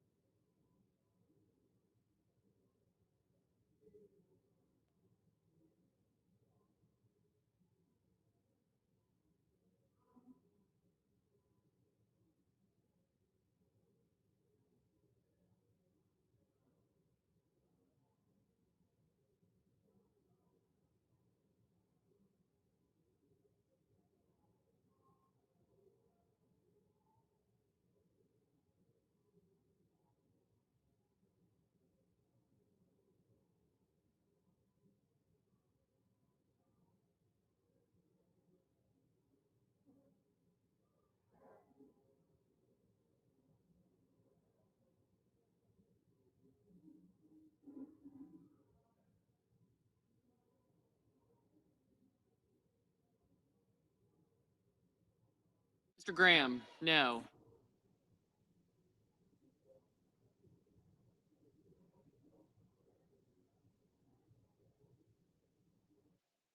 Mr. Risch, no. Oh, absolutely.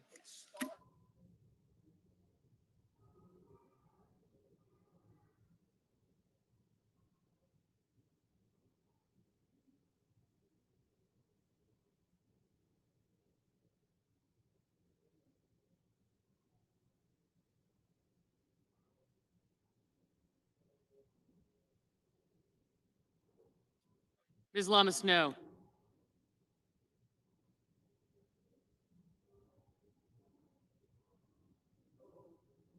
Mr. Coons, aye.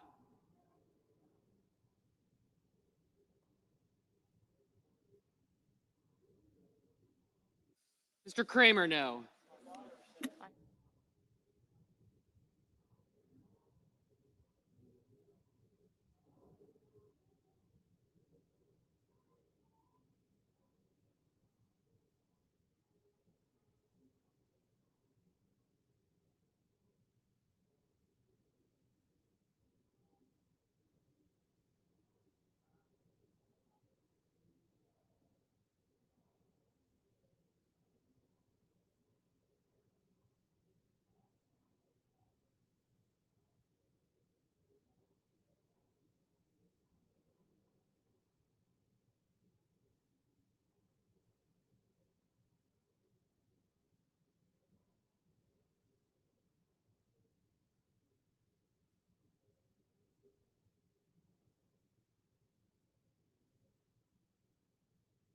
Mr. Schumer, aye.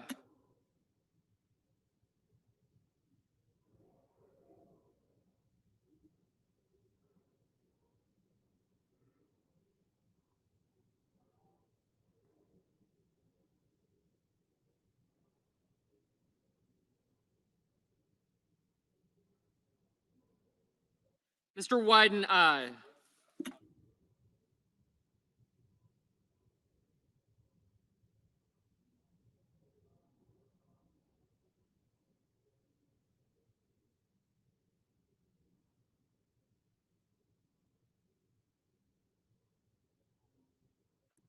Ms. Ernst, no.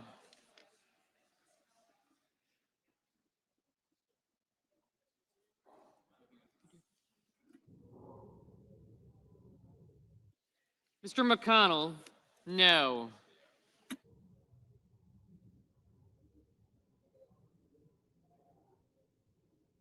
Mr. Crapo, no.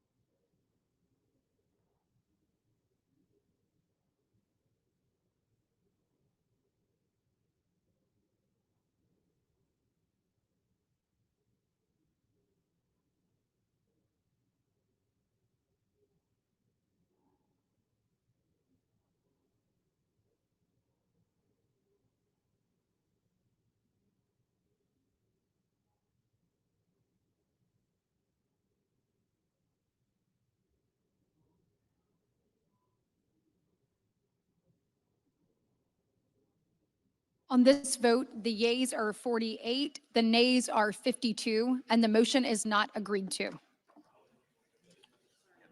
Madam President, The majority whip. Madam President, I ask unanimous consent that it be in order for the following senators to be recognized to offer amendments, motions, or points of order. The amendment be reported by number with no amendments in order prior to a vote in relation to the amendment or motions, and that is OSOF 2696. Without objection. Madam President. The senator from Georgia. Madam President, I call up my amendment 2696 and ask that it be reported by number. The clerk will report. The senator from Georgia offers an amendment number 2696 to amendment number 2360. Madam President, instead of adding trillions to the debt and tax cuts for the rich while destroying Medicaid and renewable energy, I propose we help our constituents afford health insurance. If we allow Affordable Care Act benefits to expire, as this bill would, more than 1 million Georgians will pay more for health insurance next year. A family of 4 in Clayton County making $65,000 a year, that's a $2,600 increase. Dougherty County, $2,200. Chattahoochee County, $2,300. Augusta Richmond County, $2,600. Liberty County, $2,600. Macon-Bibb County, $2,700. The AJC, our paper, reports 300,000 Georgians would lose insurance altogether. And that's on top of the cuts to Medicaid and hospitals. A vote against this amendment is a vote to gut the Affordable Care Act and raise health insurance premiums. I urge a yes vote. The majority whip. Madam President, this amendment would disproportionately hit our successful job creators throughout the country, harming workers, consumers, and local economies. Now that result runs directly contrary to the central themes of this bill, preventing a more than $4 trillion tax hike on all Americans, making permanent the Trump tax cuts, which proportionally benefit the middle class the most. But despite the Democrats' rhetoric, they're conflating two separate issues. Ensuring health care affordability and access requires thoughtful, deliberative, and real solutions. Unfortunately, our colleagues on the other side of the aisle enacted costly and uncapped enhanced premium tax credits that use taxpayer dollars to mask underlying issues in the ACA market, such as declining value and fraudulent enrollment. So I urge my colleagues to oppose this amendment and instead work to reform the underlying issues in the market that drive costs for patients and families. Madam President, the pending amendment, number 2696, would cause the underlying legislation to exceed the Finance Committee's Section 302A allocation of new budget authority and outlays. Therefore, I raise a point of order against this measure pursuant to Section 302F of the Congressional Budget Act of 1974. The senator from Georgia. How much time do I have remaining? The senator has 5 seconds. A vote against this amendment will repeal Affordable Care Act benefits for your constituents and raise their health care premiums. And pursuant to Section 904 of the Congressional Budget Act of 1974, I move to waive Section 302F of that act for the purposes of the pending amendment. I ask for the yeas and nays. Is there a sufficient second? There appears to be. The clerk will call the roll. Ms. Elsa Brooks, Ms. Baldwin,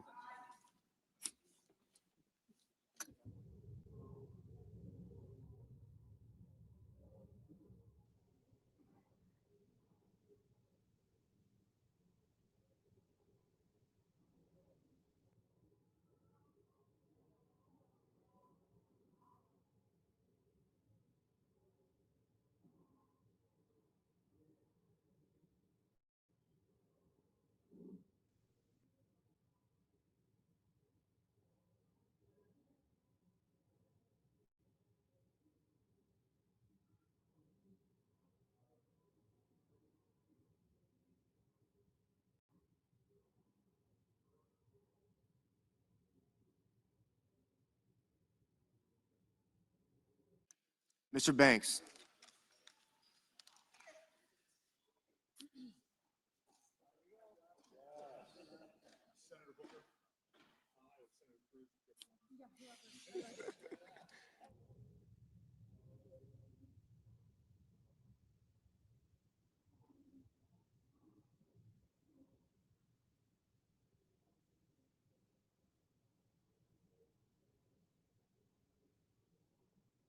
Mr. Barrasso, Mr. Bennett,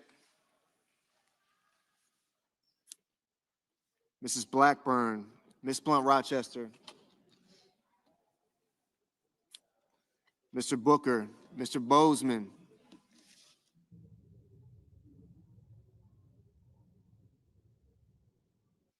Mrs. Britt, Mr. Budd,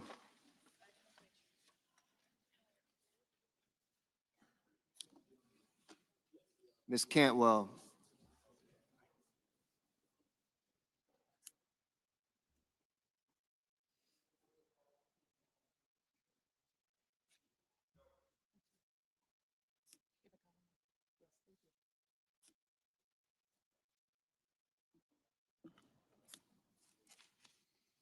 Mrs. Capito, Mr. Cassidy, Ms. Collins, Mr. Coons, Mr. Cornyn,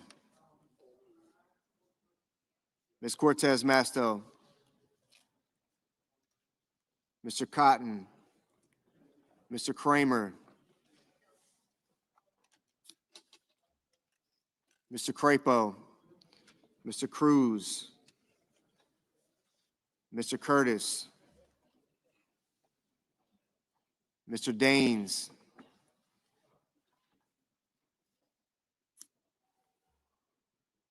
Ms. Duckworth,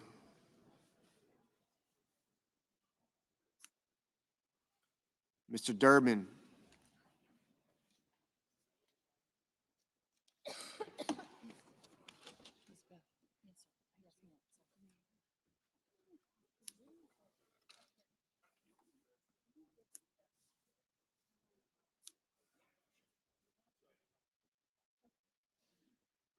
Ms. Ernst, Mr. Fetterman, Mrs. Fisher, Mr. Gallego,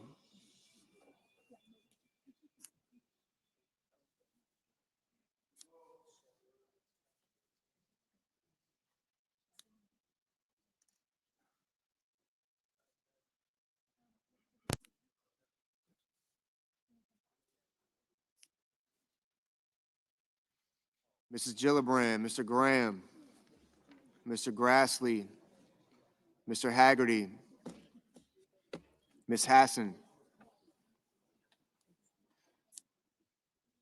Mr. Hawley, Mr. Heinrich, Mr. Hickenlooper,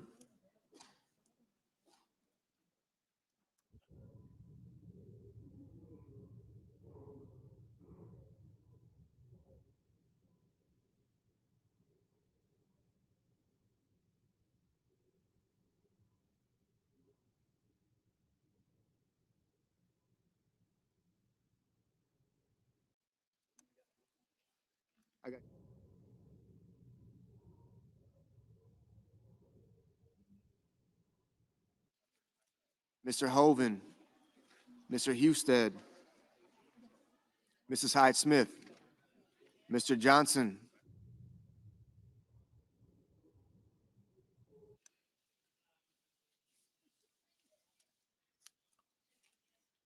Mr. Justice,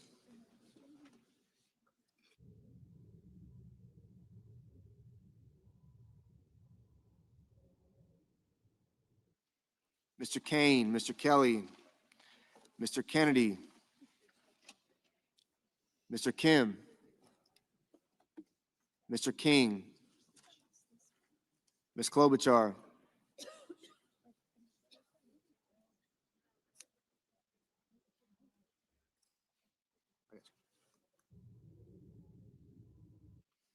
Mr. Langford, Mr. Lee, Mr. Lujan,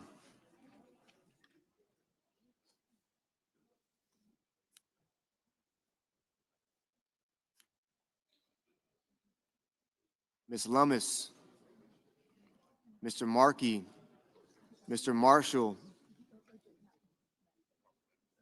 Mr. McConnell, Mr. McCormick, Mr. Merkley, Mrs. Moody, Mr. Moran, Mr. Moreno, Mr. Mullen,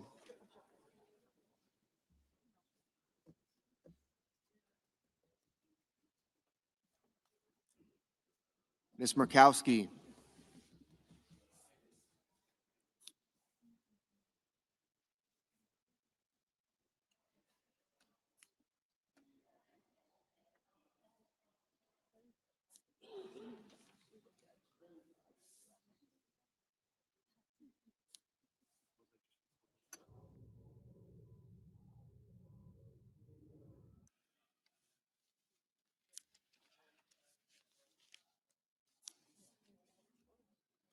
Mr. Murphy, Mrs. Murray, Mr. Ossoff, Mr. Padilla, Mr. Paul, Mr. Peters, Mr. Reed, Mr. Ricketts,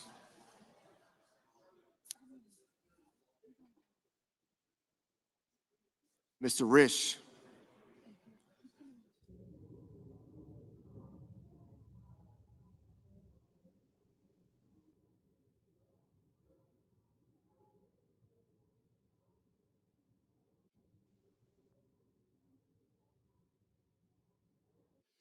Ms. Rosen, Mr. Rounds, Mr. Sanders,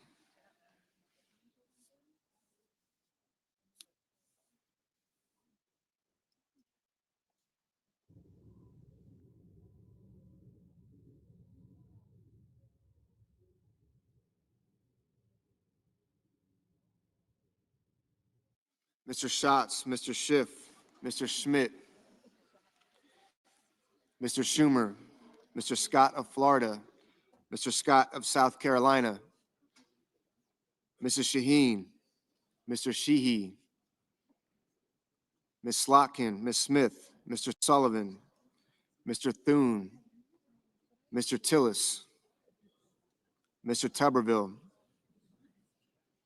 Mr. Van Hollen,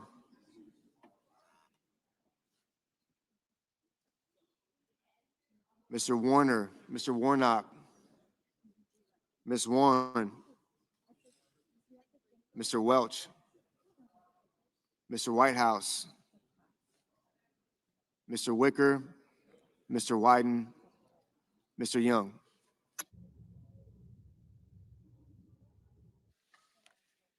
Senators voting in the affirmative: Also Brooks, Baldwin, Blumenthal, Blunt Rochester, Booker, Cantwell, Cortez Masto, Duckworth, Heinrich, Kane, Kelly, Kim, King, Lujan, Markey, Merkley, Murray, Ossoff, Padilla, Peters, Rosen, Sanders, Schatz, Schumer, Shaheen, Slotkin, Warren, Welch, Whitehouse, Wyden. Ms. Hassan, aye.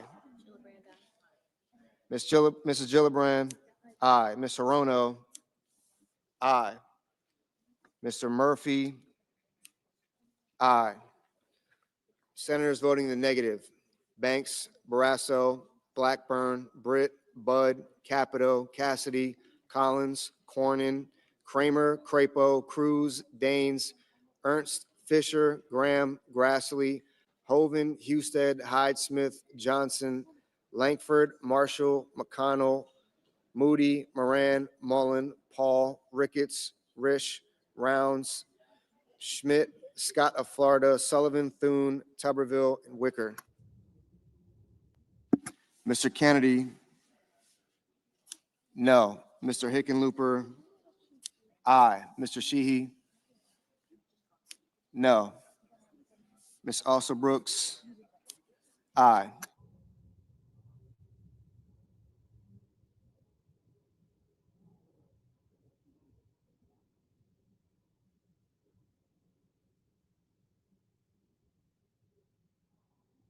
Ms. Lummis,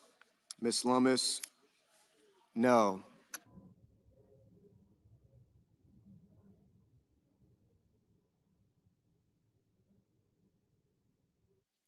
Mr. Gallego, aye.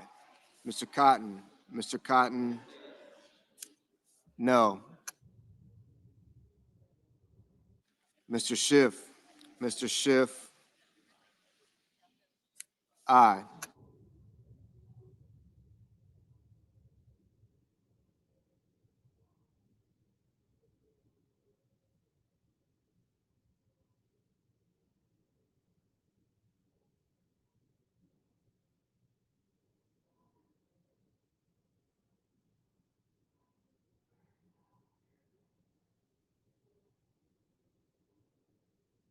Mr. Lee, no.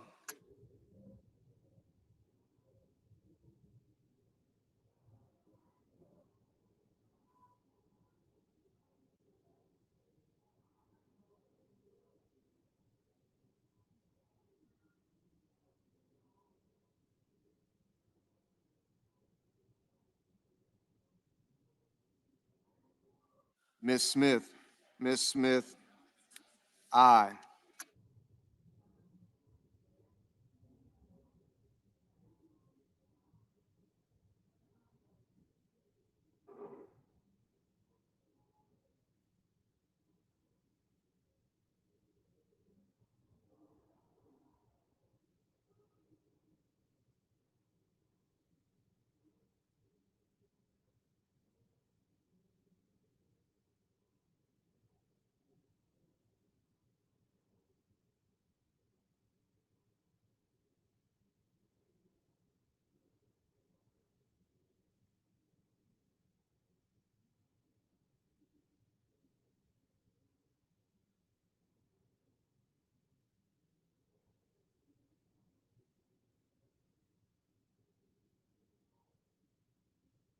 Mr. Tillis, Mr. Tillis, no.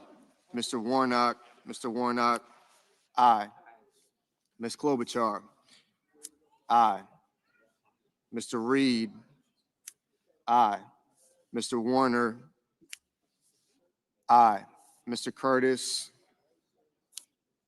no.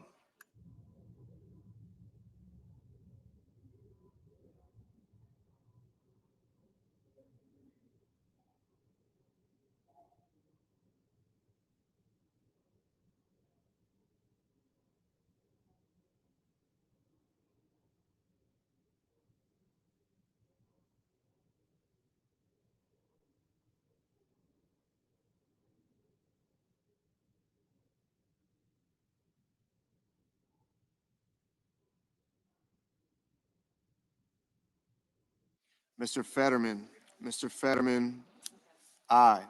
Mr. Young, no.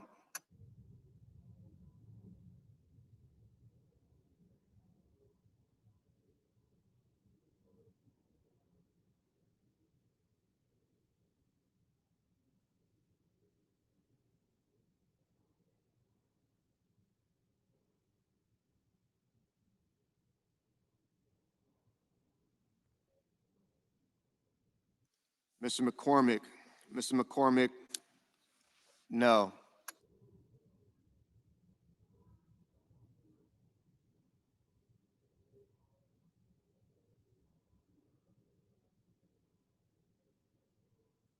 Mr. Haggerty, no.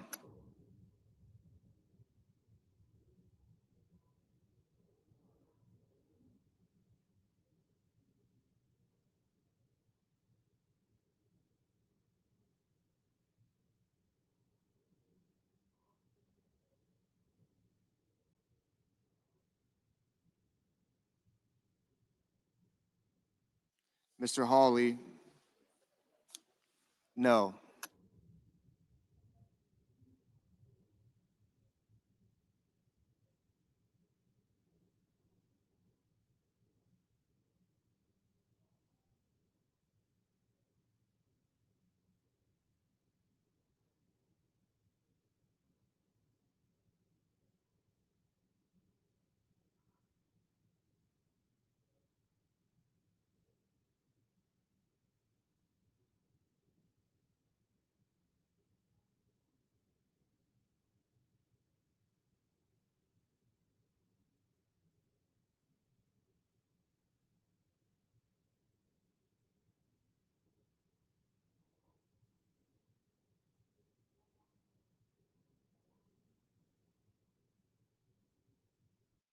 Mr. Van Hollen, aye.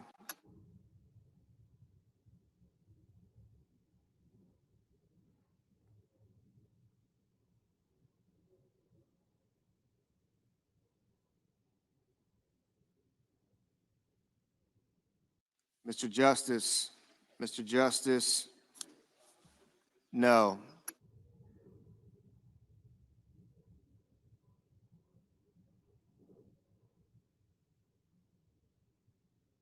Ms. Murkowski, Ms. Murkowski, no.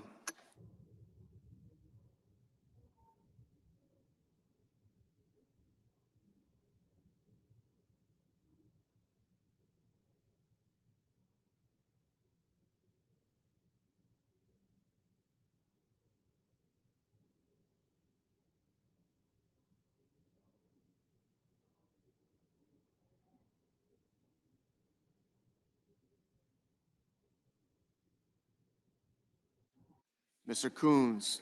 Mr. Coons, aye.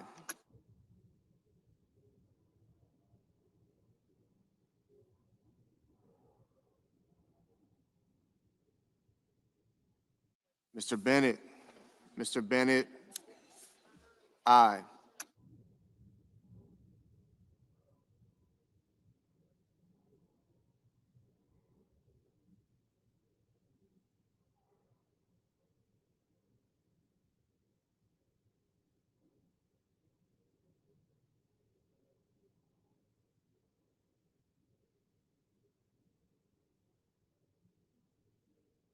Mr. Durbin. Mr. Durbin, aye.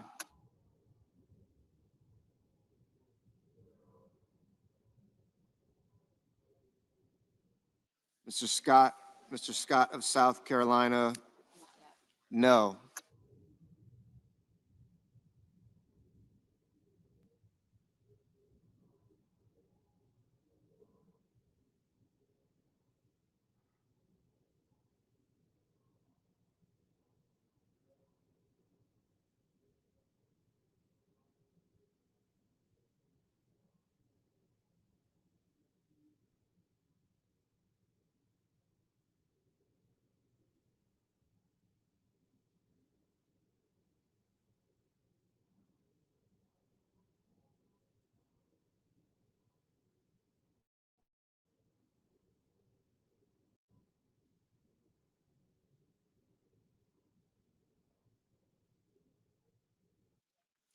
Mr. Moreno.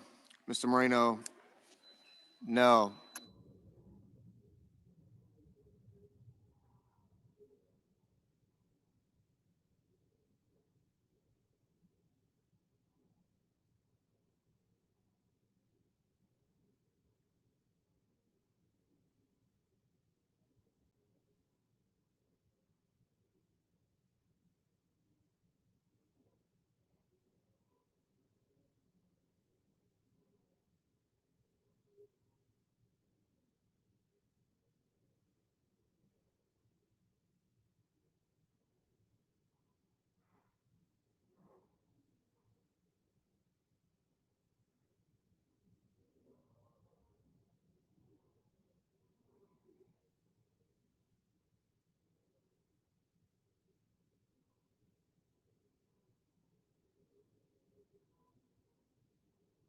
Mr. Bozeman. Mr. Bozeman, no.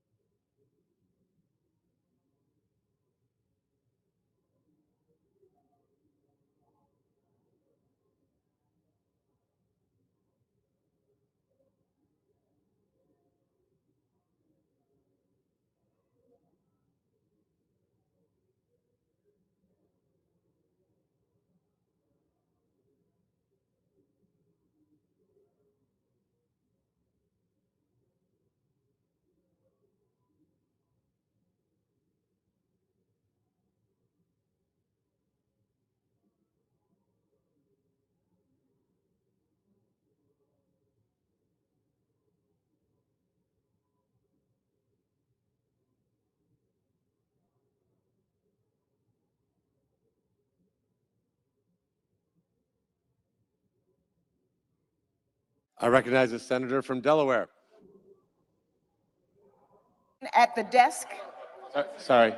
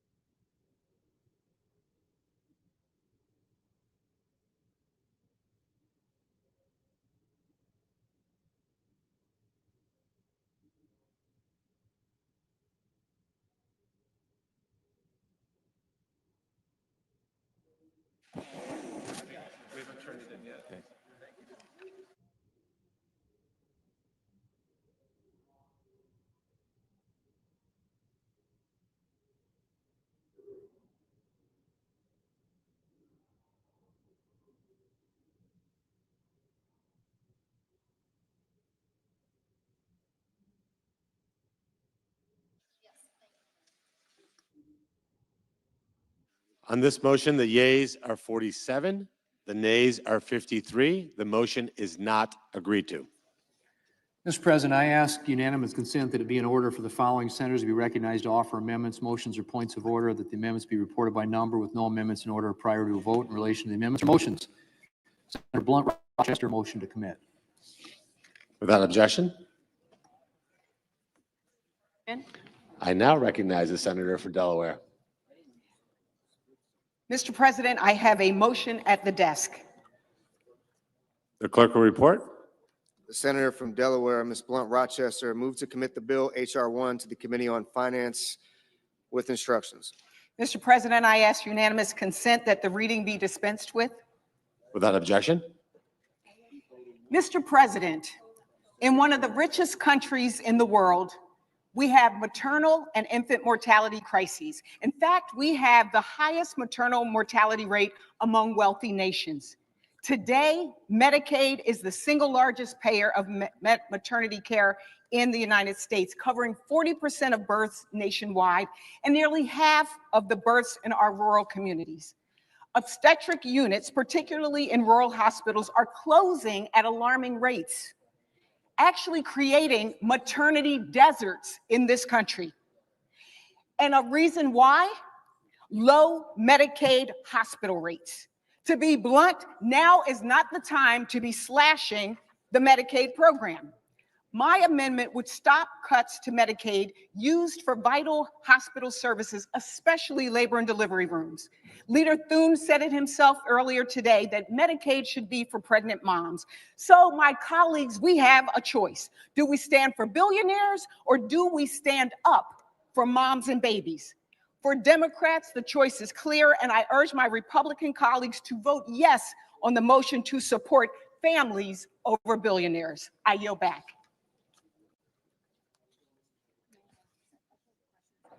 the questions on the motion.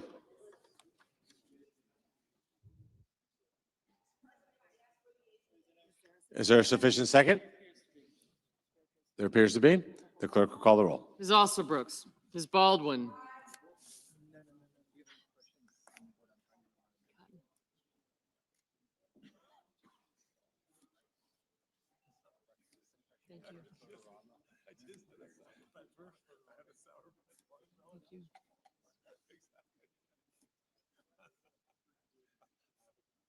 Blumenthal, Murray, Markey.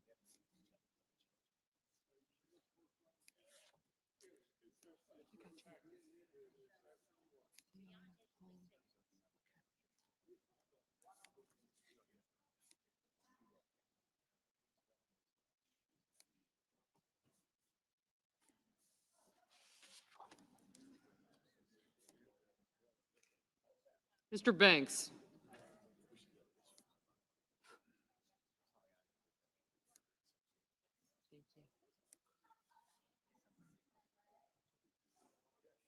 Yeah, I'll get him. Thanks.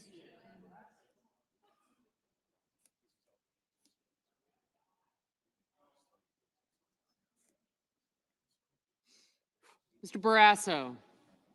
Mr. Bennett, Mrs. Blackburn.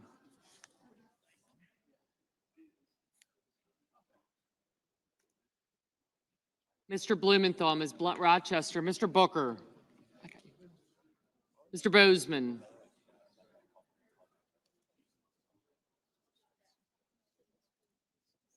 Mrs. Britt. Mr. Budd. Thank you.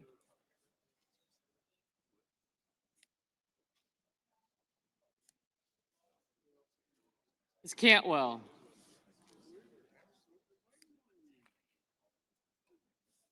Mrs. Capito. Mr. Cassidy. Ms. Collins. Mr. Coons.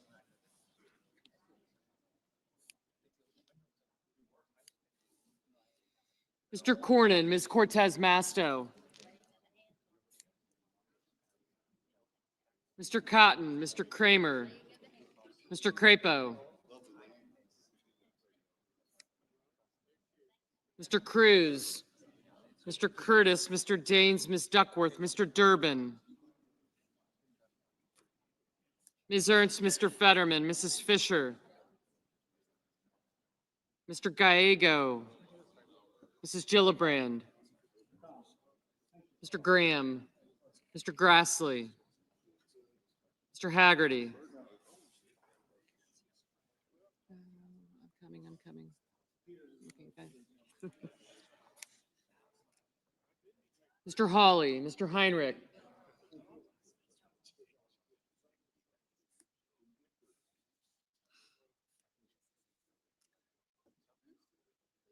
Mr. Hickenlooper, Ms. Hirono, Mr. Hoven. Thank you. Mr. Husted. Mrs. Hyde-Smith. Mr. Johnson, Mr. Justice, Mr. Kane, Mr. Kelly.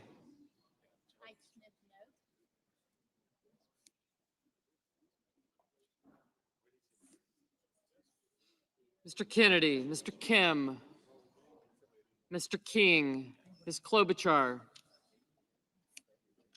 Mr. Langford, Mr. Lee, Mr. Lujan, Ms. Lummis, Mr. Markey, Mr. Marshall, Mr. McConnell, Mr. McCormick, Mr. Merkley, Mrs. Moody, Mr. Moran, Mr. Marino,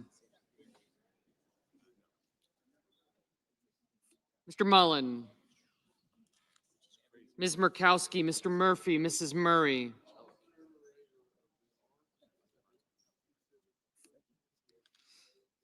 Mr. Ossoff, Mr. Padilla, Mr. Paul, Mr. Peters,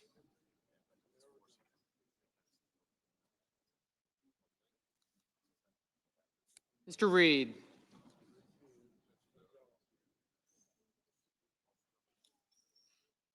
Mr. Ricketts, Mr. Risch, Ms. Rosen, Mr. Rounds, Mr. Sanders, Mr. Schatz, Mr. Schiff,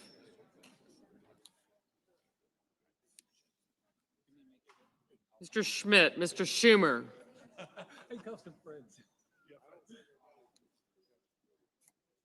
Mr. Scott of Florida, Mr.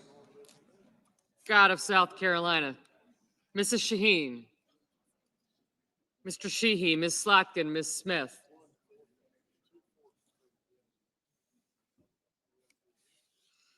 Mr. Sullivan, Mr. Thune, Mr. Tillis.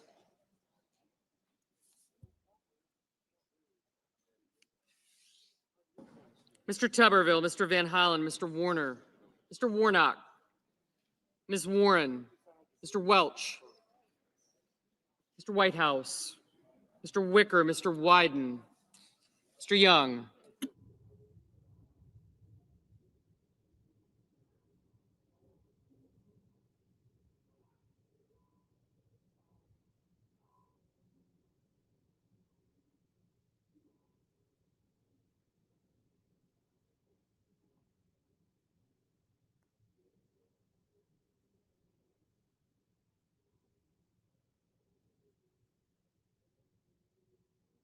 Senators voting in the affirmative: Baldwin, Bennett, Blumenthal, Blunt Rochester, Coons, Duckworth, Durbin, Fetterman, Hassan, Heinrich, Hirono, Kane, Kelly, Kim, Lujan, Merkley, Murphy, Murray, Padilla, Peters, Reed, Rosen, Schumer, Slotkin, Smith, Van Hollen, Warner, Warnock, and Whitehouse.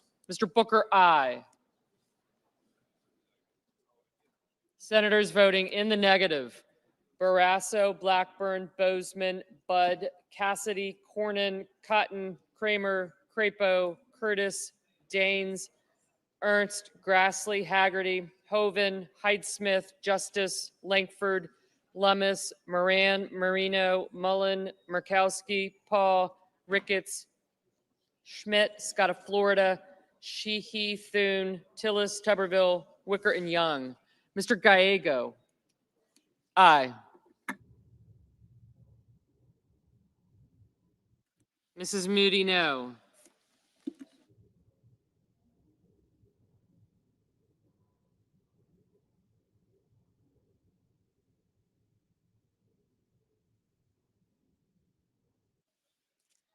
Mr. Schiff, aye.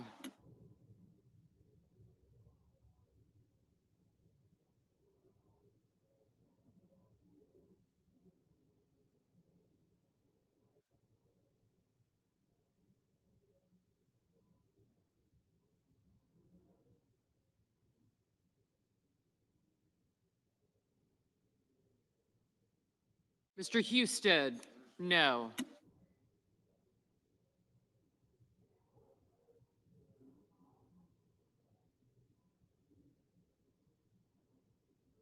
Ms. Warren, aye.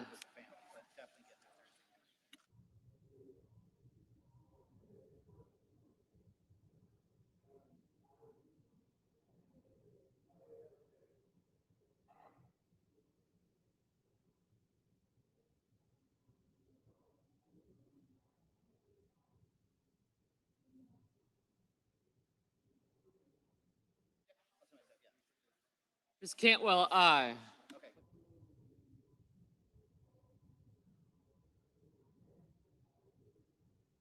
Mr. Ossoff, aye. Mr. Welch, aye.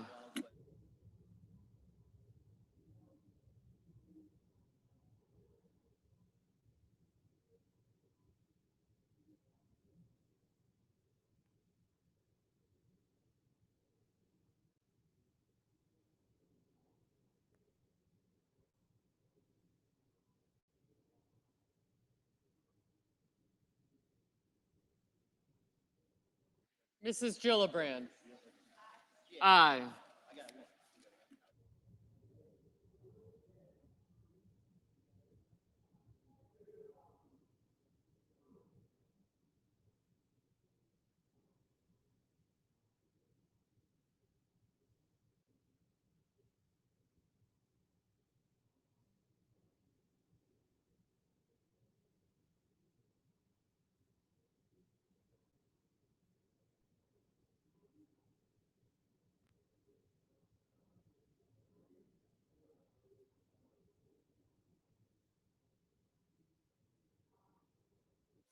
Mr. Wyden, aye.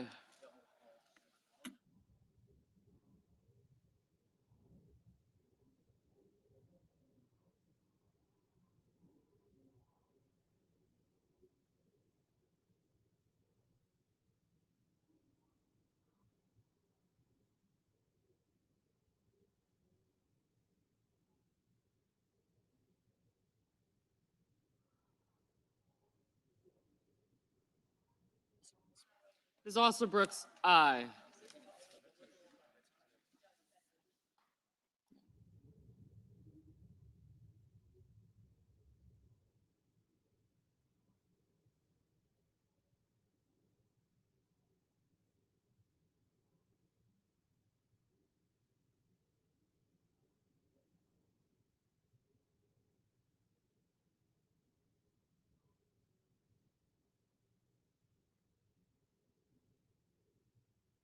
Mr. Banks, no. Mr. Schatz, aye. Ms. Collins, aye. Mr. Lee, no.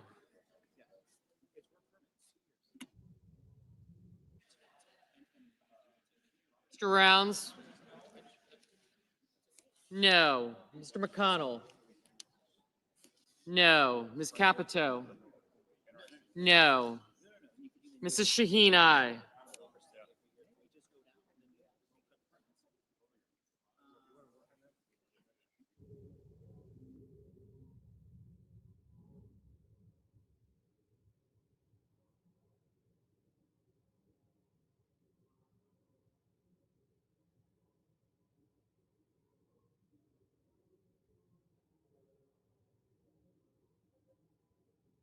Mr. Scott of Florida, no.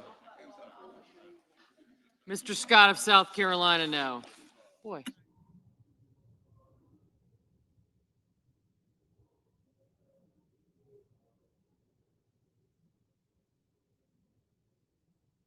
Mr. King, aye.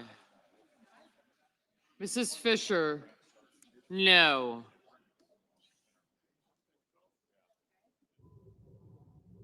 Ms. Klobuchar, aye.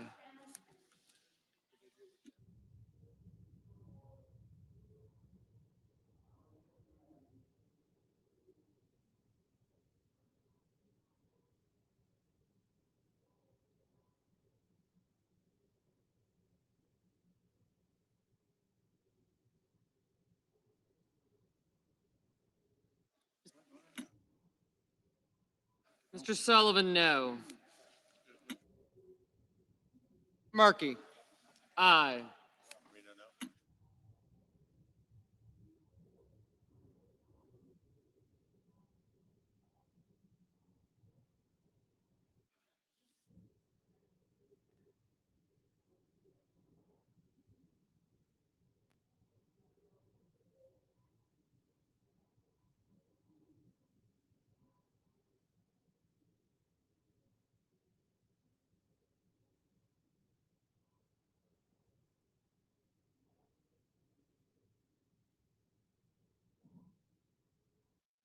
Mr. Cruz, no.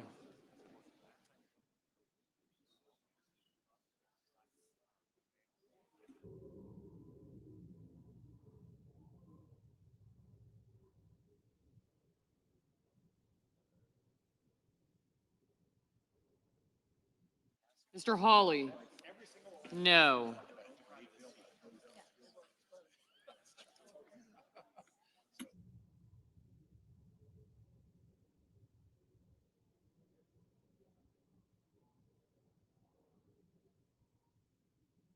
Mr. Hickenlooper, aye.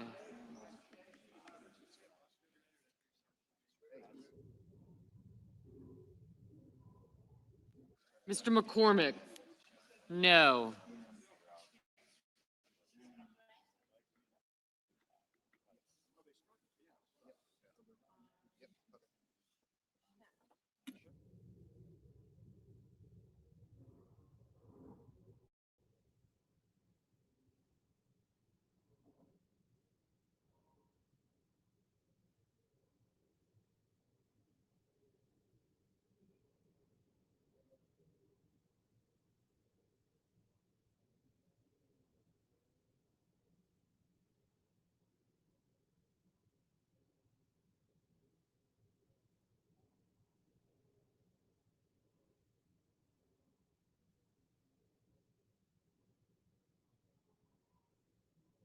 Mr. Kennedy, no.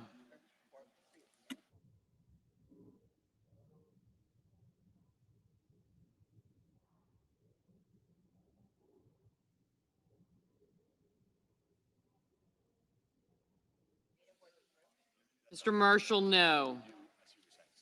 Mrs. Britt? No.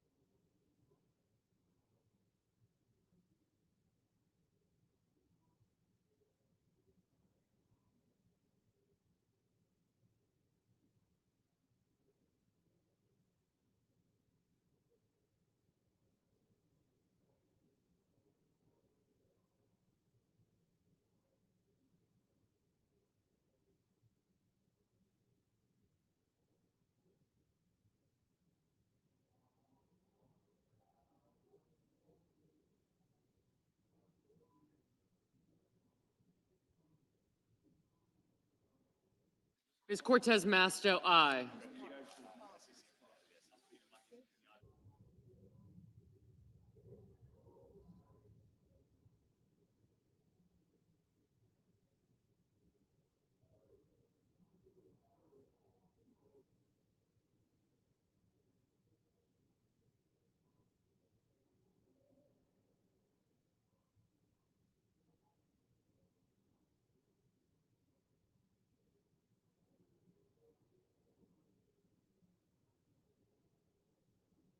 Mr. Sanders, aye.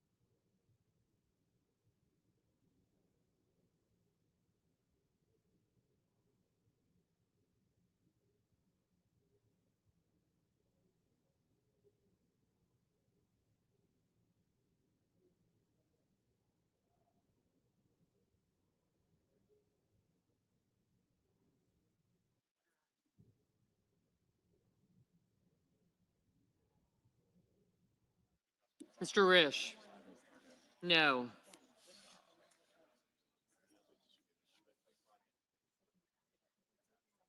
I'm okay, I'm all right. Thank you, though. I'm good, thanks.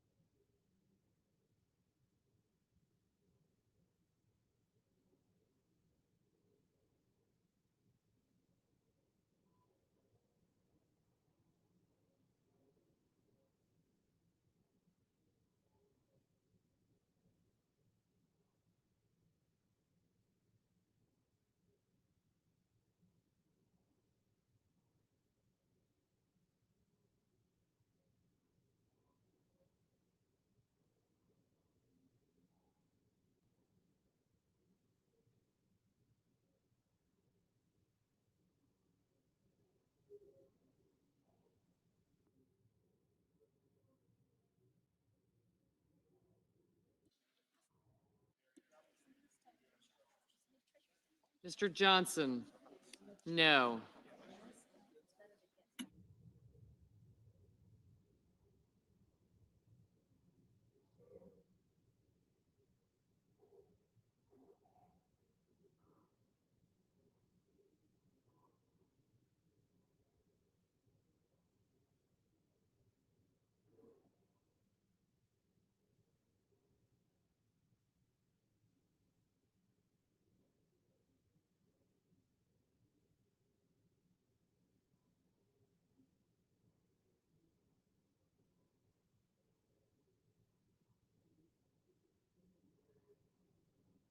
Mr. Graham, no.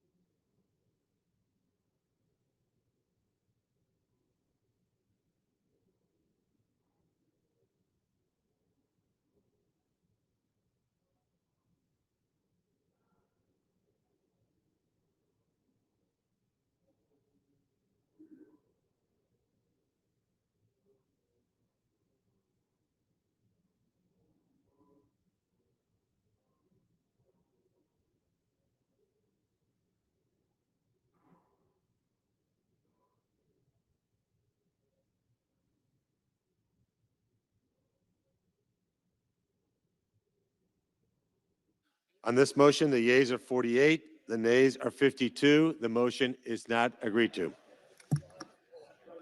I recognize the majority whip. I ask unanimous consent that it be in order for the following. Can we have order on the floor, please?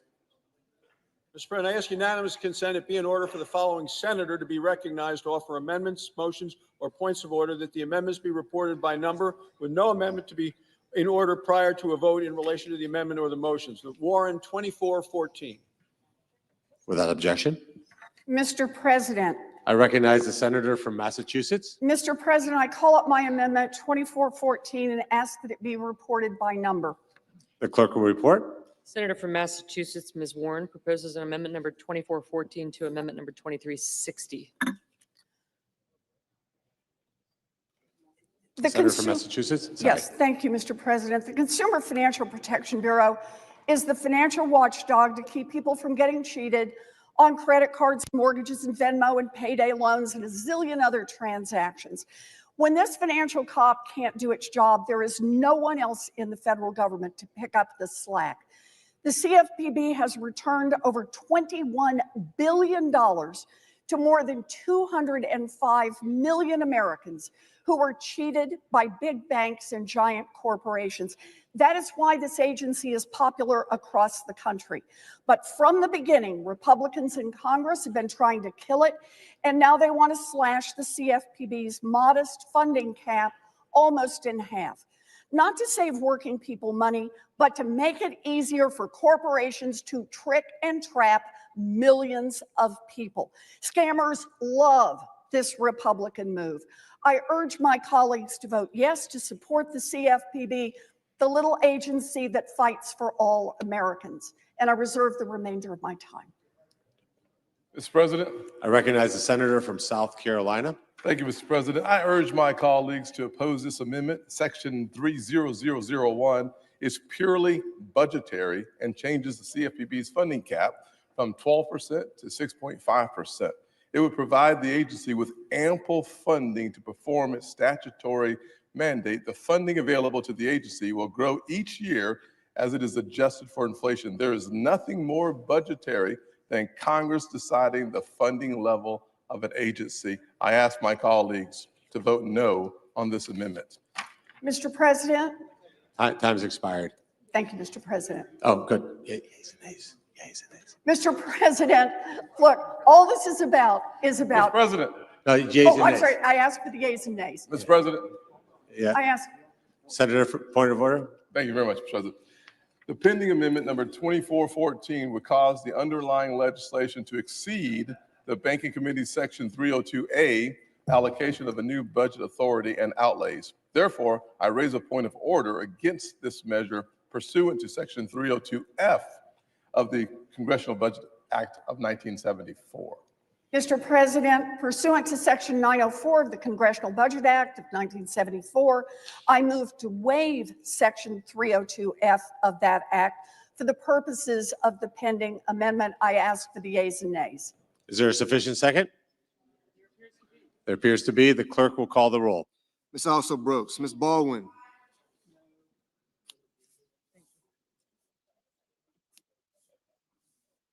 People think their fingers count individually, so that if they raise one hand, that's 5 people. Call the sufficient second right here. It's like 50%.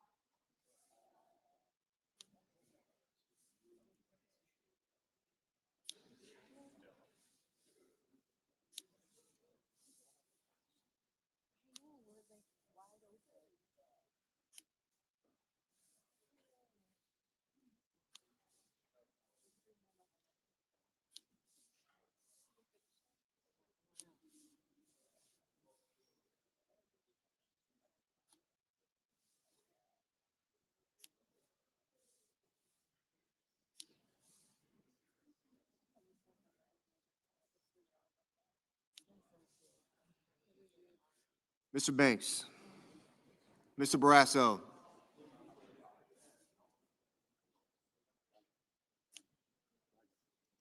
Mr. Bennett.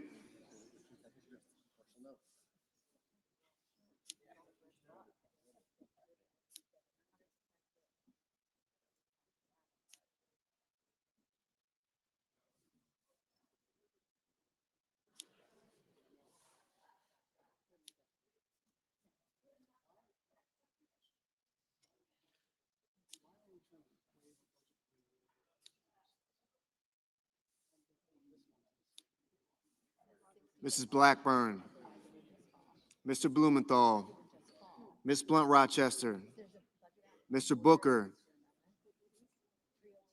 Mr. Bozeman, Mrs. Britt,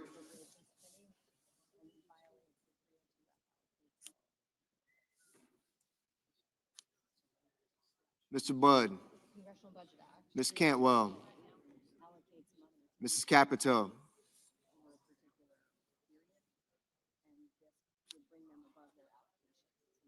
Mr. Cassidy, Ms. Collins, Mr. Coons, Mr. Cornyn,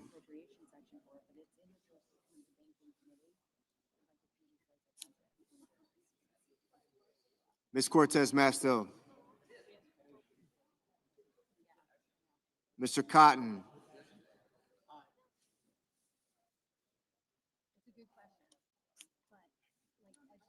Mr. Kramer, Mr. Crapo, Mr. Cruz, Mr. Curtis,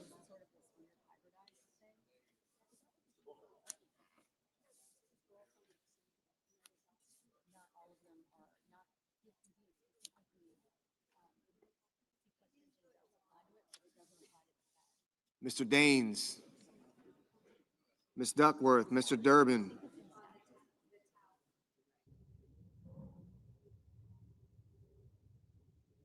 Ms. Ernst, Mr. Fetterman,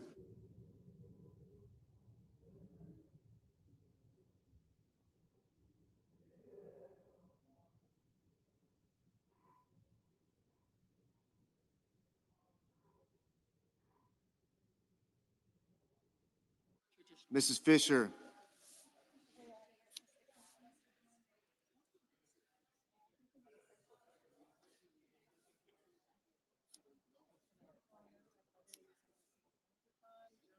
Mr. Gallego, Mrs. Gillibrand, Mr. Graham, Mr. Grassley,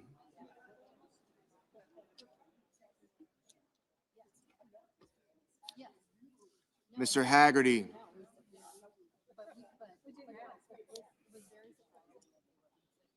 Ms. Hassan,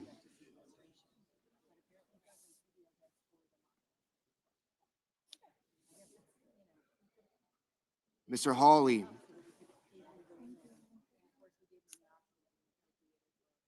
Mr. Heinrich,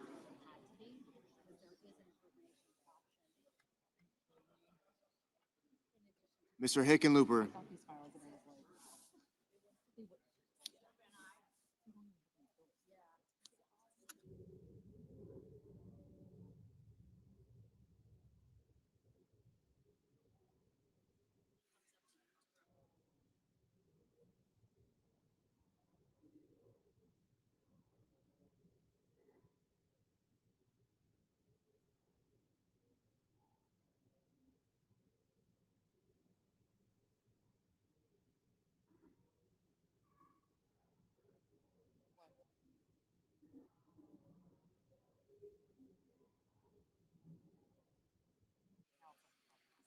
Mr. Hoven, Mr. Husted, Mrs. Hyde-Smith, Mr. Johnson, Mr. Justice, Mr. Kane, Mr. Kelly, Mr. Kennedy, Mr. Kim, Mr. King, Ms. Klobuchar, Mr. Langford, Mr. Lee, Mr. Lujan, Ms. Lummis, Mr. Markey,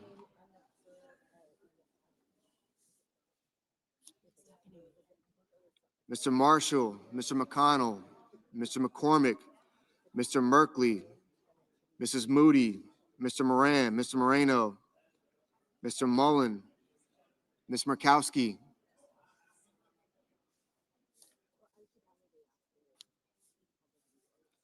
Mr. Murphy, Mrs. Murray, Mr. Ossoff, Mr. Padilla,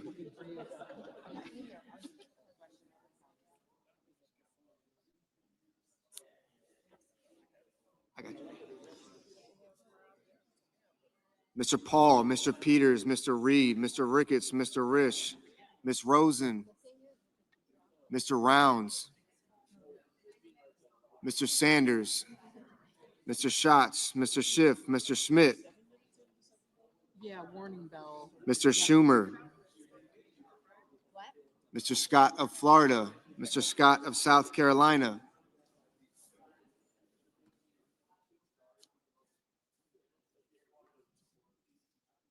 Mr. Shaheen, Mr. Sheehy, Ms. Slotkin, Ms. Smith,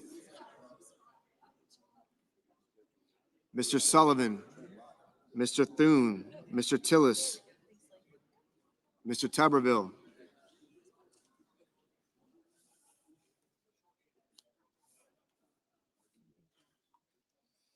Mr. Van Hollen,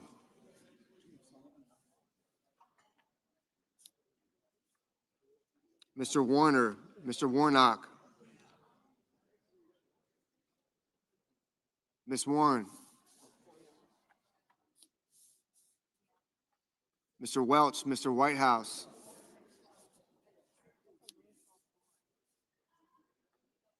Mr. Wicker, Mr. Wyden, Mr. Young.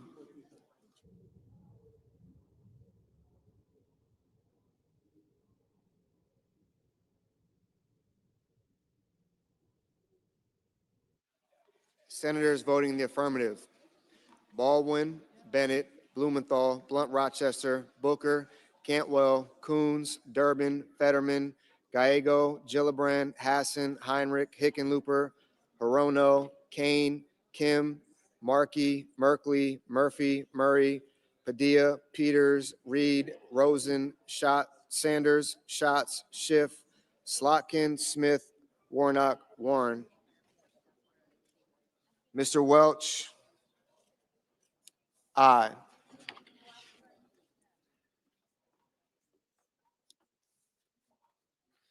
Senators voting in the negative: Banks, Barrasso, Blackburn, Budd, Capito, Cassidy, Collins, Cornyn, Cotton, Kramer, Crapo, Cruz, Curtis, Daines, Ernst, Fisher, Graham, Grassley, Haggerty, Husted, Hyde-Smith, Johnson, Kennedy, Langford, Lee, Lummis, Marshall, McCormick, Moody, Moran, Moreno, Mullen, Paul, Ricketts, Risch, Schmidt, Scott of Florida, Scott of South Carolina, Sullivan, Tillis, Wicker.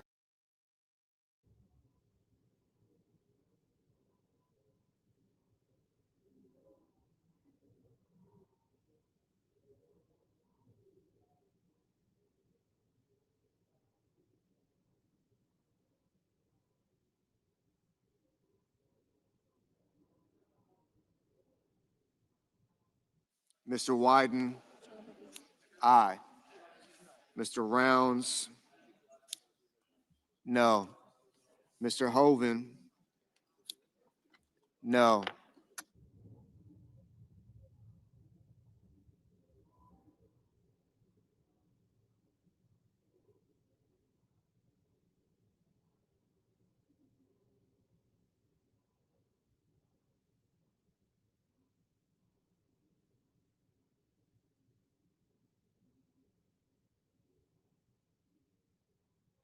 Mr. Hawley, no. Mr. King, aye.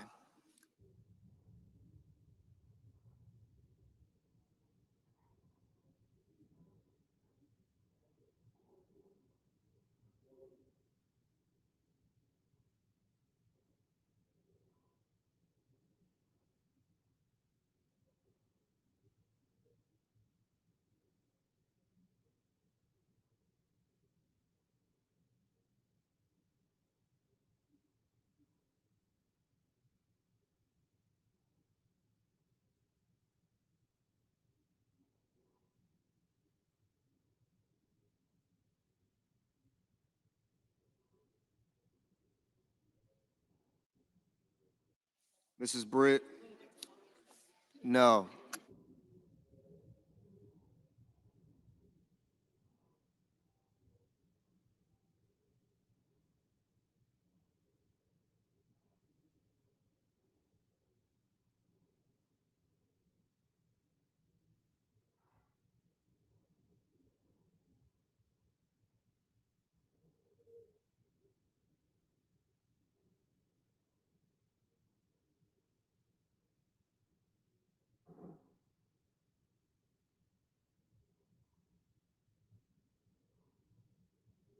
Mr. Kelly.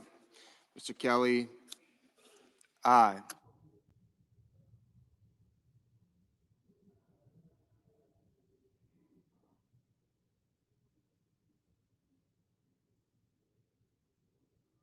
Mr. Whitehouse, aye.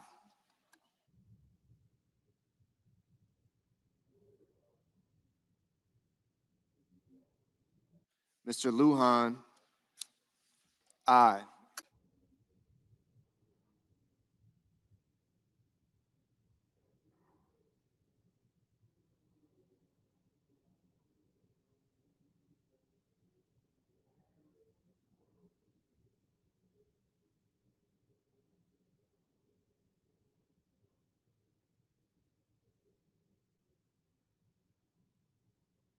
Mr. Bennett.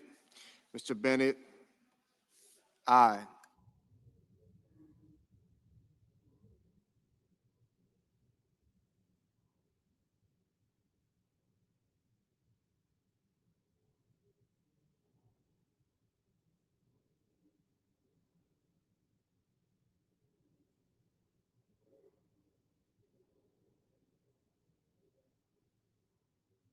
Ms. Also Brooks.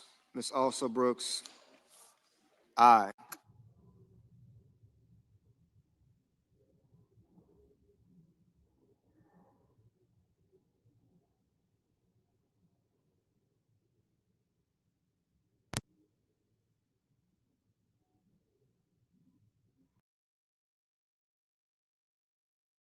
Aye.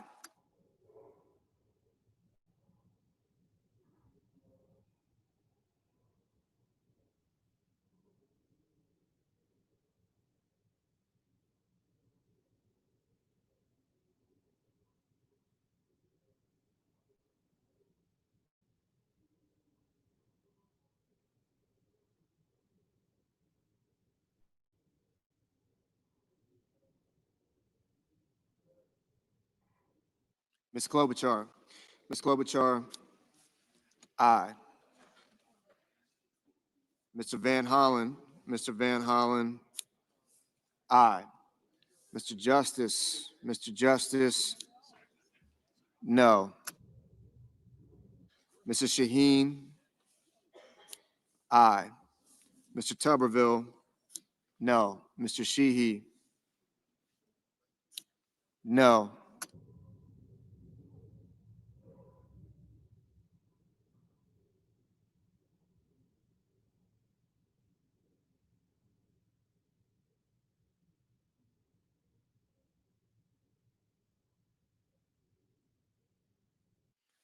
Mr. Warner.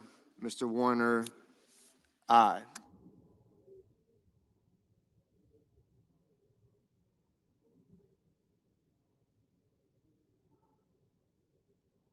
Ms. Cortez Masto, aye.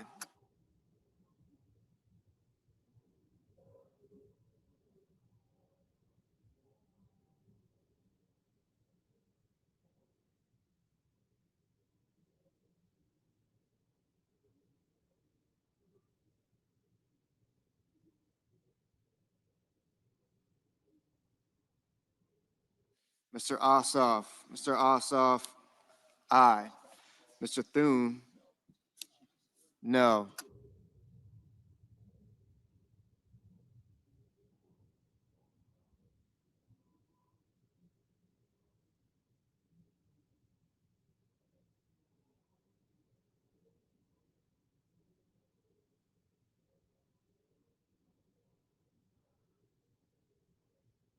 Mr. McConnell. Mr. McConnell, no. Mr. Bozeman. Mr. Bozeman, no.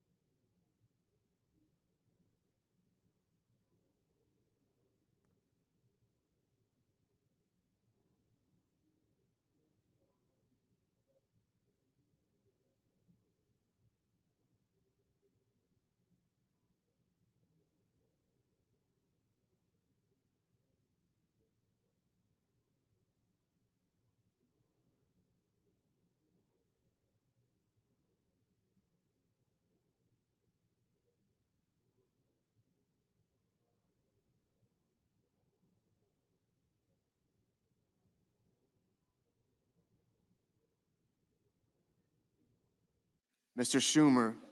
Mr. Schumer, aye.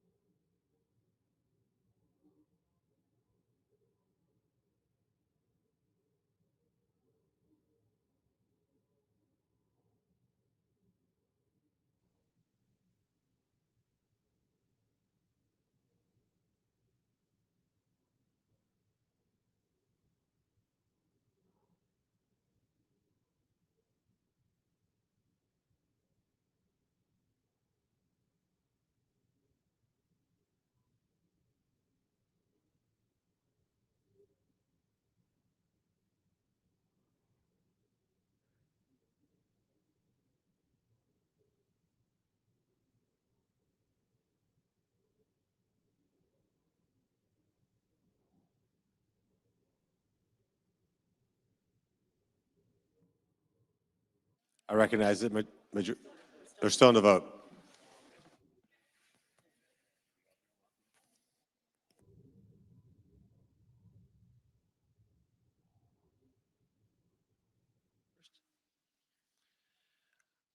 On the vote, the yeas are 47, the nays are 53. 3/5 of the senators duly chosen and sworn not having voted in the affirmative.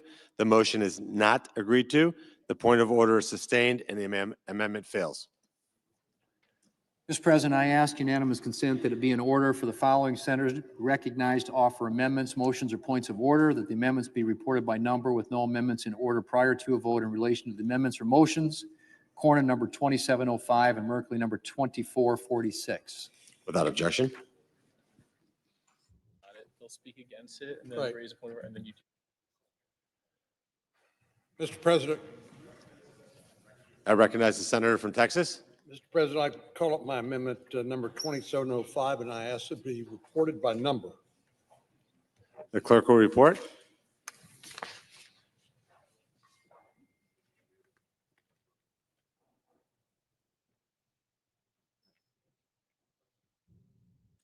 Senator from Texas, Mr. Cornyn proposes amendment number 2705 to amendment number 2360.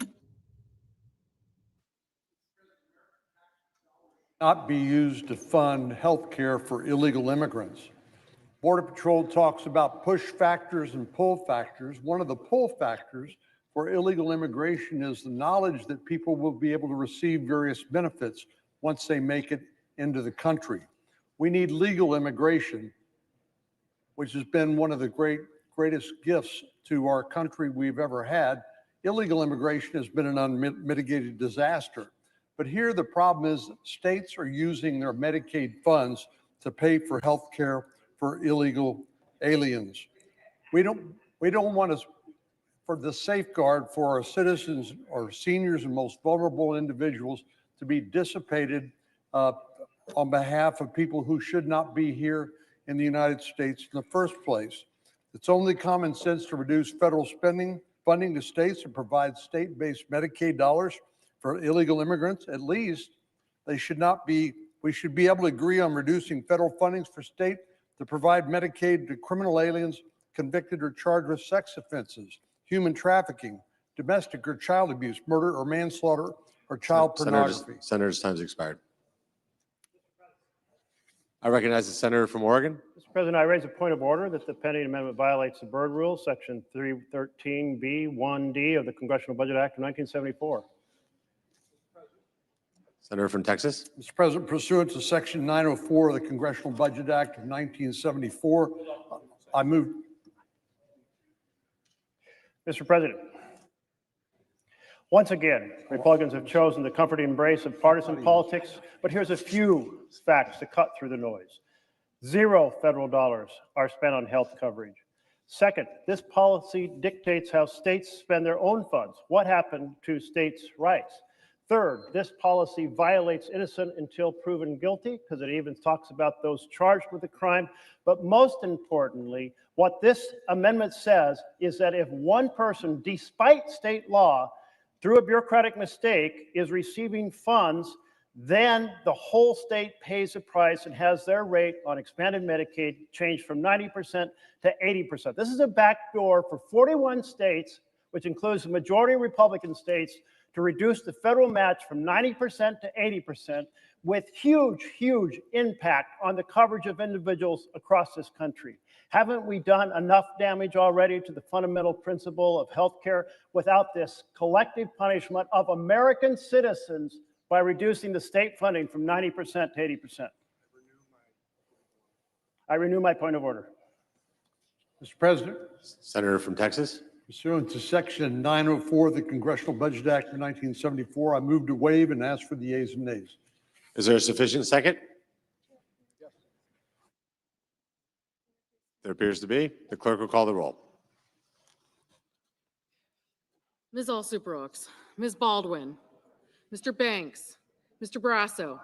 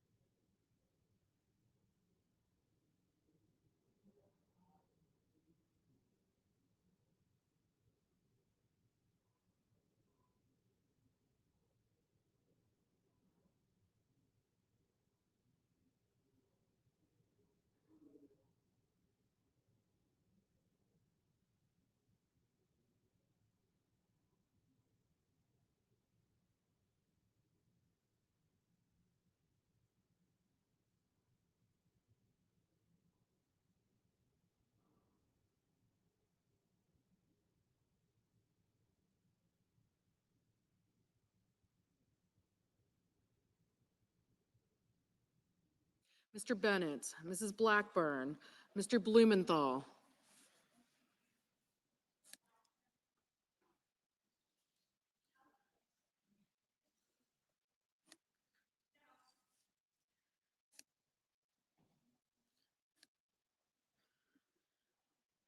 Ms. Blunt Rochester, Mr. Booker, Mr. Bozeman,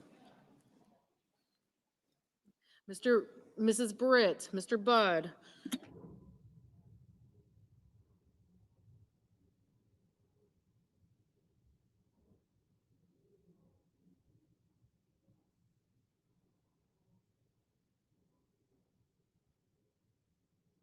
Ms. Cantwell, Mrs. Capito, Mr. Cassidy, Ms. Collins, Mr. Coons, Mr. Cornyn, Ms. Cortez Masto, Mr. Cotton, Mr. Kramer, Mr. Crapo,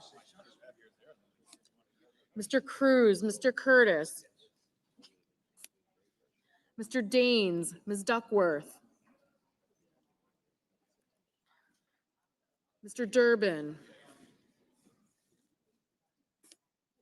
Ms. Ernst, Mr. Fetterman,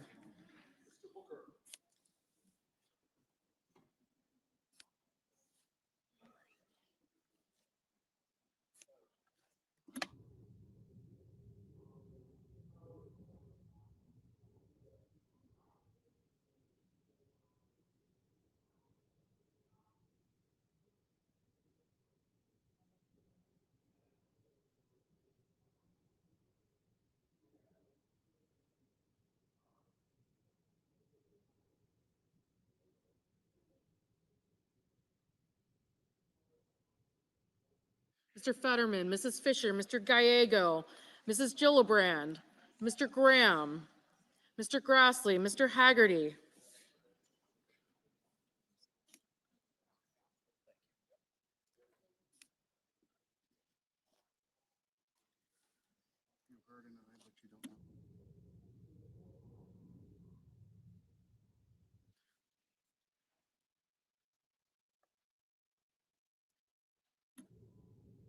Mrs. Gillibrand, Mr. Graham, Mr. Grassley, Mr. Haggerty, Ms. Hassan, Mr. Hawley, Mr. Heinrich, Ms. Hirono, Mr. Hoven, Mr. Husted, Mrs. Hyde-Smith, Mr. Johnson,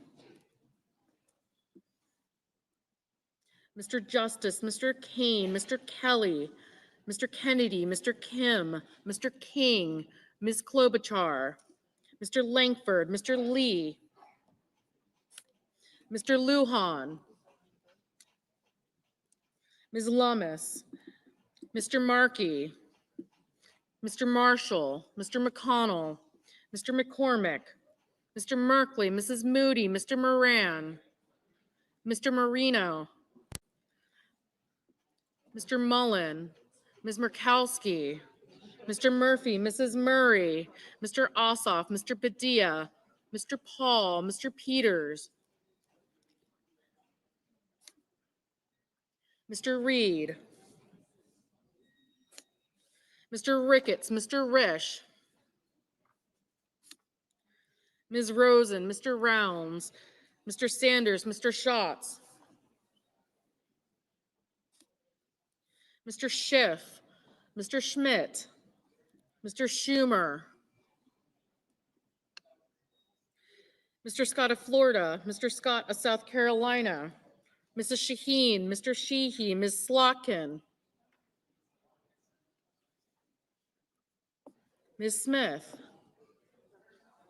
Mr. Sullivan, Mr. Thune, Mr. Tillis, Mr. Tuberville, Mr. Van Hollen, Mr. Warner, Mr. Warnock, Ms. Warren, Mr. Welch, Mr. Whitehouse, Mr. Wicker, Mr. Wyden, Mr. Young.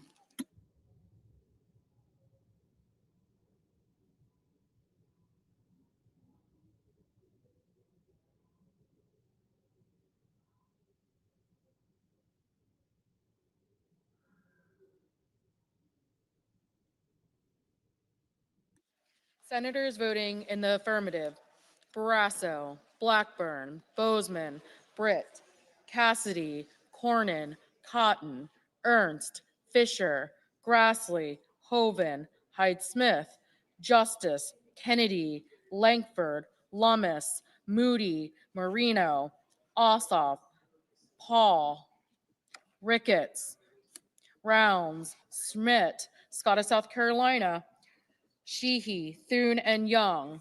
Mr. Crapo, aye. Senators voting in the negative. Also Brooks, Blunt Rochester, Booker, Collins, Coons, Duckworth, Gallego, Heinrich, Hickenlooper, Hirono, Kane, Kim, Merkley, Murray, Padilla, Reed, Rosen, Schatz, Schiff, Schumer, Shaheen, Smith, Welch, and Whitehouse.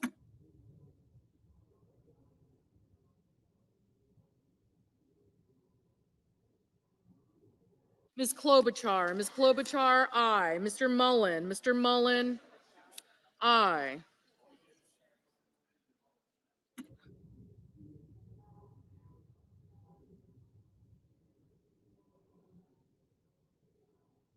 Ms. Klobuchar, no.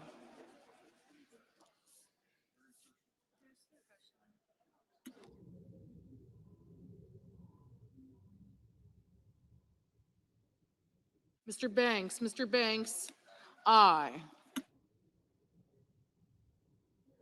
Mr. Durbin, no. We'll just, Mr. Moran,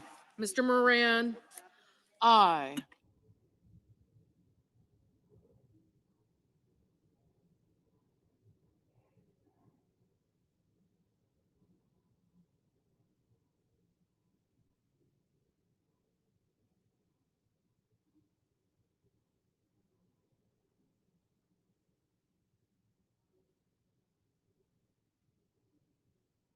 Mr. Kramer, aye. Mr. Sullivan, aye.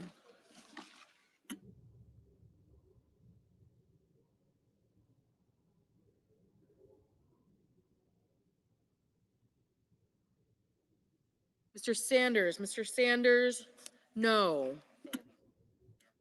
Mr. Fetterman, no. Ms. Cantwell, no.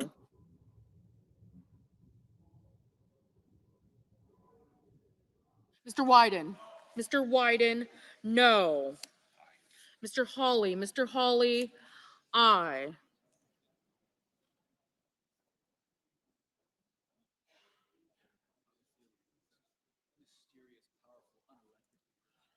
Mr. Husted, aye.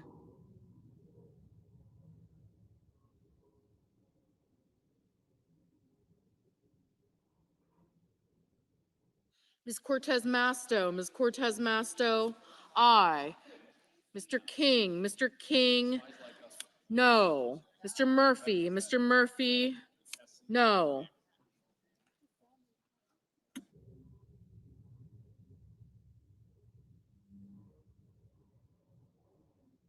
Ms. Warren, no.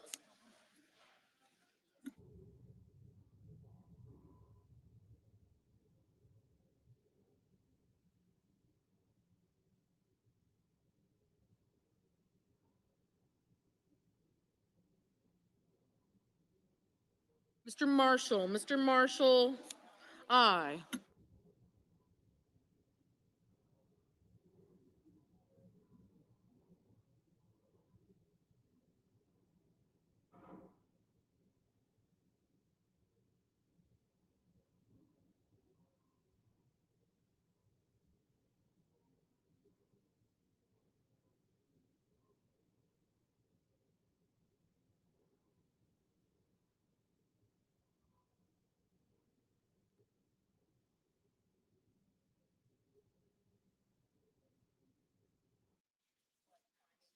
Mr. Tuberville, aye.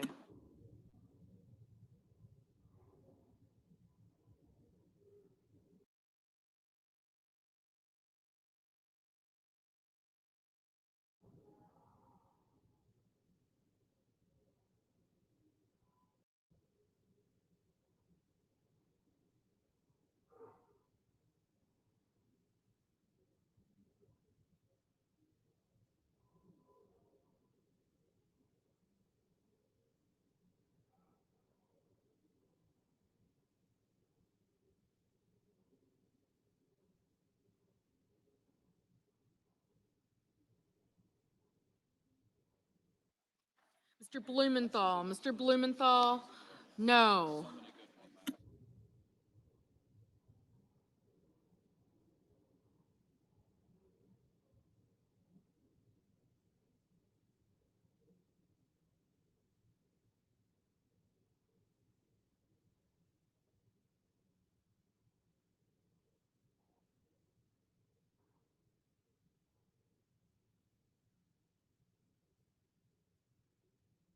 Mr. Warner, no.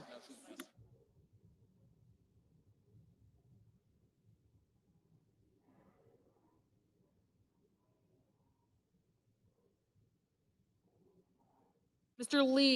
Lee, aye. Mr. Lujan, no.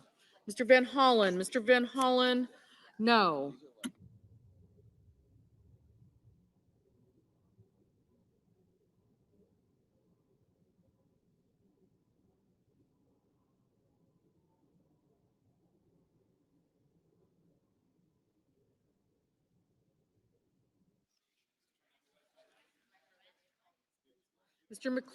Mr. McCormick, aye. Mrs. Capito, aye. Mrs. Gillibrand, no.